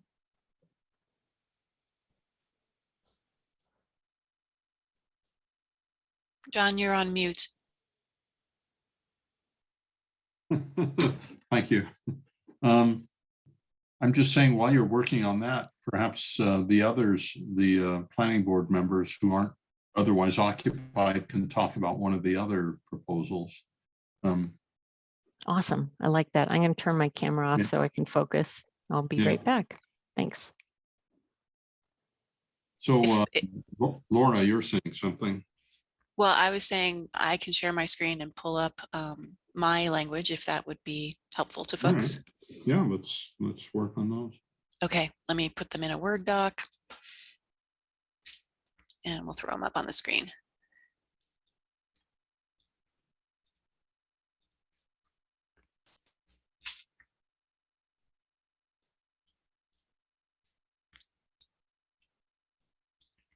Okay, it's not pretty, but here we go. I will make it bigger. Okay, yeah, that looks nice. Okay. Okay, and we'll make the text bigger. Okay, I think the first one is pretty straightforward. So I'm suggesting adding to policy D7, which encourages things like varied roof lines and screening the mechanical equipment. Or excuse me, when varied roof lines and screening of mechanical equipment within a building. And I might need Kathleen or Charles or someone to get the right language here, but we're talking about when you're getting additional height in order to not see the mechanical equipment. When these things, oh, go ahead. I was going to say something about that. As you were talking earlier, I pulled up the form-based code, and we actually, and I don't know that, I assume this would apply in the form-based code area. That's where you're concerned about. But the form-based code already has pretty robust requirements for mechanical screening, including if it can be placed into, if mechanical equipment can be placed into the building, it has to be placed into the building. If it cannot be, then there's additional requirements for things like you cannot put it on the facade unless it can otherwise not properly function. And then it has to be incorporated into the roof if it has to be on the roof. So there's some pretty robust standards that are actually more than a page long. So I think this might not be necessary. And it's just a requirement and not a community benefit consideration. Right, and I think that is my concern, is that if people are asking for additional height above the by right maximum in order to achieve these things, in order to achieve a varied roof line, or in order to achieve putting the mechanical equipment out of sight, if they're getting additional height in order to do that, I want that to be part of a broader community benefits conversation, because we don't, I mean, I think we have in the past just let people have additional height for varied reasons, but right now that is our major tool for getting community benefits, is letting people have additional height. And so if people can have additional height just because the architecture is prettier, we get fewer community benefits from that additional height. I feel like we're giving away our leverage if we just say you can have additional height in order to screen your mechanical equipment and have a pretty roof line. So that's my point, is that if these things are being used as a rationale for additional building height above the by right maximum, as I have here on the screen, they will be considered as one potential community benefit among other potential community benefits. And I don't know, maybe there's a better way to say that, and I would look to staff to help me say that. Or maybe Hella is right that the form-based code already takes care of that, but I didn't hear that in what you said, Hella. Well, right now the form-based code requires it to be within the building unless it cannot function within the building, and there's like tiers that we look at where it may be allowed to be located if it cannot function differently, and that applies whether somebody asks for a height modification or not. And in the form-based code areas, we don't have height modifications at this point in time and community benefit standards, but it would apply no matter what the height of the building is as it's set up right now. Laura, can I just try to extrapolate? I think what I think you're responding to is what we experienced last week, right? Mm-hmm. Where in an industrial area, a building requested height over what was allowed, and we weren't getting anything out of it from a community benefits, from a permanently affordable housing linkage fee perspective. So if is that what you're trying to respond to? Yes, that was a motivator. So I guess the question for staff, particularly for Hella, would be, is that something that has to be examined through a separate ordinance? Or is that like, how do we begin to address that challenge? Because I think that there were a number of us on the planning board who were concerned about that there are industrial buildings or industrial zones where for some reason or another, there isn't, it's the height limit, the going to 55 feet is not also connected to the increased linkage fee. So how would we do that? Is this the place to do it? Do we need to suggest a separate ordinance? Like, what's the way to think about that? Well, I guess it depends on how it's set up, but as regulations are developed for this area, that's something that can be considered, because we don't have a form-based code yet for this area. So if that's what's going to be developed, you would create those standards. Right now, placing the mechanical equipment into the building, if possible, is already a requirement, just a design requirement. But maybe Laura is expressing a different concern, because I'm hearing a little bit that this form-based code area may actually have community benefit requirements if you go above a certain height. And if that's the case, we would be creating standards for standards that would allow you to go above a certain height. And it sounds like Laura is saying she doesn't want just the fact that somebody is placing the mechanical equipment in a certain place to allow for a height modification by itself. I think that we can expect that if we require developers to put the mechanical inside the building, that's going to lower their available space. It's going to lower their ceiling heights. And I think that we can expect they will request a height modification in order to meet that requirement and say, well, if you're going to force me to do that, I need additional height. And I think that's a conversation that we can have, but I don't want that to be the only thing that we get out of allowing additional height, is just it screens the mechanical equipment. I think that is a community benefit. I like pretty roof lines. I don't like looking at coolers on rooftops. I think that's a great thing to be part of a broader conversation. And I think Kathleen did say that community benefit would be a tool that would be applied here in East Boulder if people want to go above the by right height. Right, but we have, if I'm not mistaken, we have very specific definitions now for community benefit. We just went through this for the last 2.5 years, because prior to community benefit, it was sort of like whatever the developer wanted to give us, like a piece of art or a film studio, except it never happened. And so one of the purposes of the community benefit process we went through was to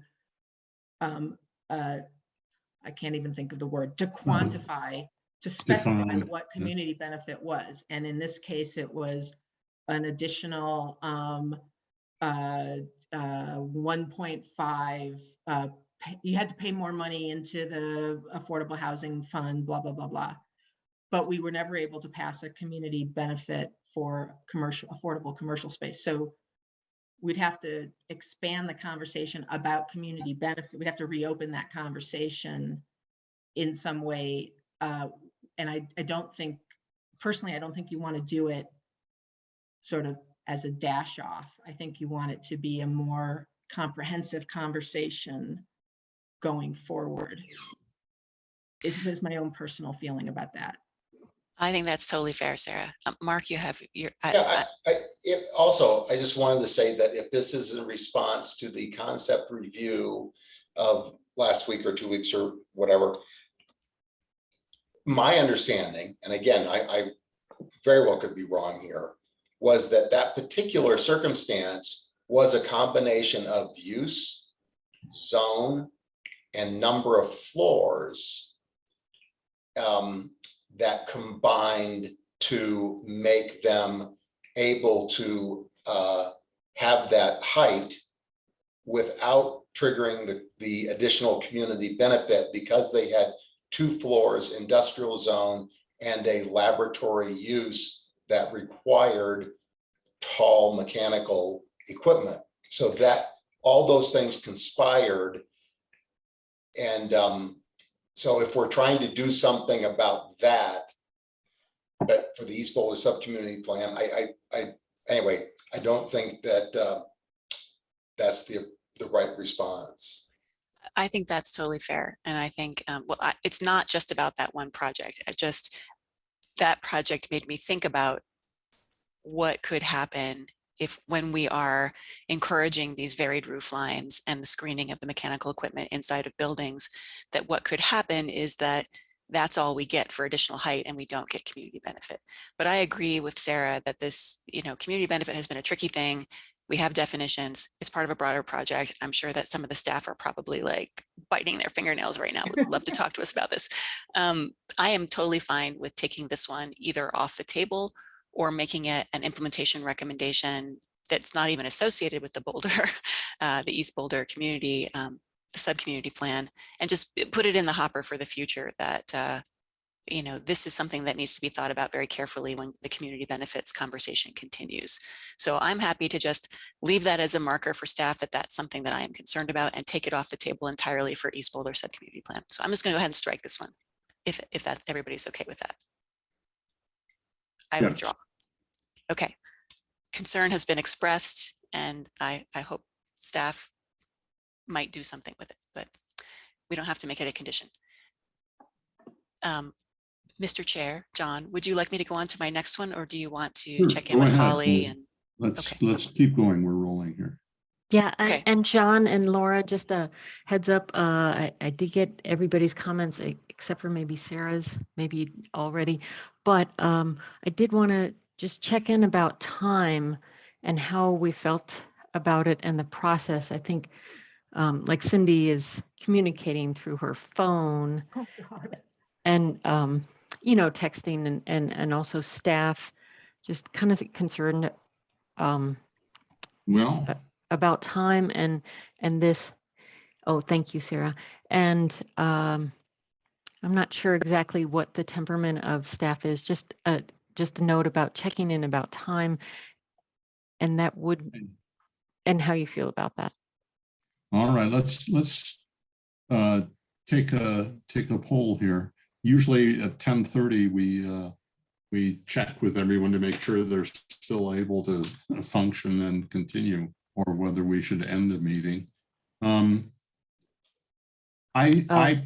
Oh, and sorry, John, I just got a note from Charles, said whether we would continue tomorrow at 9 a.m. I have to work.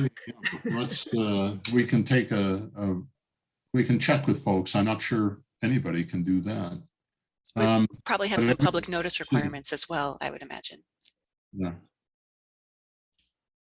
Hella, what are our options here in terms of continuing later? Yeah, you can definitely continue the item to a later date, and the notice requirements are not going to be a problem because you started the meeting, and it is always possible to continue it to another date, as people who are interested and would be participating tonight and then would know when it would be continued. Okay. One of the things that I think I would like Kathleen or Charles to weigh in on is council is supposed to act on the plan on Tuesday, and any thoughts they have on that. Yeah, we are scheduled to go to council with your motion for Tuesday night. So I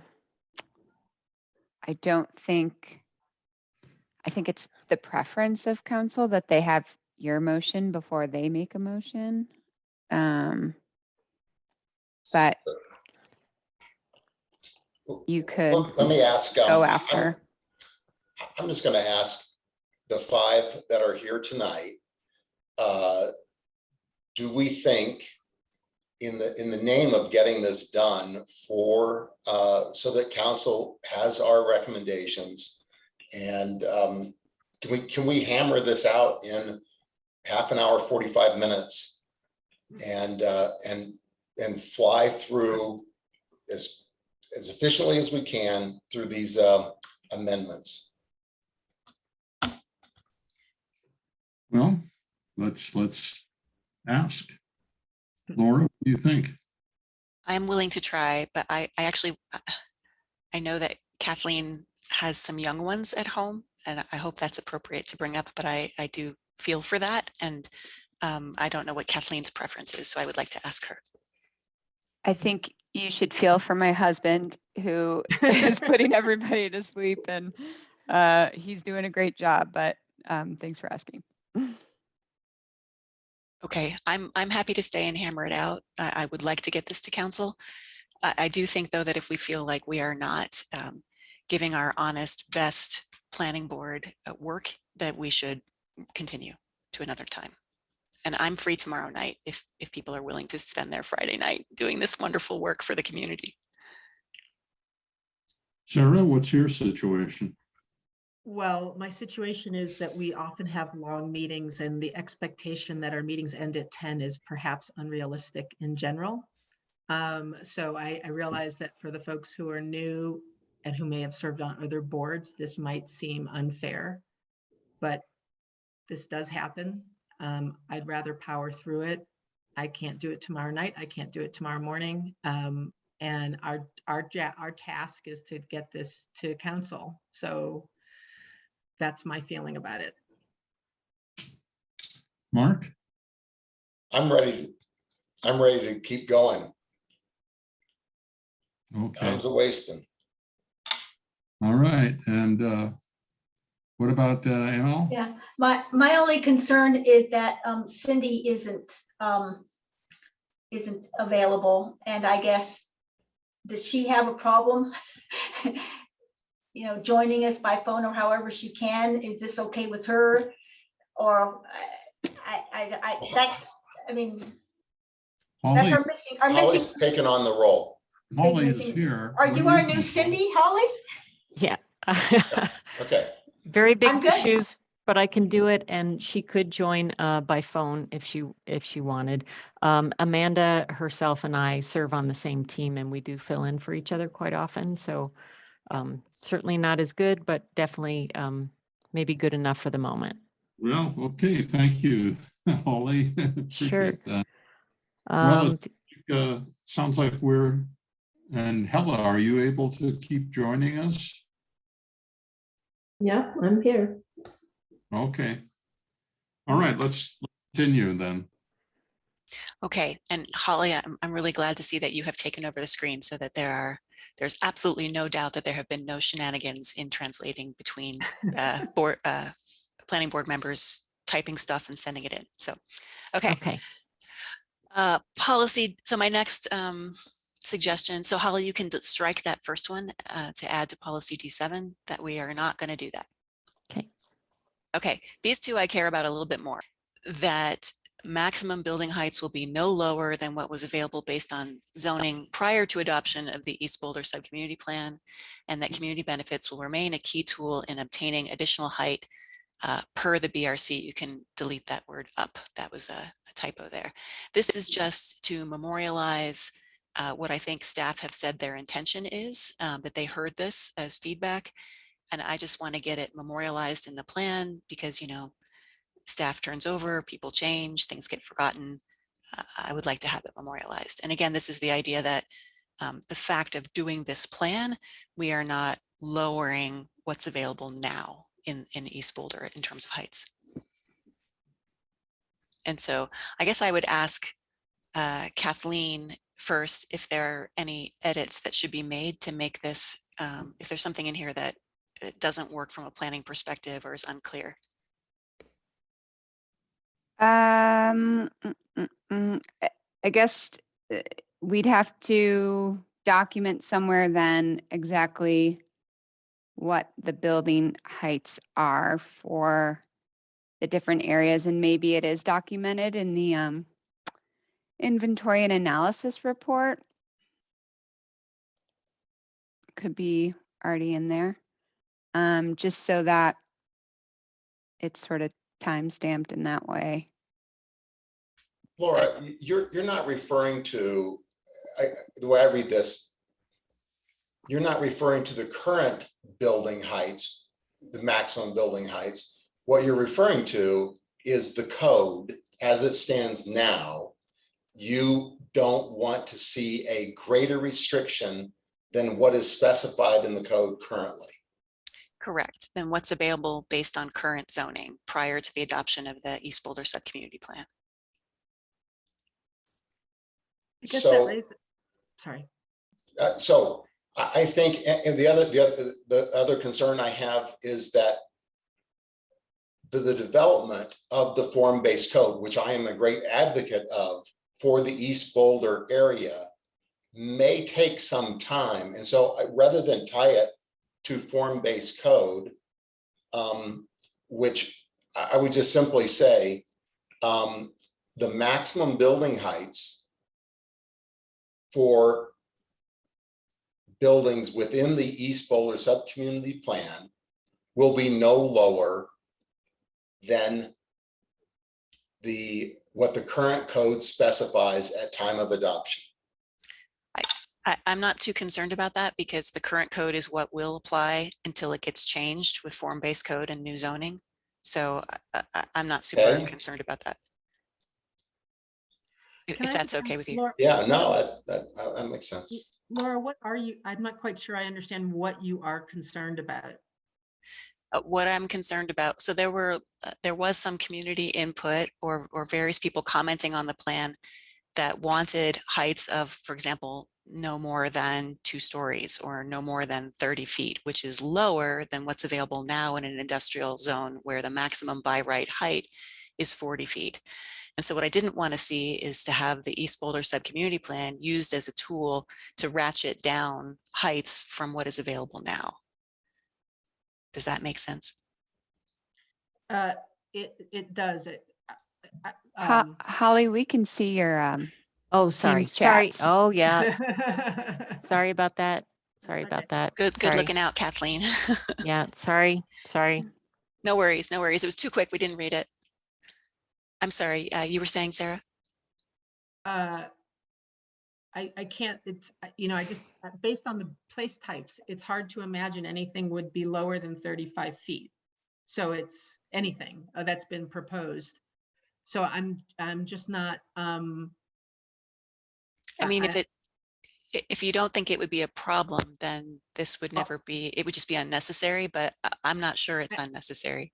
I don't know. I would defer to staff on it, but in the place types, I think the shortest place types are in the neighborhood. Again, I don't remember the place type names completely, but in the Parkside neighborhoods, that's the lowest proposed. I'm looking for the graphic of the types across the way. I think it's actually the hands-on industrial is potentially the shortest buildings. So let me go find those. Yeah.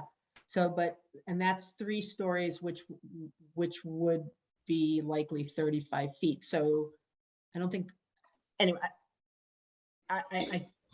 I'm happy to support it, but I'm not sure that it's necessary. That's all. You know what? I'm happy to support it too. Actually, I reread it again. I can just go with it. Well, if anybody, Go ahead. I was going to ask for a nose count unless people had more discussion they wanted to have. So go for it, John. Yeah, I don't have much to say, except I don't see the need for this. And I think that it would provide this affects, I don't know how, but it could conceivably affect the form-based code in a way that is undesirable. And therefore, I don't support this. If I could ask Kathleen to weigh in, I think I heard Kathleen say during the joint city council and planning board meeting that this is their intention, is that they heard this from the working group and that they heard this from community input and that this is what they intend with the form-based code. So I was just trying to memorialize that. Did I get that right, Kathleen? Yeah, I think I understand the intention of this.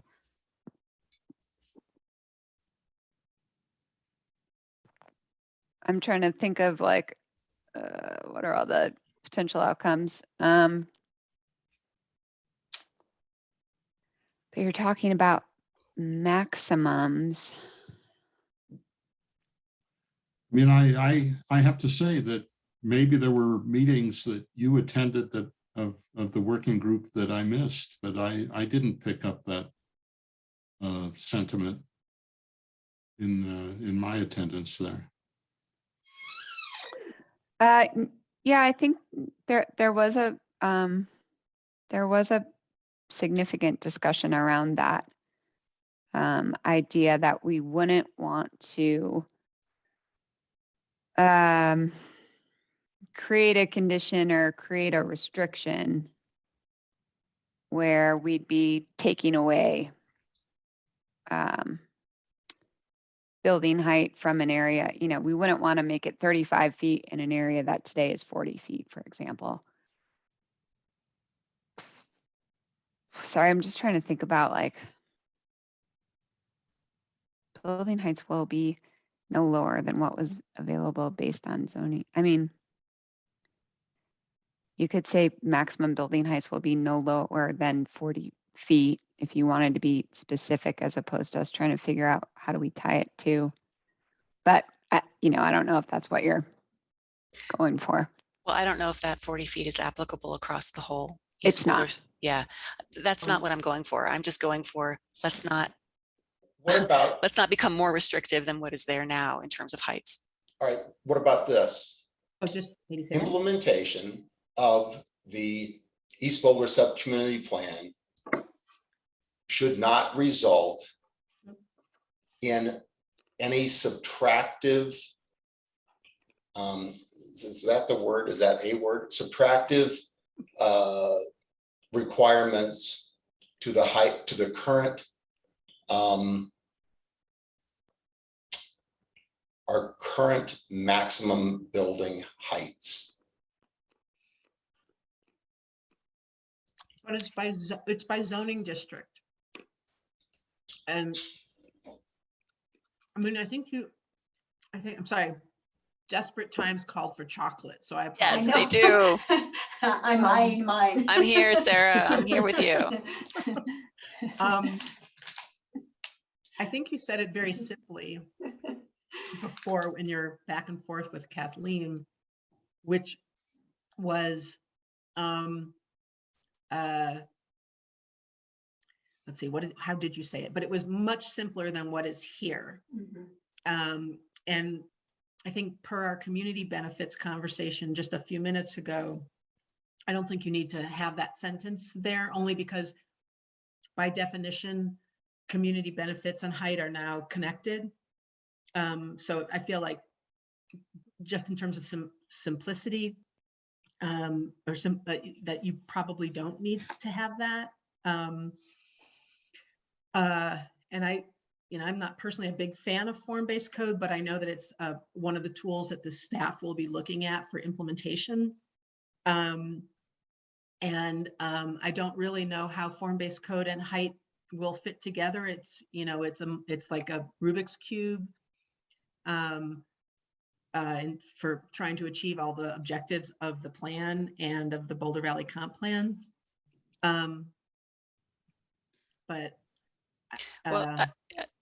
Knowing that this is going to come back to us when the form-based code and the zoning come back to us, I'm okay with letting this go if people think it's unnecessary, but I will ask this question when this comes back: are any of these heights lower than what was available prior to adoption of the East Boulder Subcommunity Plan? So if this is a hang up, if people don't feel like this is a very simple codification of what we're going to plan to do anyway, I'm okay with letting this go, right? If there are people who feel like this is a deal breaker for them, I'm not going to push it further. It's not. Having been through previous form-based code discussions, I can assure you that issue will be looked at in great detail by hundreds of people. All right, so in the interest of moving forward, I'll just put a marker down. I'm going to be looking for this when the form-based code comes back. And, you know, for group harmony's sake, because people think it's unnecessary, we can strike it. But if it turns out that it was necessary, you're totally getting an "I told you so" from me. I don't think it's going to be necessary. Okay, so Holly, you can strike this one. There's literally no part of Boulder where the height is going lower. All right, I will trust you. All right, my last one. This is also, I think, an important codification of what I think we heard. So what is in italics here is what I'm proposing to add. So M16 shall be edited as follows. So what is not in italics is already in M16. That's just a quote, a direct quote about the noise level study or the Part 150 study, and considering changes to the airport influence zone, yada, yada, yada, to the end of that sentence. What I'm proposing to add is, again, to codify what we heard from staff, because when I heard staff talk about this, they said the purpose of changing the airport influence zone was just that we may need to notify additional people. And if that's all that would happen, that happens in zones 3 and zone 4. Zones 1 and zone 2 involve building restrictions. In zone 2, there's no residential building allowed, and in zone 1, there's no building allowed, period, unless it is commercial airport development. So according to what we heard from staff, they would not, hopefully, at least I think we can trust that they're not looking to expand zones 1 and zone 2, but I would like to codify that because I think there might be pressure upon them to do that. So my proposed change is changes to the airport influence zone may include expansion of zone 3 and zone 4. These are the two zones where notification would happen, where the abrogation easement could happen, and where the airport manager could review and comment on development. But not zones 1 or zone 2 under section 9-3-10 of the Boulder Revised Code. That's what I'm proposing to add, is just make sure we're not talking about restricting development when we look at the airport influence zone. So I have a question for Hella on this. To what degree can we in this exercise put in limits on what will happen in the future with the coming airport FAA exercise?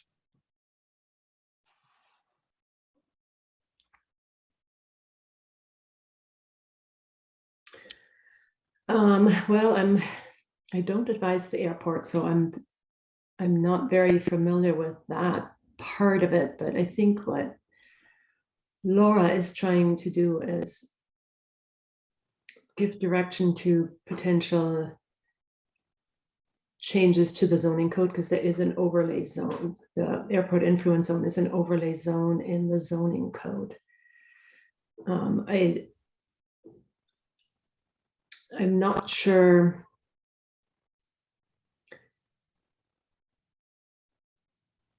I mean, basically, I sympathize with Laura on this, and I'm happy to support it. I'm just trying to figure out if there's, if there's any legal issues associated with the way this is stated.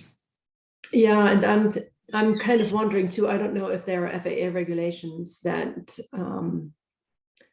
that kind of set what an airport influence zone is and whether or not we can deviate from that.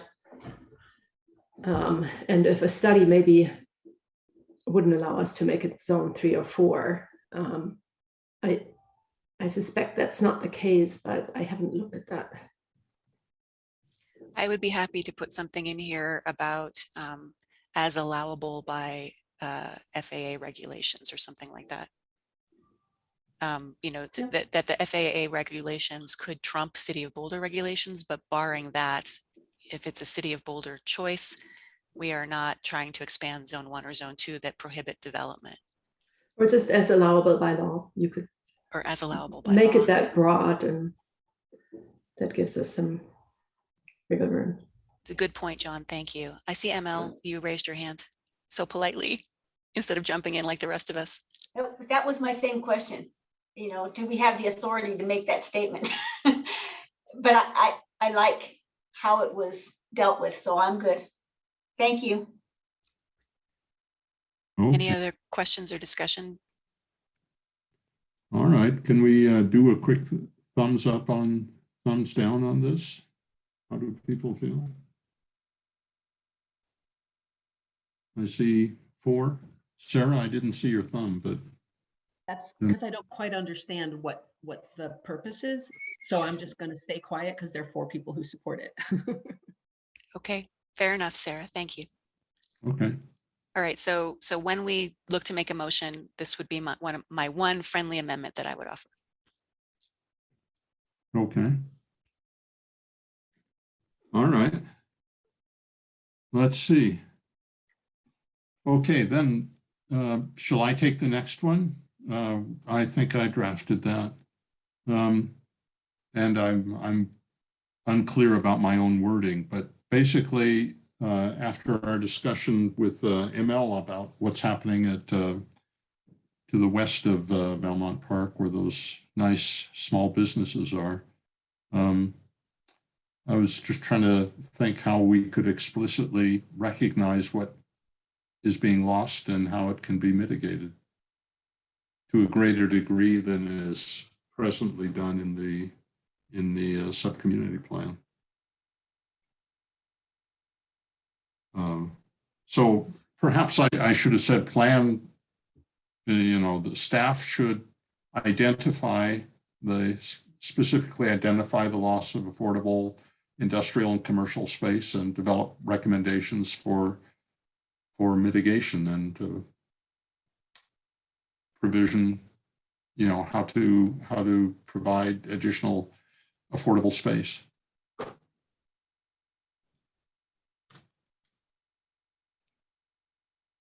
John, when you say identify, is that the same as when ML said inventory?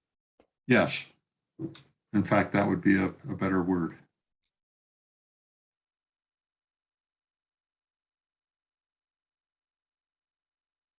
I have this same subject up in things I put forward, so we might want to bring them all into one. Okay, let's look at yours. Yes, it's that, yeah.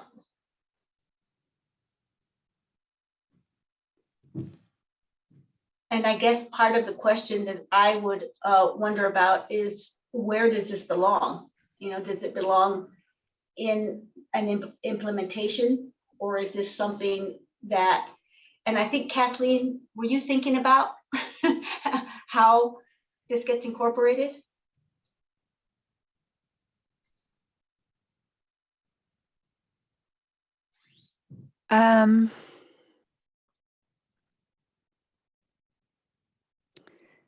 The language here is hard. Inventorying impacts of loss of affordable industrial commercial space indicates that we are measuring something that has already happened. So I don't have an impact that I can inventory yet. So if it's like a future thing that you're asking that we kind of track. So the language that I was putting forth is the small print underneath number 2, starting with Belmont Park West. Mm-hmm. And I think that they're both talking about the same thing. So I guess my question, about this subject is this a change to the plan? Is this a strategy or added to implementation? Or is this something that we put forth for you all staff to begin looking into and seeing how this could be addressed?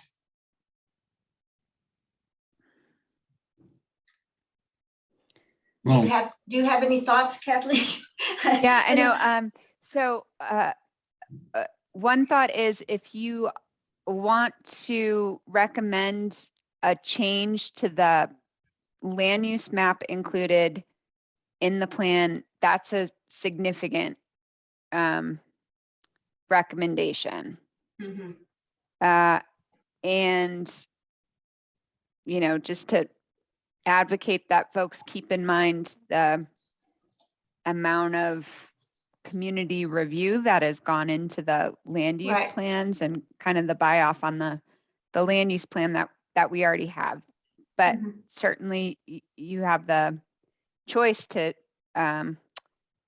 recommend a change to the land use plan.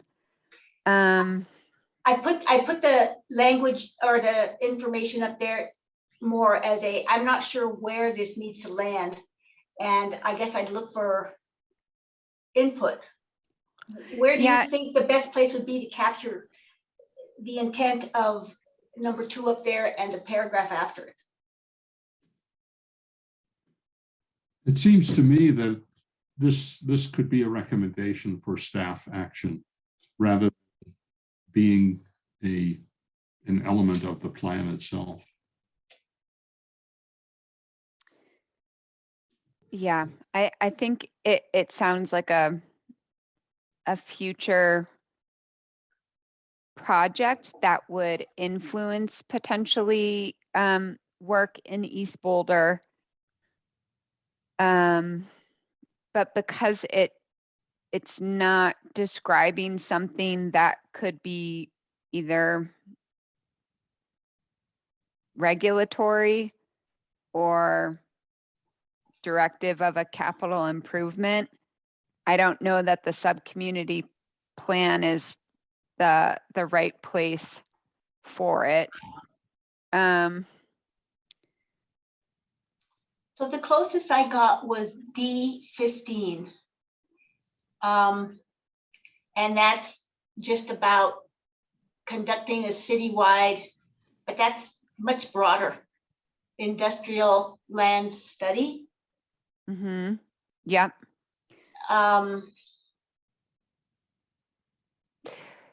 Yeah, so well, that's a good one to consider because, you know, I think what was intended for this was really more about uses and square foot per job and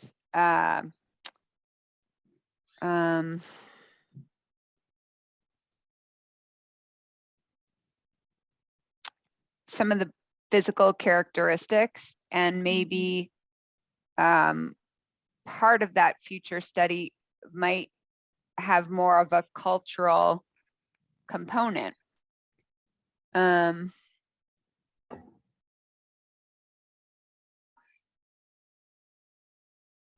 So yeah, you might revise the D15 to description. Mhm. A comprehensive study of industrial uses, trends, culture, and needs. So you may add the word culture in there if that captures what you are looking for. Would there be a way to have that study have the Belmont Park West be a pilot so that it is directly related to the unfolding of this plan, to the implementation of this plan, rather than just being a citywide process, but have there be, have it weigh in on the implementation of this particular plan? Yeah, I like the idea that we might start there. Mhm.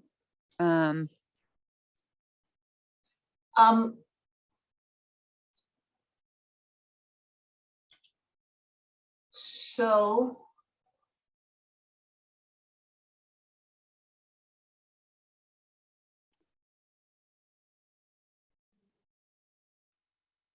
Um,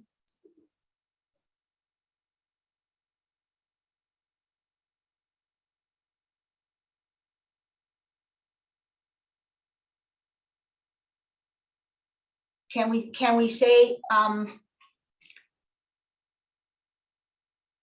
using Valmont Park West as a pilot?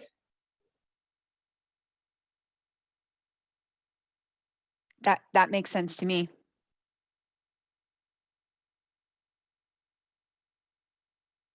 So just so I'm clear, you're proposing adding to D15 with the current wording, using Valmont Park West as a pilot. Like just those few words onto D15. I'm thinking under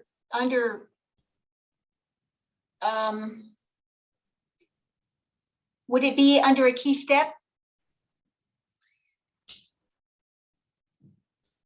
No. Maybe, Oh, because it says, conduct a citywide industrial lands study. Oh. Uh-oh.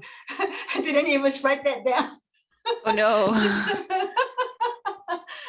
Oh It no, got- we didn't lose Holly, did we? Did we lose? got Oh, to there we talk are. to us. Oh, Oh, phew. God. No, I was just trying to pull up the plan. Sorry, there's not enough screens on my thing. ML, if I could suggest Yes, please suggest. under key steps, it says develop scope and schedule for the project, and maybe you could add it there. Develop scope and schedule for the project using Valmont Park West as a pilot.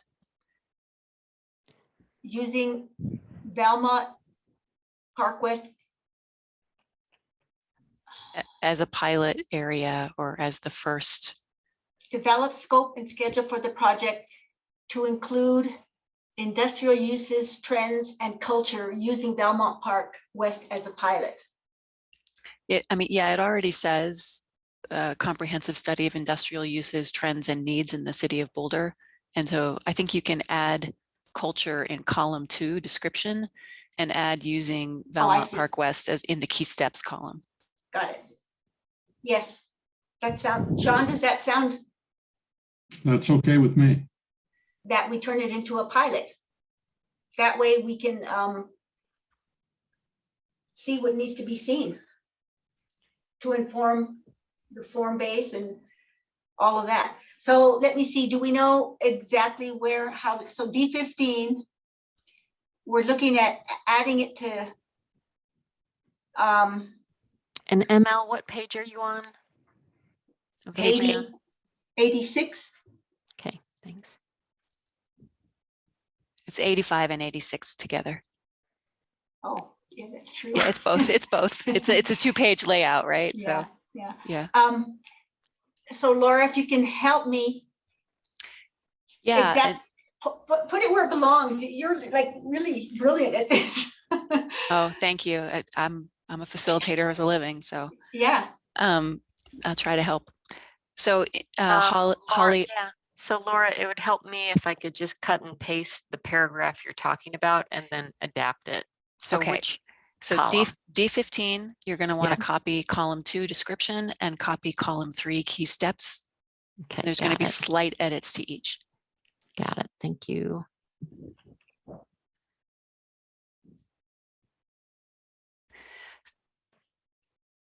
So I'll let you cut and paste both. Okay. Perfect. And Holly, thank you for asking for what you need. Really appreciate Thank that. you. Yeah. So in that first paragraph, the first line says, as the city continues to evaluate and guide change across the community, a comprehensive study of industrial uses, trends, and needs. You're going to add a comma and the word culture after trends. Oh, yeah. Uses, trends, culture, and needs. And in the second paragraph, number 2 there, where it says, sorry. Yeah, I'm on it. Number 2, develop scope and schedule for the project using Valmont Park West as a pilot is what you're going to add.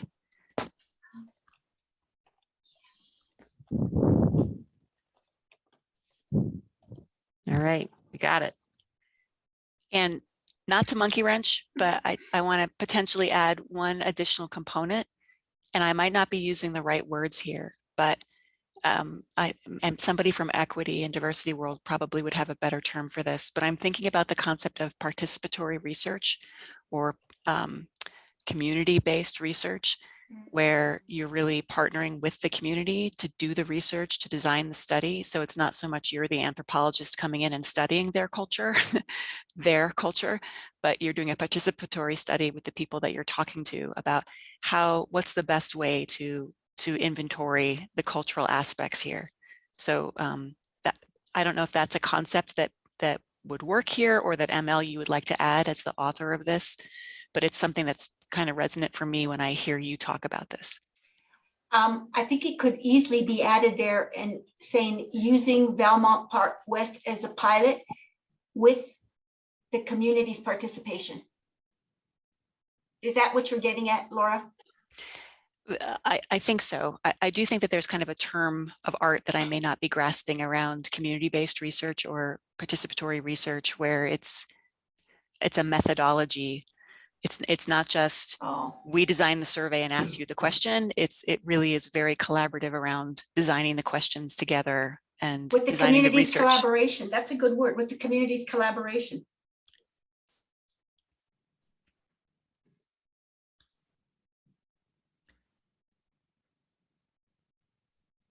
Kathleen, does that look doable from the planning department perspective? Yes, and it sounds super fun. Woo! We made your life better tonight. I can Thanks, support John, this. for bringing it up. I can support. Count my nose. Okay. Mark, what do you think? I'm good with what is on the screen now, the word culture and the words in bold under number 2.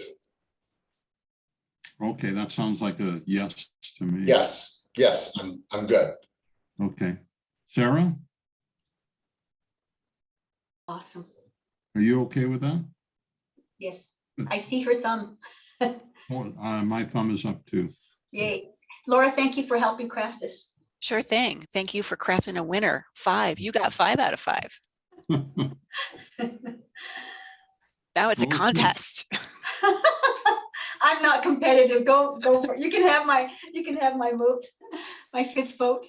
All right, Sarah, you've just been moved into my column. Just kidding. Just kidding. Okay, let's see, what's the next one?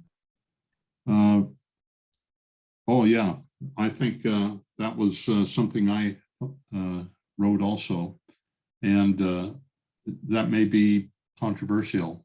Basically, I'm concerned that with the numbers that Kathleen provided us 2 nights ago, I just saw that the missing middle. Oh, shoot. Thing, Sorry. It's okay. is a very small fraction of the total. And so that concerned me, and I'd like to see that increased. But I don't have a number to propose. I just think that if we're concerned about having really integrated neighborhoods, that we need to get more missing middle in there also. And John, can you define for us what you mean when you say missing middle? Yeah, that was my question. Okay. Well, I mean, like based on the typology that staff have provided, where there are efficiency units, small apartments, large apartments, townhomes, and live-work units. I'm sure you're counting townhomes. Yeah. I'm fairly sure you're counting live-work units. Yes. Are you counting large apartments? And large apartments. So that adds up to something like 6 or 7% of the units. And I think that's too small. If we want integrated neighborhoods and stable neighborhoods where people are willing to live for a long time and raise families, I would like to see that number increased, but I'm not prepared to say what that number should be. John, do you have a place in the plan where you are looking at inserting this language? Well, I'm not sure where it belongs. I was just concerned with Kathleen's numbers that she provided us 2 nights ago. Can I also add the, down at the bottom of this list, I have mine, which is about increasing ownership opportunities. recognized right. City programs, and I think those two go together. We know from the housing studies that we have that in commuters and missing middle want certain housing types, and they want the opportunity to buy. Otherwise, they're not going to move into the city. They're not interested in spending a lot of money on rent if they can spend that same amount of money to own a house, you know, and just give themselves a 15-minute commute. So I feel like those are, those two pieces actually are related to each other and intersect in a pretty healthy way. Absolutely agree. Yeah. So it's not clear to me where that would go and how it would be phrased or inserted, but I think it's a pretty important issue. Can I ask Kathleen to weigh in? You know, Kathleen, you got urged by City Council to say, if you were going to include more housing, where would you include it? Can you do something similar for if you were going to be increasing townhomes, live work units, and large apartment types, where's the opportunity? And I do think, John, I suspect, and Kathleen, correct me if I'm wrong, but those numbers that Kathleen provided were modeled before there was a change to the Main Street industrial place type to allow housing on the ground floor. So there may be more live work units than were counted initially. That's correct. The numbers that Kalani provided did not include those changes that were made to ground floor place types. And I'm sorry, I like unmuted myself and then lowered my microphone. So my headset spoke to me and covered up what you were saying. You said I had recommended something for council and then I lost you for a sec. That's okay. No. I was just asking if you could do a similar analysis of where would you see opportunity if you were urged to add more townhomes, live work units, and large apartments, where would you see that opportunity? So I think the first thing to consider is the numbers that we provided were modeled on one concept of many that could play out in how the housing develops in that area. What the plan does is allow that diversity of different housing types. If you wanted to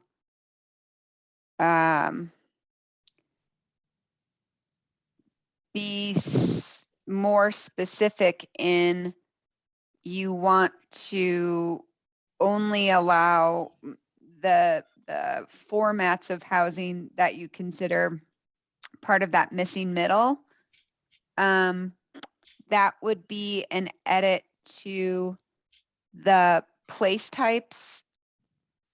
And so let's say you wanted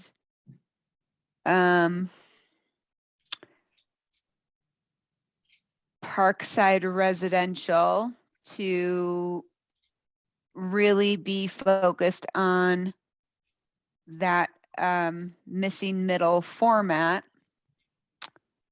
We might change the section on building character to describe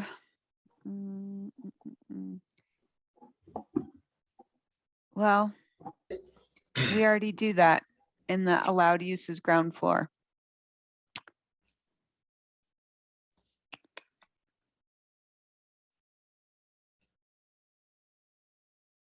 So So sorry. So I'm trying to say, you know, if you wanted to maintain the areas of change, but you wanted a larger proportion of any of these areas of change to be a missing middle format instead of, and thereby maybe disallow or prohibit a smaller unit, then that would be a change to one of these place types or multiple of these. If you wanted to change Main Street live work to only include those formats and not include apartments. Mhm. I mean, Because if you add some in and we're working with the same amount of land, that means you're taking out numbers from the apartments bucket. yeah, I understand the the trade-offs here. My concern is, my desire is not to specify a specific area where there should be, certain type of housing, but as long as we don't specify it ourselves, the owners and the developers will build whatever is most profitable for them, which is probably stacked flats for rent, until we don't let them do that and require something else. So that's what I'm trying to get at. Can I make a suggestion? What if we were to create an H10 that said, develop tools to incentivize home ownership units for low, moderate, and missing middle housing, in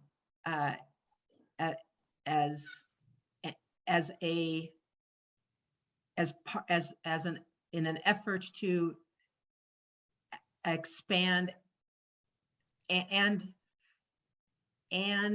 expand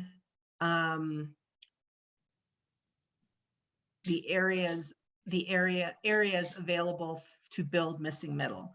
And then it's a direction rather than sort of, we're not telling staff how to do it. We're incorporating into the implementation process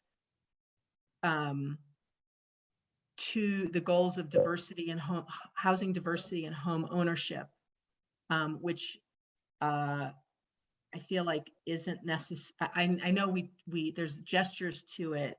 I mean, there's definitely housing diversity. I'm not saying there's not, but there's sort of gestures at home ownership, but not, as far as I can tell, in the H implementation list, not a directive to seek out home ownership opportunities. And then with that, John,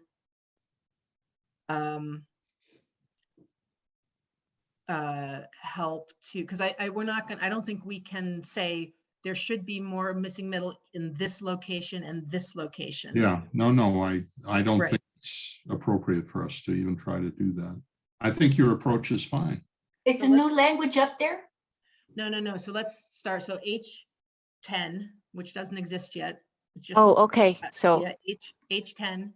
okay. That's, I was like, I Yeah, didn't there's see no that number. H10.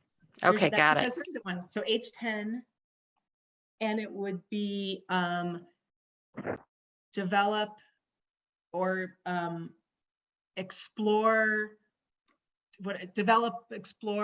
programs to incentivize home ownership options in the East Boulder subcommunity plan.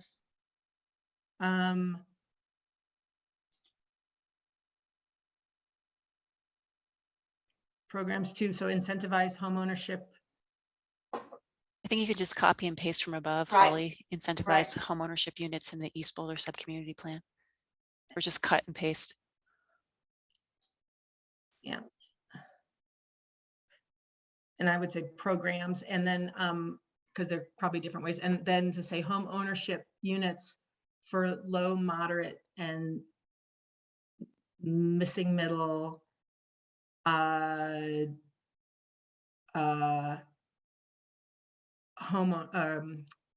households.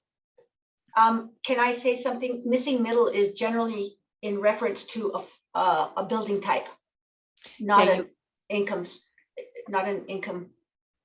I think Well, for except in- consistency, you would say except- middle income. I think Right. that's what they've Except that used. it's- I'm sorry, except that in Boulder, so far, when we talk about missing middle, we are actually talking about a very specific financial spread from 60% of AMI to something like 110% of AMI. And so missing middle housing forms is a form, but when we have talked about missing middle, we are actually talking about an income spread. That's at least that's informally how we've talked about it. So Sarah, I think that the update to the inclusionary housing ordinance doesn't use the term missing middle. They use the term middle income. I think. I think so. We can, Low, That's moderate, and middle acceptable. income households. Just not to confuse people. It is confusing. It's super confusing. I can pull up that inclusionary housing ordinance if that would be helpful. right. John, I have a question on are you wanting there to Households. be a Holly. percentage no, of missing middle? Like, no. would you want it to be a 30%, 30, or No, when you say, I yeah. intentionally didn't come up with try to quantify it, but I think what Sarah has just proposed would satisfy my concern on that. And Holly, I just sent to you, there needs to be after middle income households.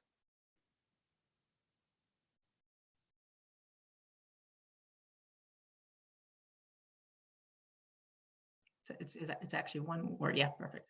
Got it. Okay, Can I ask a question? yeah, go ahead. Sarah, I can display on the screen the inclusionary housing ordinance if you would No, I'm like, fine. but I believe you, Laura. Okay. You don't need Okay. to, I That's believe okay. you. I just I like everybody to have information. So, okay, thank you. We can move All on. right. So the question I have is when you say, it says incentivize homeownership units, which is a phrase that I'm not entirely clear on. Do you mean incentivize building homeownership units? Or are you talking about incentivizing support programs to allow people to purchase? Unless things have changed, we tend to talk in dwelling units, DUs. And it covers everything from the efficiencies to the single family homes. So dwelling units is a generic that covers all housing types. Maybe that language has changed too, but that has been the language we've been using for the 3 years I've been on planning board. So Yeah, that sounds good. So but I guess I'm just questioning, are you trying to incentivize the creation of owned dwelling units? Or are you trying to incentivize or help support people's ability to purchase? I don't think it matters to me. There are multiple approaches that the city can take to try to encourage home ownership. I am agnostic about what those tools are.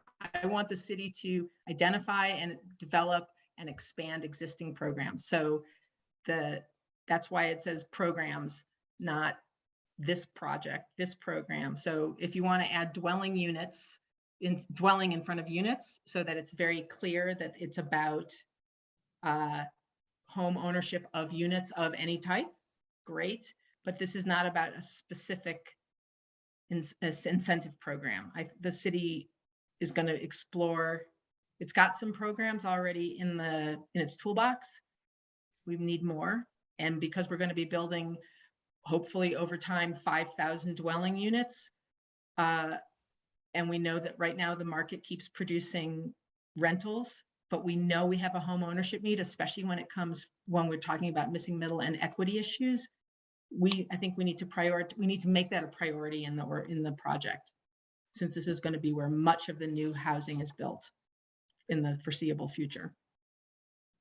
Okay, I think I'm hearing you say that you're trying to incentivize the creation of new home ownership dwelling units. Or new dwelling units that would be available for home ownership. Right. Incentivize ownership and incentivize. I'm just trying There's to something think. odd about the language. I'm just trying to think from the perspective of home ownership. Fine, that's fine. For low, moderate, middle income households, that's fine. Get rid of dwelling units. Oh, it's fine. That's good. Yes, there was something odd. Okay, and so that can be either building new housing units, or it can be supporting people to buy the housing units. It could be a variety of things. Correct. Okay, all right, thank you. Okay, can we just take a quick survey? Who can support that? So 1, 2, 3. See, I'm not seeing Mark. No, Yep, Thumbs thumbs up. up.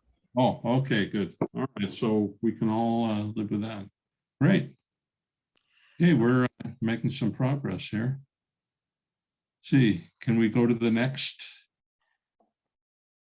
Holly, I guess you need to go to the next one. Yep, getting I think- there. Okay. Okay, I think, make sure I got this. Okay. Did so anybody look at policy DX9? yeah, so that one's mine, and I actually got my numbering off, and so this would be policy. It would be in addition to us. If you go to page 81, policy D8, and if you want to cut and paste that paragraph and then add my text with a correction to D8. Oh, D8. So policy D8 on page 81. in the packet that was just for us, not the combined city council packet, it's page 56. Oh, Just in case Holly's working from okay. tonight's- Oh, okay. So it's, yeah. For me, it's PDF page 58, and the packet, yeah, packet page 58, but the document page numbering on the document, oh, you're right, 56, also 81 and 82. It's, Just to make it as confusing as possible.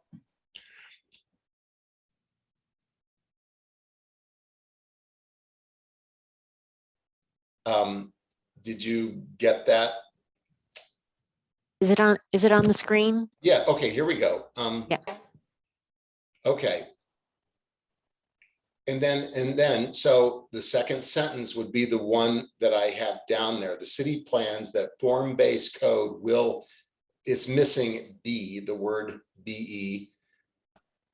The city plans that form-based code will be an option for development or redevelopment that can be broadly applied across the subcommunity to encourage creativity and innovation in design and beauty on a human scale.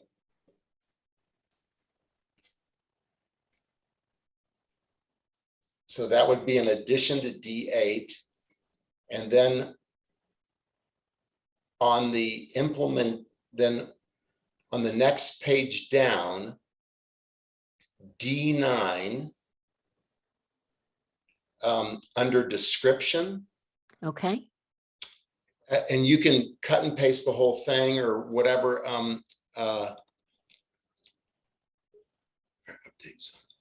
Okay, it's in there. Okay, all right, let me go back. I keep looking at the document and then back to the screen. Yeah. Okay, implementing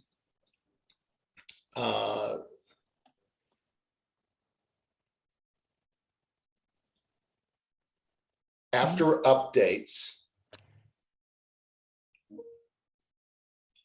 it should read form-based code, comma, zoning changes and possibly et cetera, et cetera. So after updates, insert form-based code, comma. That's it.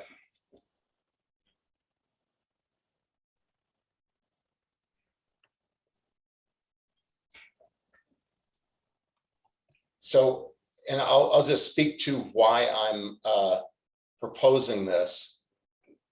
if when you do a search, form-based code is mentioned many times, and in particular, in implementing it under D9, the column to the left, which states form-based code, but it's not really, it says recommendation, East Boulder zoning and form-based code study. And then key steps is missing form-based code. The description is missing form-based code. It's kind of, I just want it to be that we're going to do it, not that we're thinking about maybe someday kind of planning on it, sort of. So form-based, I might be comfortable with some of this. I probably would edit it down a little bit. Form-based code is not what guarantees beautiful design. Right. Form-based code guarantees ease of development. That's the point of form-based code. Right. It's not, Right. it doesn't actually guarantee beauty, Right. unfortunately. Or I think it's an innovation. option. It's clearly something staff wants to focus on, and it's clearly something that will be part of the development. So for me, I think the idea that city plans for form-based code to be an option for development or redevelopment, I'm fine with that clause. I think the rest of it is sort of reads more like I don't think the rest of it is necessarily accurate, but I'm totally supportive of making sure that form-based code is understood to be one of the tools that the city will use to develop to more fully articulate the place types and what goes into the place types. But personally, I don't think I see Cindy. Yay.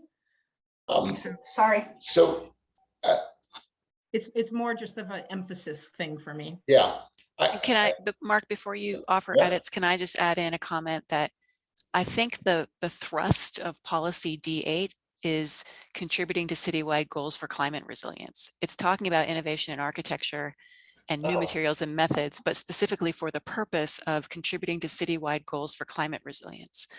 So I think anything you add to it needs to not take away from that emphasis, right? Like you could probably put the words form-based code in here somewhere. Like so actually it was, you know what, I appreciate you saying that. What it was, I was trying to like figure out if I created policy D9, then suddenly you just renumber everything. I think that my sentence would be good standing on its own. So if it's policy D8B, or if the graphic designers want to renumber everything, I was looking for a place to put it that was convenient, and I appreciate you pointing out that that is really about the goals of climate resilience. So if there is a policy in D that may be more appropriate. ML, you were going to say something. Yeah, I'm trying to understand where you're trying to go with this. And yeah, I don't know my question. I'm confused.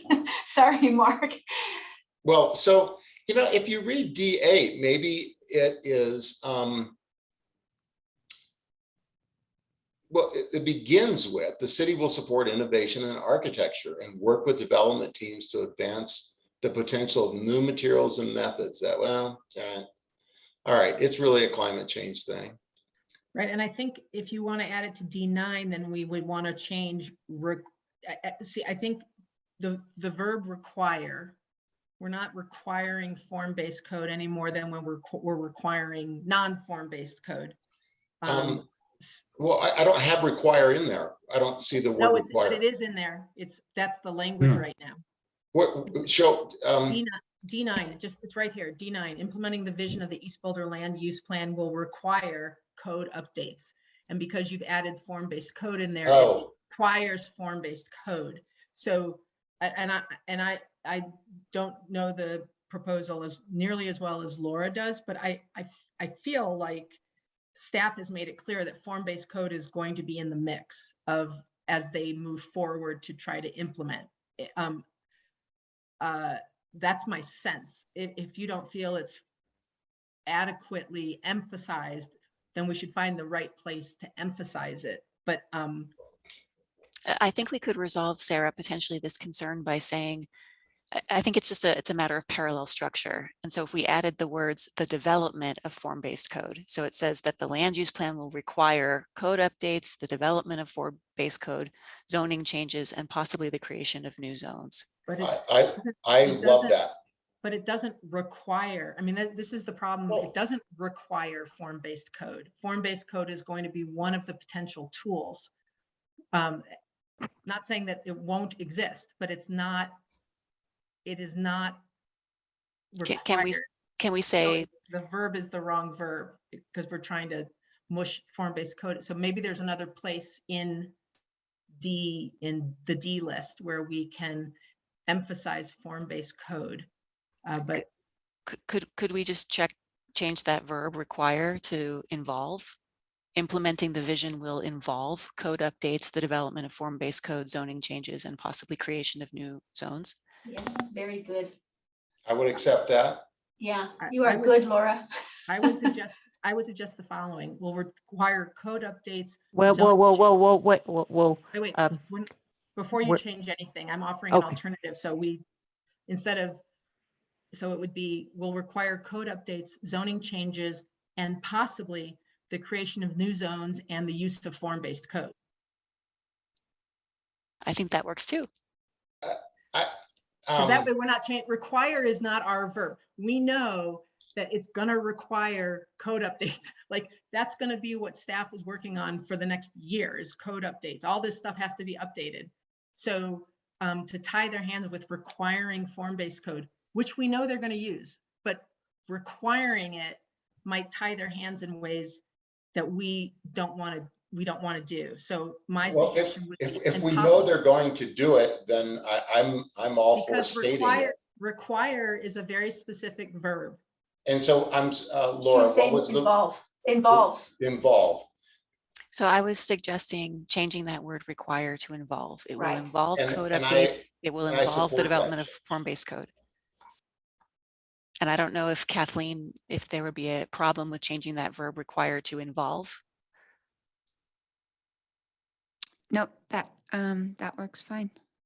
But I think Sarah's suggestion works fine too. So I prefer involve. Oh, sorry. Whoa.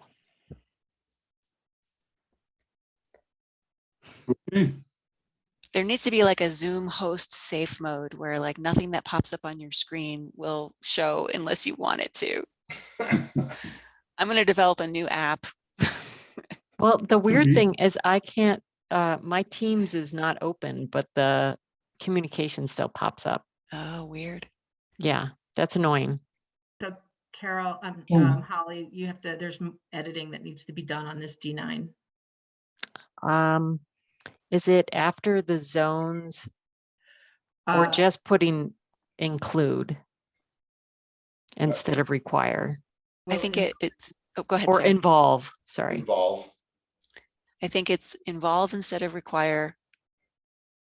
And then once you make that change, there's one more small change. So require should probably have a Oh, line through it. okay. It's up there. I'm right there with you. I'm looking at something else at the moment. Thank Oh. you.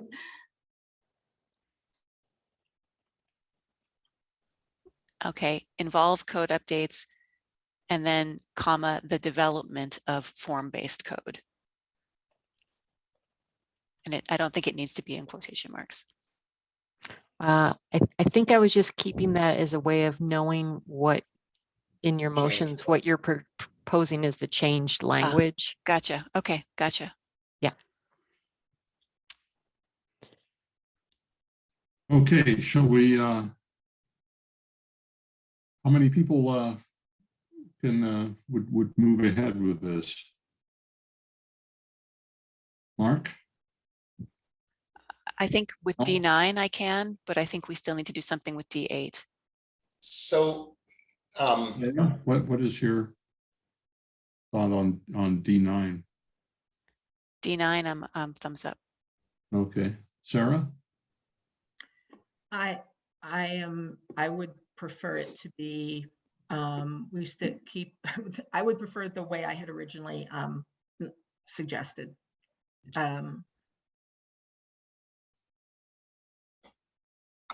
I just think form-based code is not what anyways, I've already said what I'm going to say. So I think for right now, I'm a no.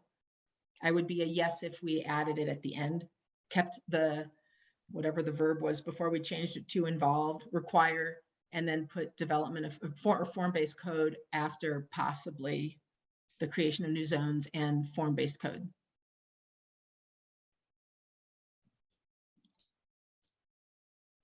All right, well, Mark, you still don't like Sarah's? yeah, it just, my whole intention is to firm up the resolve to implementation of form-based code for the East Boulder subcommunity area. Right, and my intention is that we not rely on form-based code if it's not, turns out not to be the right tool. Well, and so the way I address that is in the prior paragraph, that form-based code will be an option.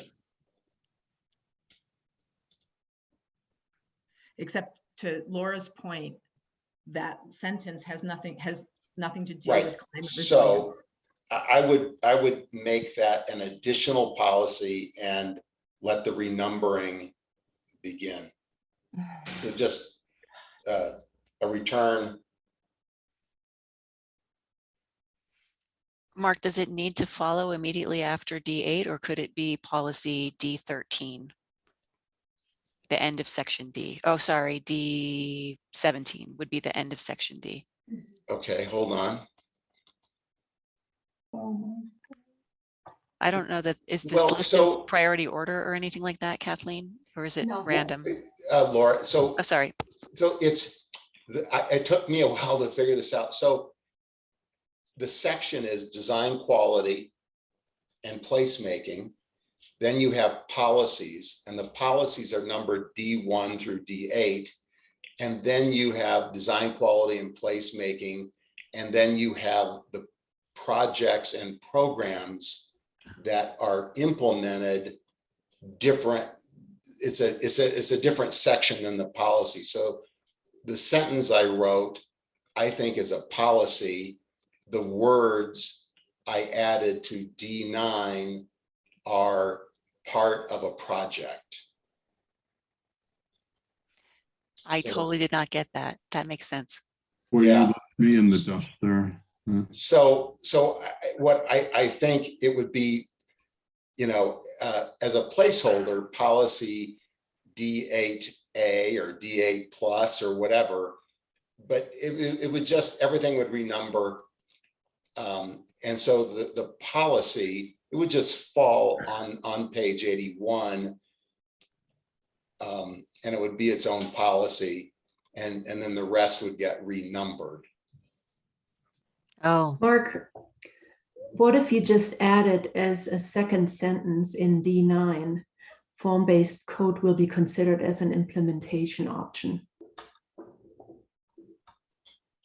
Not making any other change.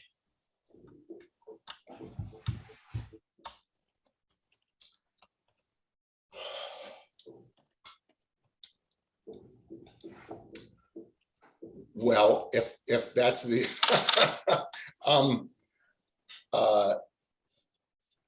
I would rather have the wording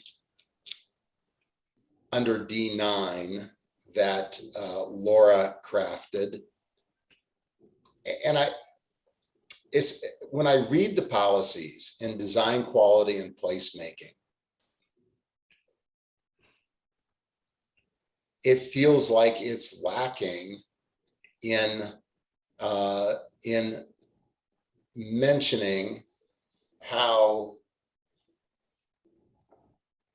form-based code can foster greater innovation in design and materials and than what we have. What we have now, using the site review process as the primary tool, breeds a similarity in product that's repetitious and it doesn't breed innovation. It doesn't, form-based code doesn't guarantee good design. It just allows for it rather than what we have with our current focus on the site review process. So my advocacy here is to have an additional policy and to change the wording as Laura has described in D9.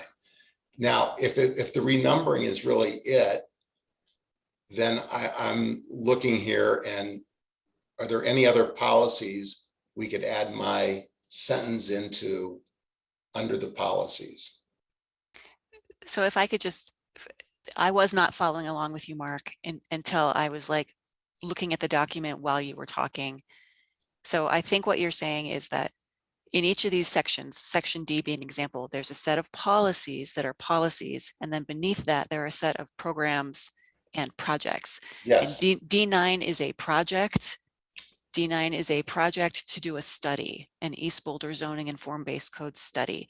And you don't want this to get buried in a project. You want it to be its own standalone policy that encourages form-based code. And that's why you're being so a stickler on this, because it's Yes. important to you that it be a policy. Yes. Okay, I didn't get that till recently. That's correct. Thank you. I appreciate you helping me convey my And thoughts. I can't support form-based code as a policy. I think form-based code is a tool. It is not a policy. So I'm very comfortable with Hella's suggestion to add form-based code will be an implementation option. I'm totally fine with that, but form-based code is not a policy. I don't believe it should be a policy. I think it is not a tool that produces the outcomes you're saying it produces. It's a tool that gives developers a checklist. And we end up, I personally don't think that TVAP is particularly appealing, and that's all form-based code. So I think it's a tool. I do not think it should be a policy. So I wouldn't support it as a standalone. I'm perfectly happy to support what Hella has here and eliminate the development of form-based code that you've added. I think we want it to be in the toolbox, but I don't think we want it as, I can't support it as a policy. Okay, so are we saying in D9, both additions, the development of form-based code in bold italics there, and Hella's addition, form-based code will be an implementation option? No, I think you go, for me, no, I think you go back to requires instead of involve, eliminate this development of form-based code and add form-based, and then use Hella's language that is at the last sentence in this. Because it is not, anyways, I've already said what I'm going to say, but I'm very comfortable with Hella's language because it adds to our toolbox rather than constricting our toolbox.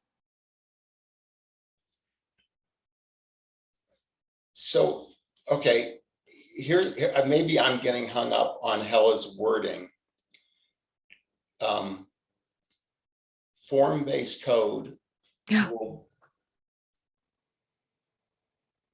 will be an implementation option.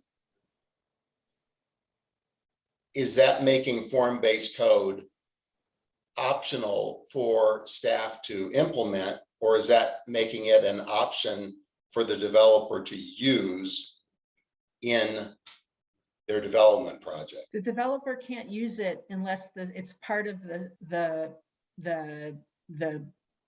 chapter 9, title 9. Right. So staff has to develop it in the first place. And they're the same way they did form-based code for the hospital site. You know, they took the lessons that they learned from TVAP and they manipulated it and changed it for the shape and size and scale of the hospital site. And they will likely do the same thing in East Boulder for certain parts of East Boulder. So it needs to be a tool, but it's not like, and it will be part of the discussion around what has to change in our code and our zoning and everything that's in Title IX. So it's, although I think form-based code is like, I can't remember what title it's under, but maybe it's like 915 or something. But So it's a tool. It's part of the toolkit. got it. Okay, so I'm okay cutting the policy statement entirely. Fine. Cut the policy D8B, just delete that. I would like us to take a vote on the D9 as it's shown on the screen right now, including the word involve.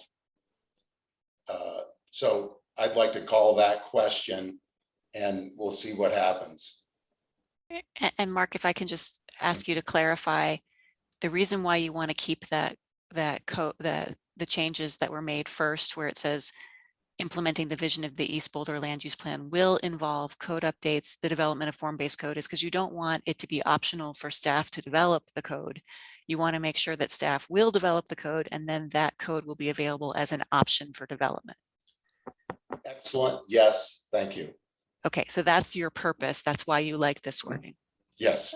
Okay. But that's, I don't. I mean, so That's what not does how it this, works. oh, go ahead, Sarah. Well, I mean, I suppose staff could come back to us a year and a half from now with code changes in which developers are given an option between X and form-based code, but that we've never had that before. That would be a very, very unusual approach. I would disagree with that. I think that TVAP, we had buildings built using form-based code next door to buildings that went through the site review process. No, so form-based code, they still go through site review. If they are asking for, if they are asking for relief from the form-based code, yes. If they're asking for a Variance. variance, thank you. Variance, thank you, yes. Not relief. But what you just said prior to that was they could do X or they could do Y, and that's actually not how it works. TVAP was a form-based code approach. I don't think there were any buildings in TVAP that didn't utilize the form-based code checklist. I just don't. I mean, John, you were on planning board at the time. Were there any? No, I think you're correct. So Okay. if I may speak to that, there is actually a large part of TVAP that was developed under the site review criteria because the form-based code was not yet adopted. Like the entire Spark area was approved under site review criteria. And then there are, I think it's the Pollard site that's being developed under form-based code and the old air gas site, I believe. Maybe Charles can correct me if that was not correct. And there's not generally an option to choose between form-based code and site review. Once the form-based code was adopted, that is the code, with the exception if a site review approval already existed on a property, then they could amend it through the site review criteria. And I think we added some requirements that ensured that the design was compatible with the form-based code criteria, essentially. So then, Hella, what did it mean when you said form-based code will be an implementation option? Are you saying it's optional for staff to develop it? or it's optional for Yes, city I council to actually, adopt it? and I had actually said form-based code will be considered as an implementation option. And I proposed it because Mark had made a statement that that was his intent, but maybe his intent goes further than that. I thought he wanted, at the time when I proposed it, I thought he wanted to make sure that would actually be at least considered to implement it. So when I proposed that language, I didn't intend it as it will be form-based code no matter what. Mark, are you looking to mandate it? Is that? No, and maybe I'm betraying my ignorance about this. So, and the hour is late, but where form-based code has been overlaid on, and overlay is probably not the right word, where form-based code has been allowed. Hella, are you saying that It's required. the you're required to use it? Yes. So if it's adopted by city council, if city council Yeah. adopts form-based code for an That's right. area, I think it's important to be clear about that, that the planning board and city council adopt it, and once it's adopted, it has to be used. Yeah, the way form-based code has been adopted is that becomes the code for the area, and the site review process is generally not available unless there's an existing site review approval on a site already. The one, Hella, it is when the air gas project came to us, it did, even though it was form-based code, it came to us because it was requesting 150 feet for a wall where only 100 feet was allowed. Cindy, welcome back. So that did, maybe that wasn't considered site review, but it did come to us because they were requesting a variance. So yeah, there was a, yep, that's correct. There was a kind of a, I forgot the terminology we used, but it was a modification to the general standards, and there's a little bit more discretion in the criteria when something like that is requested. So Mark, I want you to understand, I don't have a problem with us adding form-based code as a tool. What I have having a problem with is the idea that form-based code is going to be the thing that is across the whole East Boulder sub-community plan, because I don't think that leaves much. I think that's I just personally think that's the wrong way to go. I now, with additional education, and I thank you all for suffering my need for additional education. So having now where are we? Do we just drop this whole thing, or do we drop the development of form-based code and leave Hella's suggested wording? Okay, if I get Sarah's vote, fine.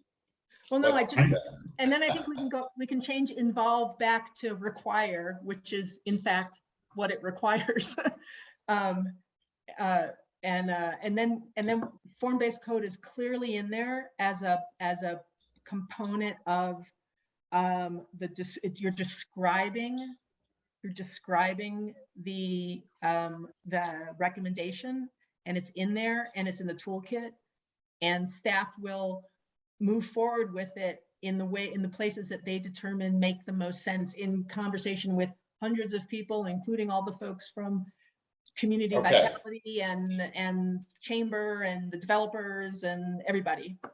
Okay, so the task at hand is to take out the words, the development of form-based code. And we are leaving the bold italics in the last sentence. Is that? Oh. And consider making that sentence, form-based code will be considered as an implementation option. That's fine.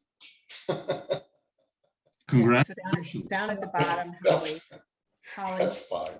Holly, in the Okay, what- sentence, the last sentence in this paragraph, form-based code will be considered an implementation option, just as Hella suggested. I Then think we it get was the toolbox. considered as an implementation option, I think is what Hella said. Yeah. Is the first sentence correct? Yes, Yes.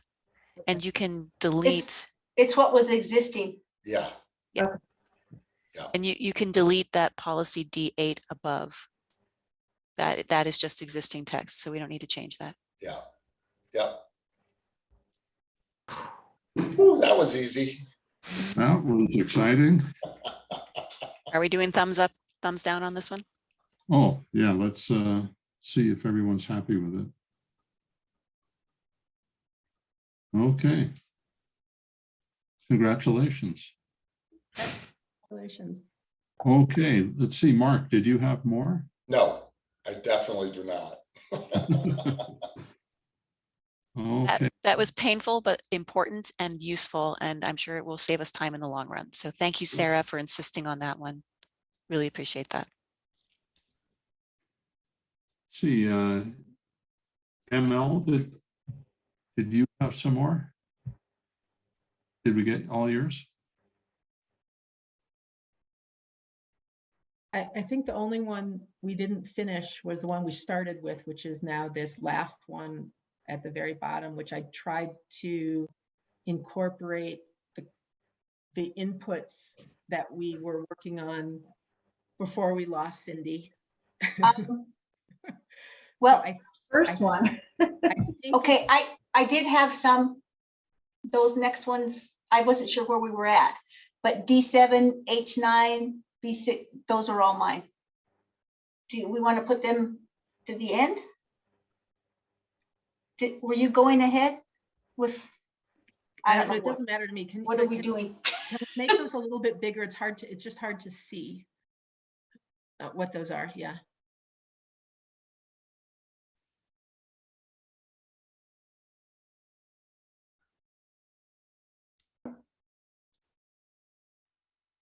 Oh, okay.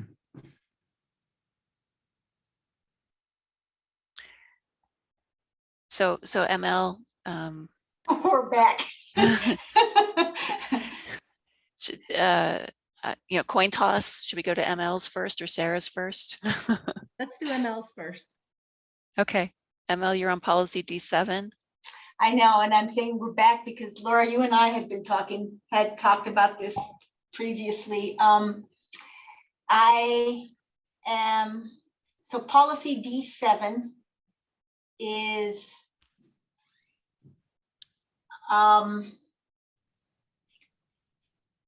talking about shape and buildings roofs.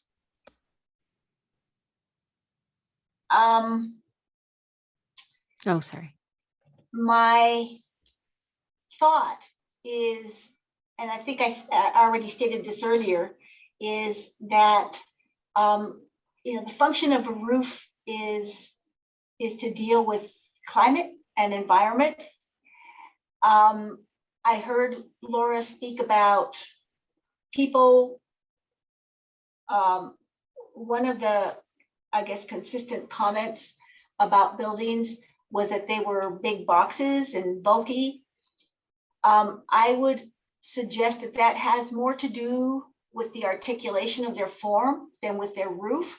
If you look at most of the pictures that are in this document, very few show buildings that don't have flat roofs. Now, I'm not saying that flat roofs is a good thing or a bad thing. I'm just saying the imagery that the staff chose to get us excited about this plan wasn't about fancy roofs or expressive forms at the roof scale. And I don't think that roofs is the way to get to informing the image of the city or experience from the street. Generally at the street, you don't really see the tops of the buildings. We're not looking at short buildings in this plan in the areas of change. So my thought to make it an actual useful addition to design quality and placemaking is to consider that roofs respond to climate and environmental factors. And I think if we bring forth the purpose, then it isn't just about form making. It's actually about creating some intelligence and some impetus to have the form be in response to something, and yes, mechanical, moderating the appearance or exposure of mechanical is certainly involved with that. But I think just to have a shape of the roof because it's interesting, I'm not sure how valuable that really is when a roof can speak to so many things that actually have meaning. I wouldn't want a policy to direct us to do something that is a singular in its purpose, but rather to have it be a result of a real need.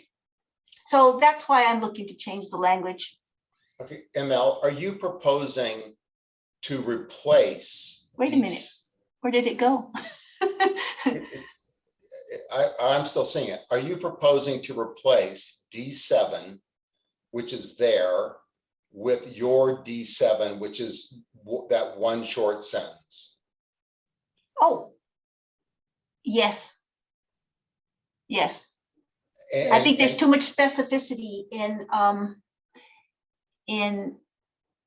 the D7 as written. Okay. I think policies should be more about what are you trying to get at, rather than how explicitly what's the solution. All right. Sarah, There may be no interest. No, ML, can I make a suggestion? Sure. Because I think that the rooftop design, the rooftop, what exists there now is intended to allow for a diversity of shapes. And I think your point, though, which is structures in East Boulder should respond to climate and environmental factors, should actually go in the R policies, which is about resilience and climate commitment. And we could just make an R, whatever make a new number and have it be R whatever, structures in East Boulder should respond to climate and environmental factors. And then as staff works to create the toolkit to put all of this into place, they can figure out how to integrate the roofs and the materials and the climate. I mean, I think it can become part of a broader conversation that allows for the weaving together of all of these multiple components that by definition have to be woven together to create, to make the plan come to fruition.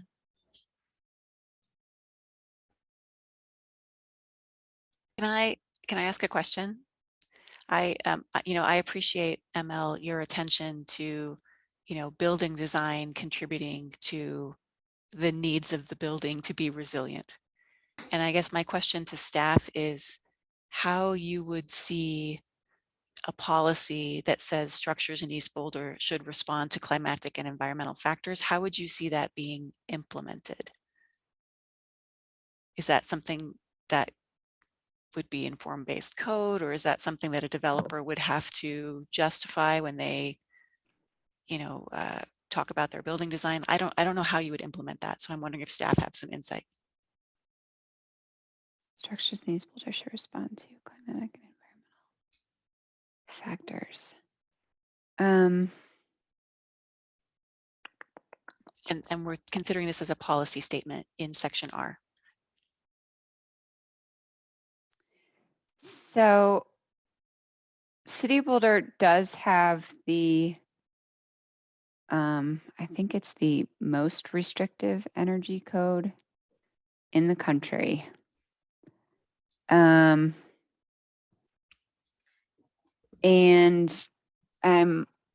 yeah, I'm wondering, is it about, like, are we trying to, are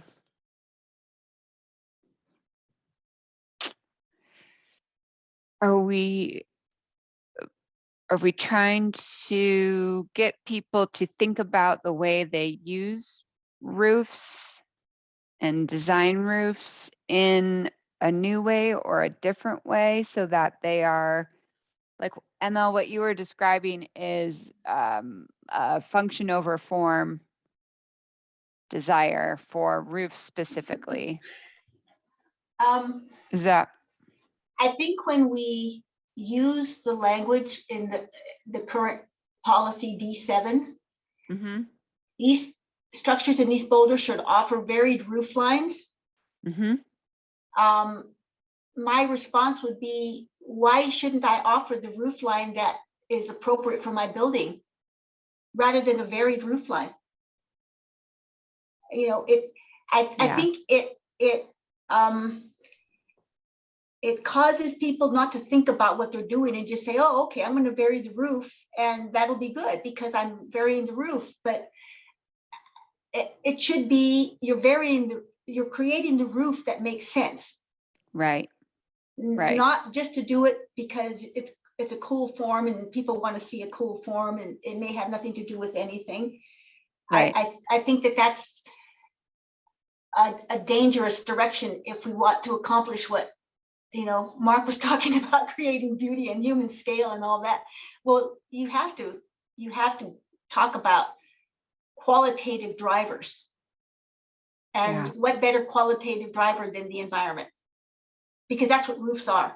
That's what buildings are. They're about mitigating the inside from the outside, and all of that is informed by climate and the environment. So that's really what I'm wanting, and I put it in D7 as a way to avert the limiting factors of create a varied roof line. I think that's kind of a dangerous thing to do, just because you see what you get. And it's like, yeah, that's not going to get us what we want. Yeah. So it sounds, I think the idea of this as an R policy is fine, and that makes sense. I don't know that we would assign an additional project or a program to it. I think we have that energy code in place, and the energy code doesn't really deal with building form. So I mean, related to the form question, it sounds like you may be proposing that we remove that. Is it? I don't see it on the screen anymore. D7 is the one that, you know, the place that I'm looking actually to house it. Yeah, is in D7. And, well, and I wonder if if the recommendation is just to eliminate D7, that we don't need to reword. I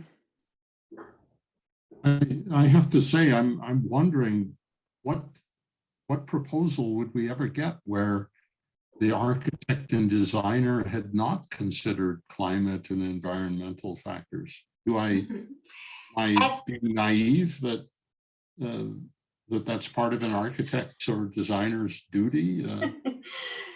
I I think, well, I know that this was originally in response to the roof language. And I'm like, okay, if we want something that speaks to the form of the building, broad in a broad sense, then I was proposing alternate language.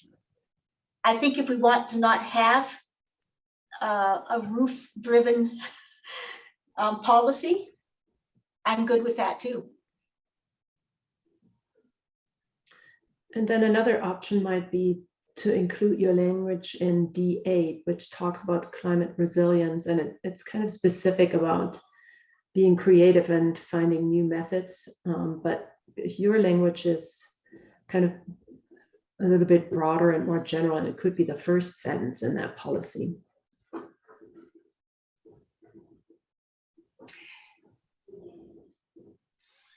I'm in agreement with John. I think that it kind of goes without saying. The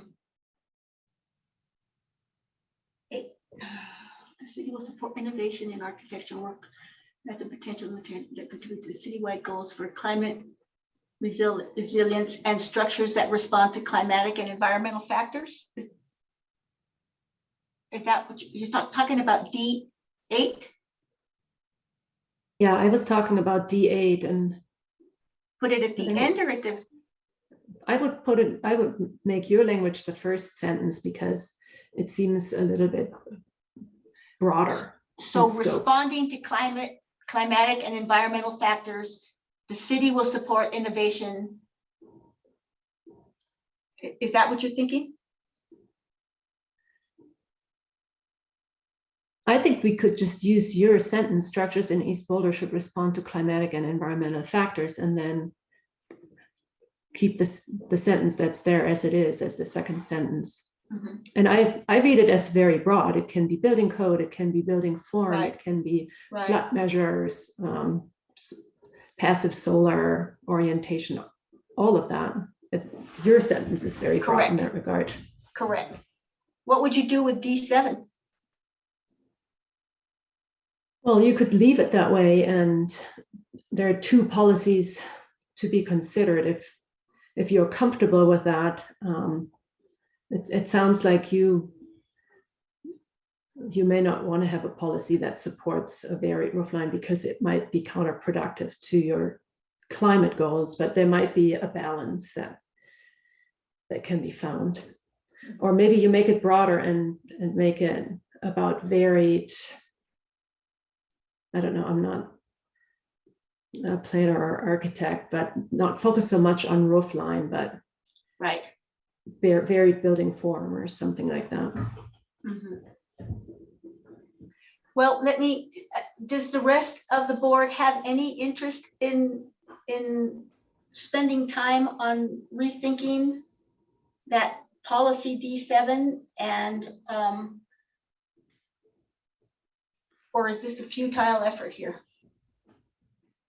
Well, let's find out. Mark, what do you think? I would support adding the language to D8 as suggested by Hella, and I am also in support of leaving D7 alone. Okay, Laura?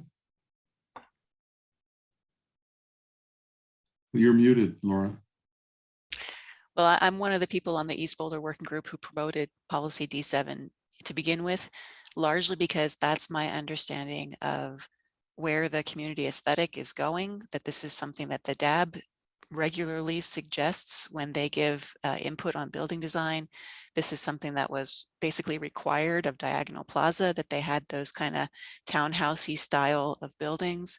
I've heard city council members kind of lamenting the shape of large boxy buildings. And so, it's not something that I personally feel very strongly about as an aesthetic preference, but it does seem like a lot of the neighborhood advocacy revolved around this point. And so I think that staff included the idea of varied roof lines and also like step setbacks, like wedding tier approach kind of to buildings, where they change form as they go down, as a way to make the neighborhood feel more interesting, more artistic, more inviting, more aesthetically pleasing to people who really do not like the feeling of large square buildings. And so I would support leaving this one alone, D7, but I do support adding the language that ML had suggested to policy D8 as Hala described. I think that's a great addition.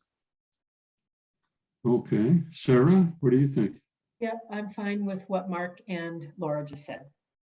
Okay, and I agree with that too. So I think we have a majority to do that. Great. Let's see. Do we have further suggestions? Emma, I think you had a couple more. Oh, these are implementations, and I was just suggesting that we prioritize them a little bit differently, and I can speak to them quickly and as why. So in H9, expand the community benefit program. We've seen the community benefit program referenced in a lot of different places in the plan. And instead of being priority, a second priority, I suggest that it would be changed to priority number 1. And just for folks who don't have the plan open in front of them, I think what ML is responding to is that in this section of the plan, every policy is assigned a priority number of 1, 2, or I guess 1, 2, or 3. And it's not as if she's saying this is the number 1 policy in the whole section. She's just saying, Right. rather than being a 1, 2, or 3, rather than being a 2, it would be a 1 among many priority ones. So I'm sorry, just a little facilitation clarification for people who don't have the plan open. Perfect. That it just seems like it's in enough, it's referenced enough times that we should attend to it sooner rather than later. I wonder, I don't have a problem with that, ML, but I do wonder if maybe it's a 2 because all the code stuff has to change first before any of this other stuff can happen. I wonder if it's more of a sequencing thing than a prior. I mean, I'm happy to change it to 1, but I think it's still going to have to wait for I mean, maybe it could happen simultaneously, but none of it can be implemented till all the code changes are implemented. Kathleen, do you have a thought? Are you still with us? I'm still here. Do you have a thought about that? Yeah, I think, if you wanted to recommend that it becomes a priority number 1, that's great. And it will help us advocate for more resources. Oops, my next 2 are going to put us in the same category. Oh, the community benefit. B6 is updating the community benefit program. And again, to me, it's one of those tools that we like to refer to and use. And I also am suggesting to make it a priority 1 from a number 2.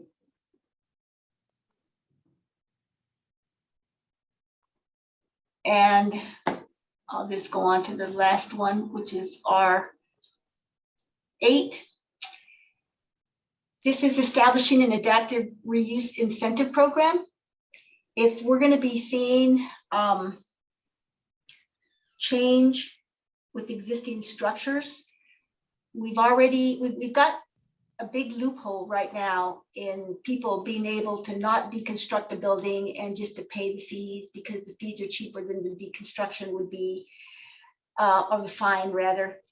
So I think the sooner we close, we put in place mechanisms to encourage people to do right by our building waste, the better off we'll be. So there is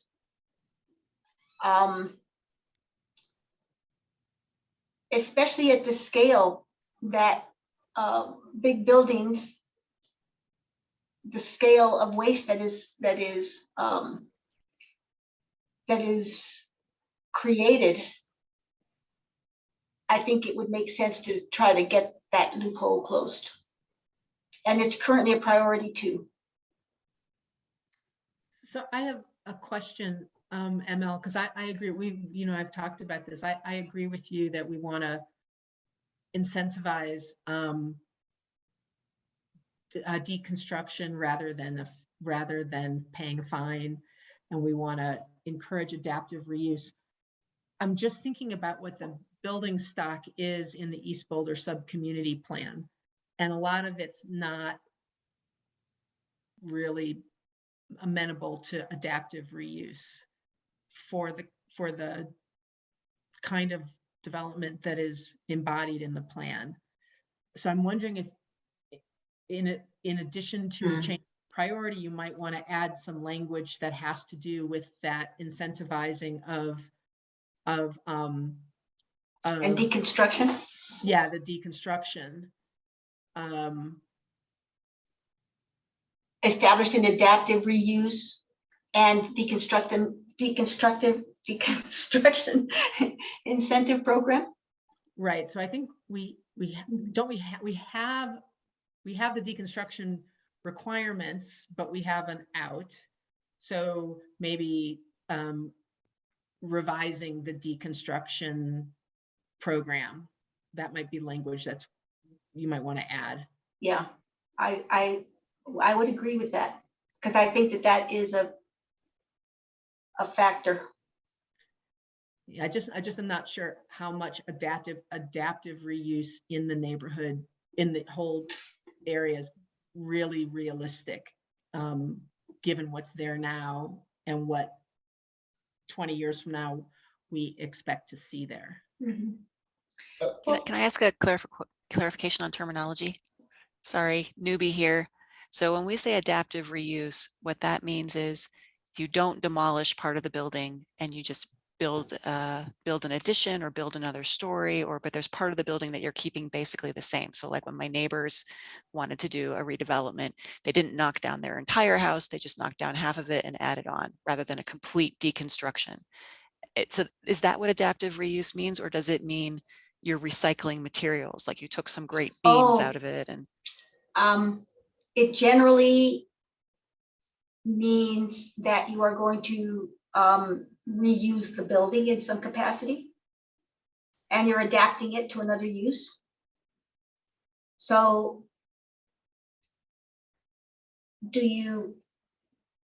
how do you reuse that space or the structure?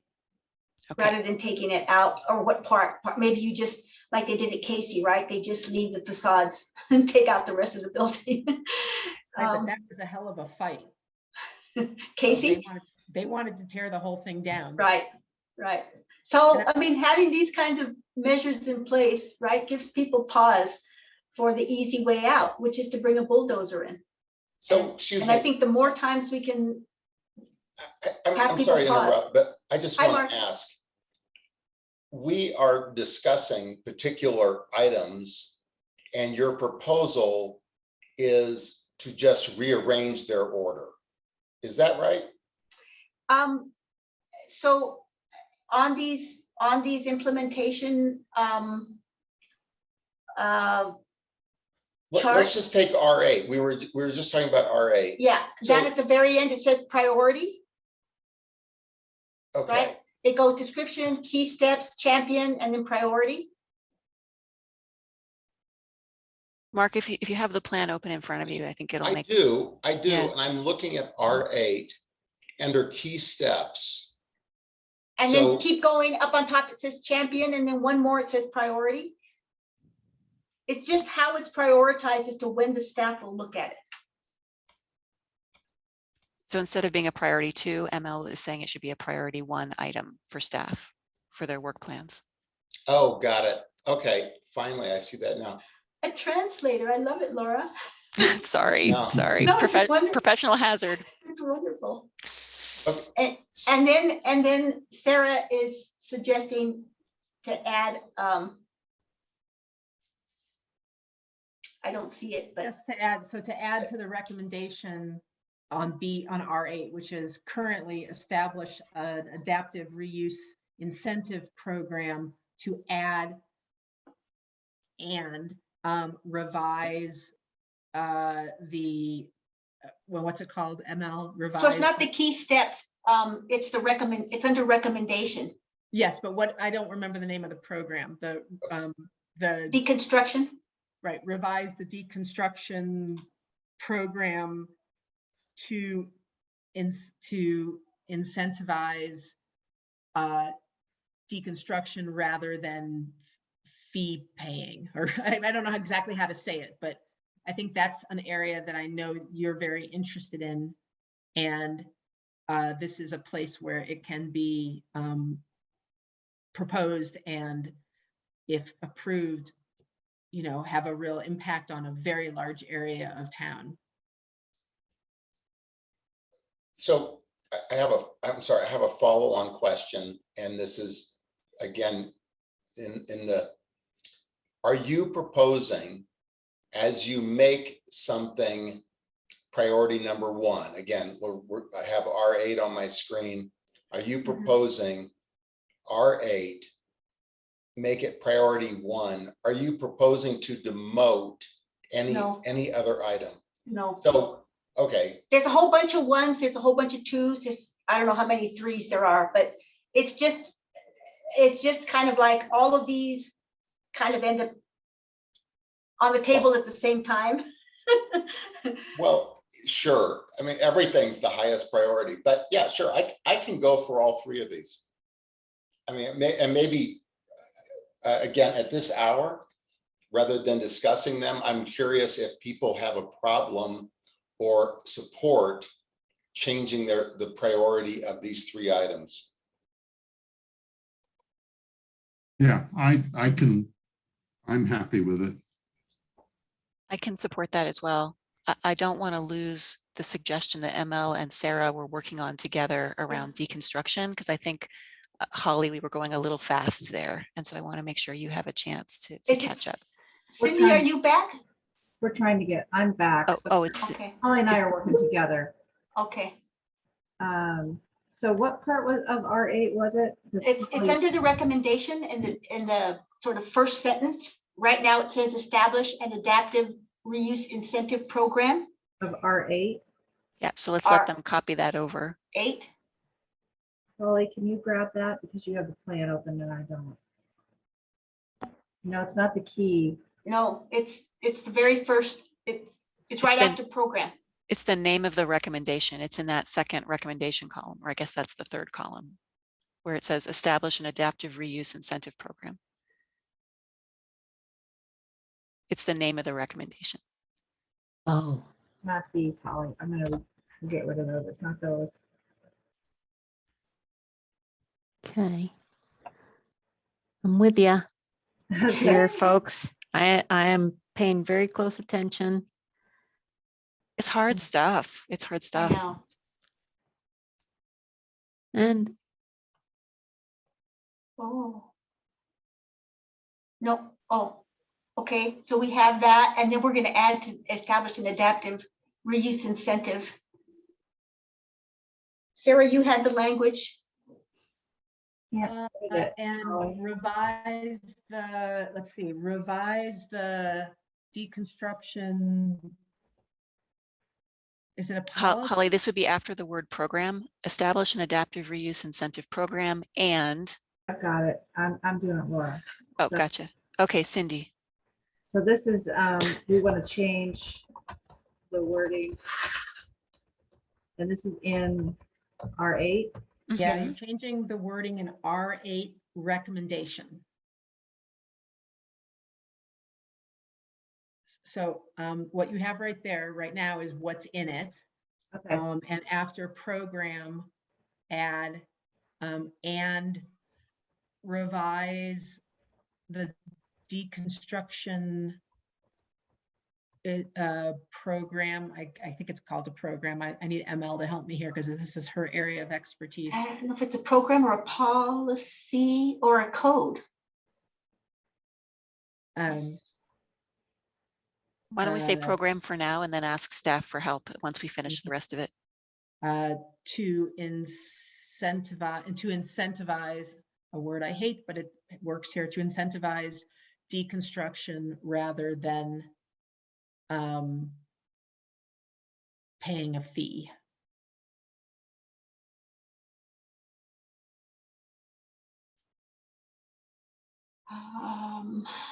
I'm sure there's some clearer way of saying that, but my brain is not working well enough right now to come up with it. Oh. Revise the deconstruction requirement. Okay, the revised deconstruction requirement. Revise the deconstruction requirement. To incentivize, yeah. Revise the deconstruction. Or to just to say to revise, to incentivize deconstruction. Yeah, And let's then do that. Just period after this, yeah, right after that word. Okay. It seems kind of crazy, huh, that we're incentivizing people to do what we're asking them to do. Okay. Can we ask staff to weigh in on the wording here if they have any Yeah. suggested tweaks that Yeah. would make it more clear? This would be Charles. Is Charles still with us?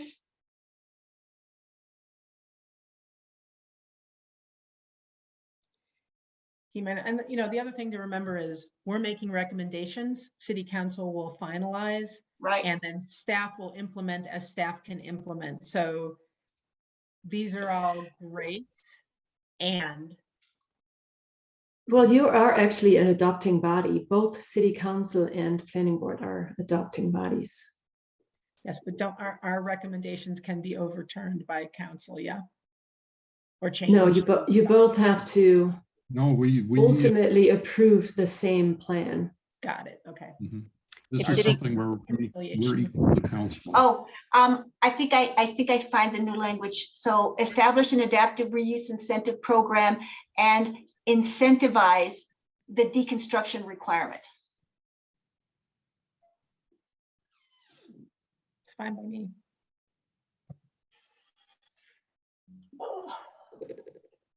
Because it is a requirement, but people opt out. But does the requirement include the option to pay? Just like the No, it's a inclusionary? fine. It's a fine.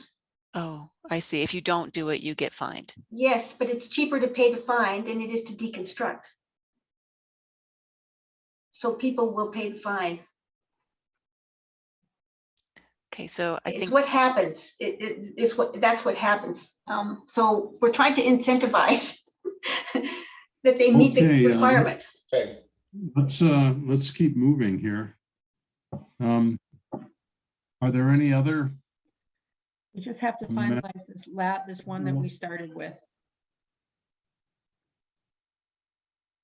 well, do we need to do a thumbs up, thumbs down on, do people support changing, not just changing the priority, but changing the wording here to include deconstruction? I see Hella has a hand up too.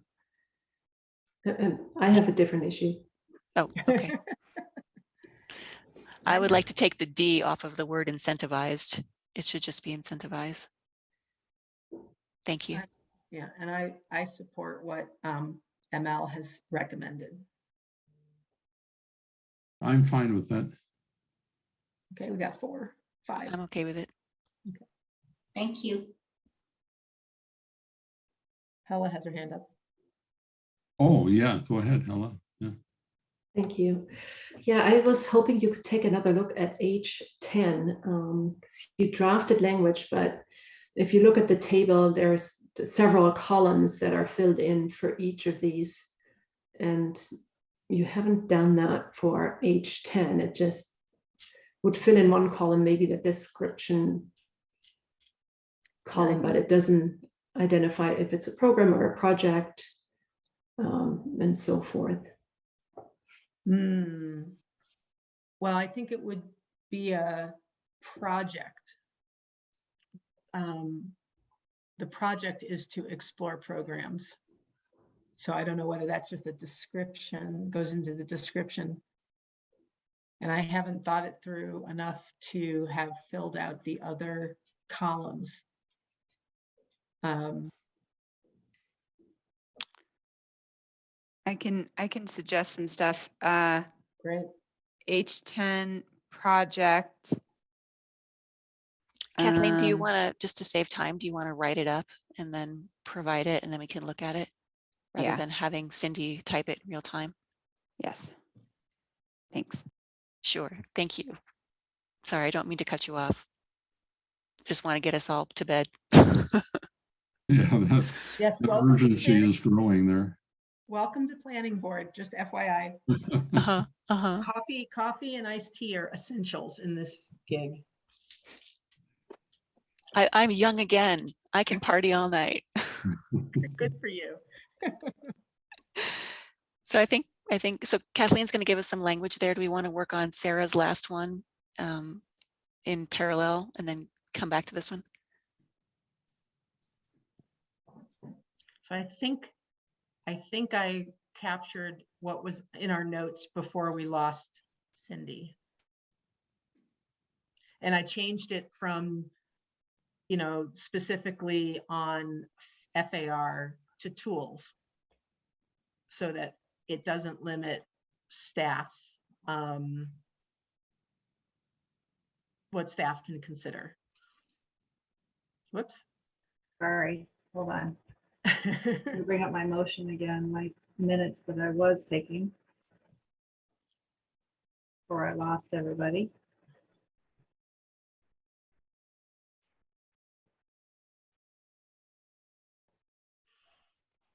H10.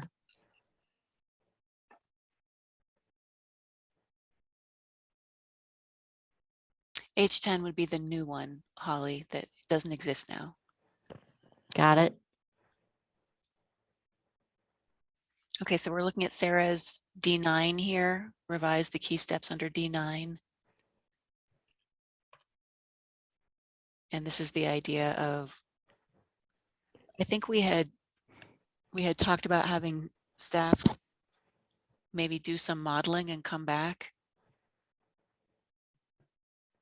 Well, I guess my feeling about that is they're going to come back to us anyway. Like, I don't really feel like, well, I could be wrong, but this is guidance, and they're going to bring back to us whatever they bring back to us in whatever form they bring it back to us, whether it's as a FAR or use or some other, you know, maybe they propose additional residential units for that, you know, who knows? We don't know. So I'm not sure what that added value of putting modeling in there is per se. Because once this passes, and once the whole plan passes, then they move into a whole new stage of work. And you know, things are just going to keep moving forward. So I'm not, maybe you can explain, Laura, what you think the modeling will accomplish, because they're going to do that anyways. They'll run numbers and stuff. Right. Let me, so I remember what my concern was, but let me try to link it back to D9. Okay.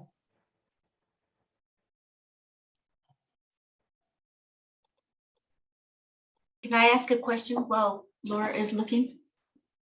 Of course. Sarah,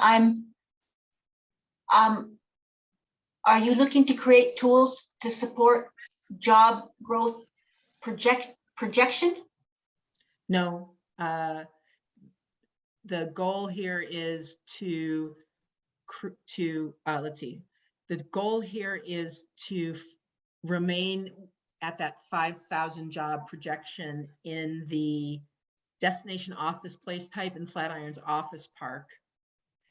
And that's the goal. And so what we want to do is have the staff utilize the tools that they have to get us there. And that's the goal. So we had originally suggested, or I had originally suggested focusing on the FAR because in conversations with Kathleen there were sort of two tools available, use table and uses and FAR, but I'm happy to not specify a tool and instead leave that up to staff to address the concerns that you and John brought up about not wanting to leave massive amounts of parking, although I think for a lot of what will be built there, there's still going to be a lot of parking, just because not everybody who will be working in this area will be living in this area. They'll still be coming in from elsewhere. Some will still be coming in from elsewhere. But I'm wondering about the word support. And if there might be a better word to meet your goal. Okay, so let's see.